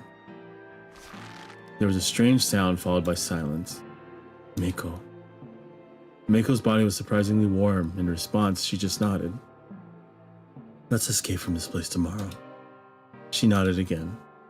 Give up on Rokako Uematsu. Mako started crying. I let her go, took her by her hand, and led her to the dorm. There, I took all the remaining food I had. Then I escorted her back to her place. Lock up. I'll come pick you up tomorrow morning. Still crying, she nodded. Eat this, all of it, okay? I gave her some food and closed the door. Once I turned around, I saw them. Today's feast is over. There wasn't a hint of emotion in his voice. I see. As one who didn't participate in the feast, I was in no position to criticize or support them. They just turned around and returned to their place, leaving no indicator whether they'd actually heard me. 3 of them were headed in the same direction. I didn't feel like joining them, instead casting a glare at the back of their heads, at their backs as I walked. My powerlessness was killing me. This is a very powerless position you're in. You've got to be part of the feast in order to have any kind of power in this whole entire thing. Under the assumption I would die tomorrow, I decided I would go through the mist down to Sadanaga, a strict taboo here. What kind of death would that get me? Would I be injured, wander into some other world, something else entirely? Or perhaps I'd be eaten by a monster. I still had the incomprehensible memory, but it was enough to make me suspect that was the most likely scenario. Normally, people didn't remember dying. The unknown was scary, but journeying into the unknown meant conquering that fear. So you could say there were some perks to remembering that death. But if it was guaranteed that I would die like that, I wasn't really keen on the idea. That had hurt like hell, not to mention how terrifying the experience was. Then think of a better way to die. One that won't hurt so much. Or at least would be worth the pain. Like if it led to the survival of a young child. Anyway, I'd wager my life. All that remained was finding supporters. I closed my eyes and took a few deep breaths. I threw a Yakuza kick into the wall. Why? What? Then I did a low kick to the other leg. The 7 treasures had finally been lost. The elements, the sacred orb reduced to rust. In the jungle of the decadent void, the Buddha's corpse shouts out. Okay, so he's just hitting a wall. As I sang the Buddha's ash rock, I attacked the wall with my ass to the response from the other side. Shut up! I heard Chime's angry voice through the front door. You sound like you enjoyed it. No one would know how to react to that. The walls here were thin, apparently. Anyway, let's escape tomorrow. This is your idea of a conversation. If you can still talk like that, you're perfectly sane. Escape it is. Let's say bye-bye to the nest full of crazy. Listen, Haruaki-san. I'm serious. Still outside my door, she fell silent. It was only about 8. Still a safe time. I walked up to the door and unlocked it. Damn, you look awful. Is it that bad? Nah, just joking. What's with the jokes? You my boyfriend now or something?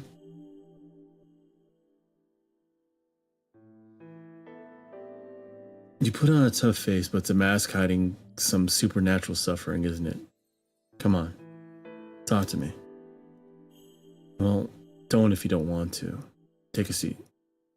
Pardon the intrusion. Alone in an empty room, we sat cross-legged and looked at each other. Tell me what happened during the feast today. Who are the wolves? I don't know. Hell, I don't even care anymore. The situation was hopeless. She felt the same way.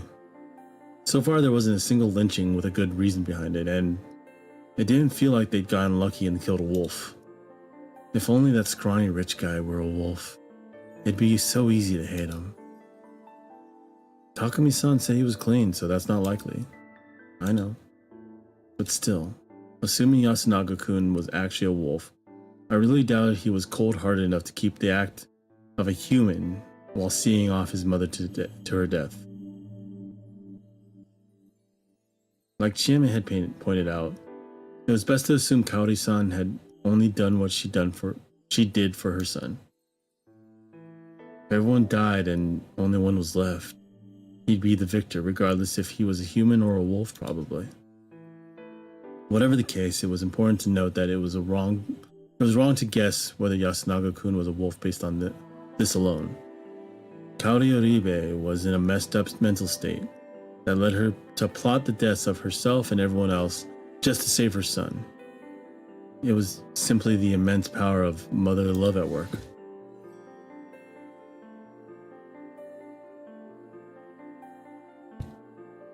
I messed it up by sending Haru-chan to the second floor. Kaori probably resented me for that.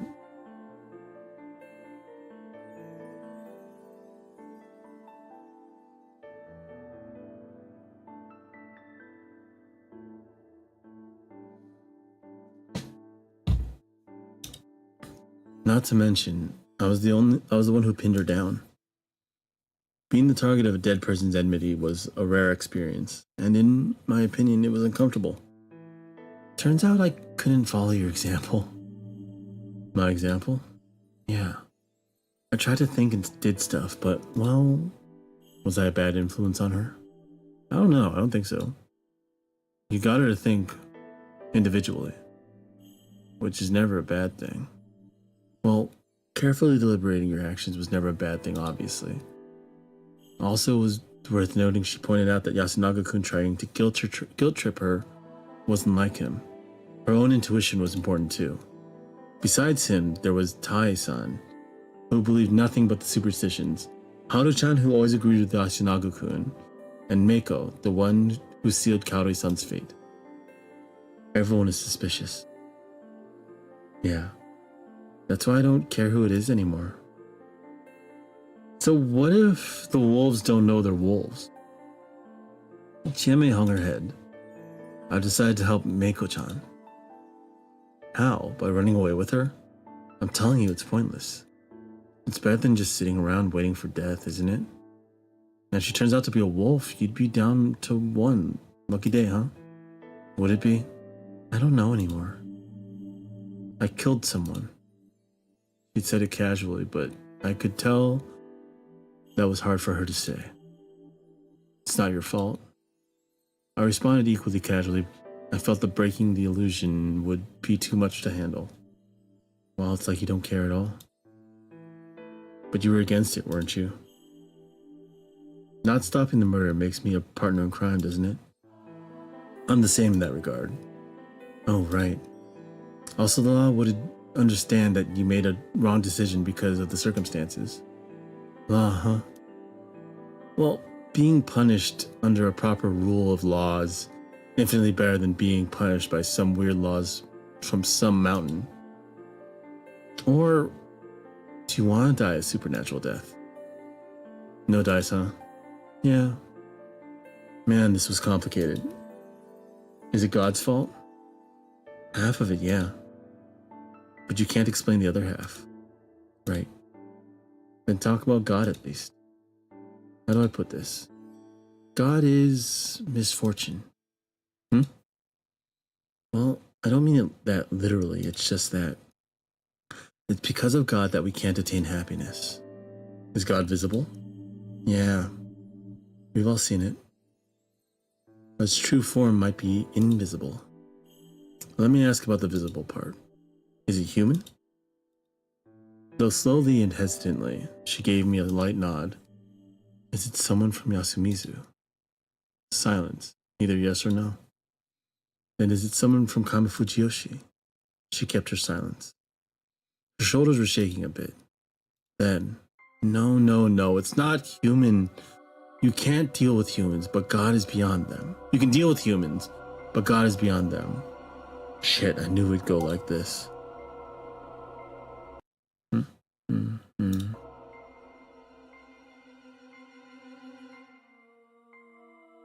Okay. Fine, I just want this nightmare to be over already. Hey, Haruaki-san, kill me. If it's at your hands, I think I can really die. What are you saying? Get a hold of yourself. I am. I'm not corrupted. I'm not insane. I'm not. It's Fujiyoshi that's crazy. It's God that's crazy. Is God some state of being? I just blurted out something without thinking. Chieme was already in a state of panic. Despair was one cause, but someone panicked like this couldn't explain themselves properly. Also, I didn't feel like this was simply some spiritual being she could see. She could perceive God as a sensation of sorts, and the fact others couldn't cause her to panic. Explaining a sense like that wasn't easy, and trying to explain it in detail was also a reminder of how much it scared her. I had to try and understand what she was sensing, and to find a better word for it than God. That's what I had thought to myself after saying those words, but why did she suddenly go quiet? She was raising her head and her eyes wide, staring right at me. She'd completely stopped voicing her pain. Did I hit the nail on the head? As I considered that possibility, I felt a cold, damp breeze from behind me. She wasn't staring at me, she was staring at something behind me. I turned around, following the direction of her eyes. How long had the front door been open? Had I forgotten to lock the door? The hell is that thing? And how long had that thing been there? There was a person outside? Was it even human? I'm gonna guess is that a wolf? Through the darkness I could see that it definitely had a humanoid silhouette. But it was definitely abnormal. Its body was covered in bandages, no sutras? It was a smallish boy? Or a girl covered in marked clothing, cloth. Is that Suimatsu? And is she a Yomibito? Again, was it even human? I asked the same question again, unable to even voice the words. I couldn't move a finger, or rather, I didn't because I had no idea what would have happened if I did. As the tension began to overwhelm me, I saw its lips move. The wolves cometh. To the smell of Yomi. Cleanse, shelter, and dream. Daughter of Fujiyoshi.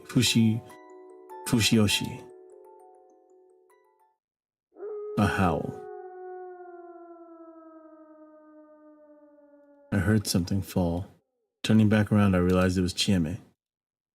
Still confused, I rushed over and caught her. It was a momentary loss of consciousness. She hadn't fainted. She just seemed to be drifting at the border of reality. Hey, wake up. Why am I here? What was that thing? What? Weird, I'm so sleepy. Sorry, I'm going back. Chieme stood up. Her eyes were utterly devoid of life. She headed to the door. It was closed. There was no one there. I set the matter aside for now. Chieme was way more important. I had to stop her. That was why I'll take you out of here. Wrapped my arms around her. If you want to throw away your life, give it to me. Tomorrow morning, I'll take you and Mako and leave this place. You and Mako? Not just you? That was her first response in a while. Well, you entrusted her to me. I'll honor that trust you showed me until the end. Man of integrity, huh? You noticed. Well, there's also the fact that I'm just not too keen on letting a child die. You've dropped the tough guy act, Haruaki-san. Also, when did you drop the honorific? You don't like it? I don't mind. It's just, shouldn't there be a transition point for these kinds of things? Go out with me. Sure. So let's get out of here. Okay. Just so you know, I'm only saying that because I don't mind dying with you. Sorry, but Mako-chan's barely a blip on my radar. That's not very responsible, is it? Chame-san is a girl with many brain problems, so she prefers to rely on people older than her. Leave it to me. Also, we're taking anyone who wishes to join us. What? I'm not getting some special treatment here? You are. The others have a choice. But now that we're dating, I'm taking you whether you like it or not. Not sure I'm happy about that one. Do you know I'm actually not a very popular guy? Haruaki-san. Thanks. Her teary voice compelled me to embrace her. If I'm killed by the wolves tonight, don't say that. I don't care what. Take a part of me outside. Don't worry. I'm scared. I'm right here. I'm here for you. It hurt to say baseless things. Even so, I kept on saying whatever I could to make her feel better. This went on for only 10 minutes or so, though. Even if the wolves didn't pay us a visit, we'd have to respect the rules of living here. We awkwardly exchanged some parting words, and I saw her off as she returned to her room. Her parting ways with a frail smile on her damp face. Tomorrow. Everything would be decided tomorrow. Okay. I'm going to save it. I have to take a longer break right now. We'll start a new stream. Because I need to eat. So I will be right back. Well, we'll start a new one.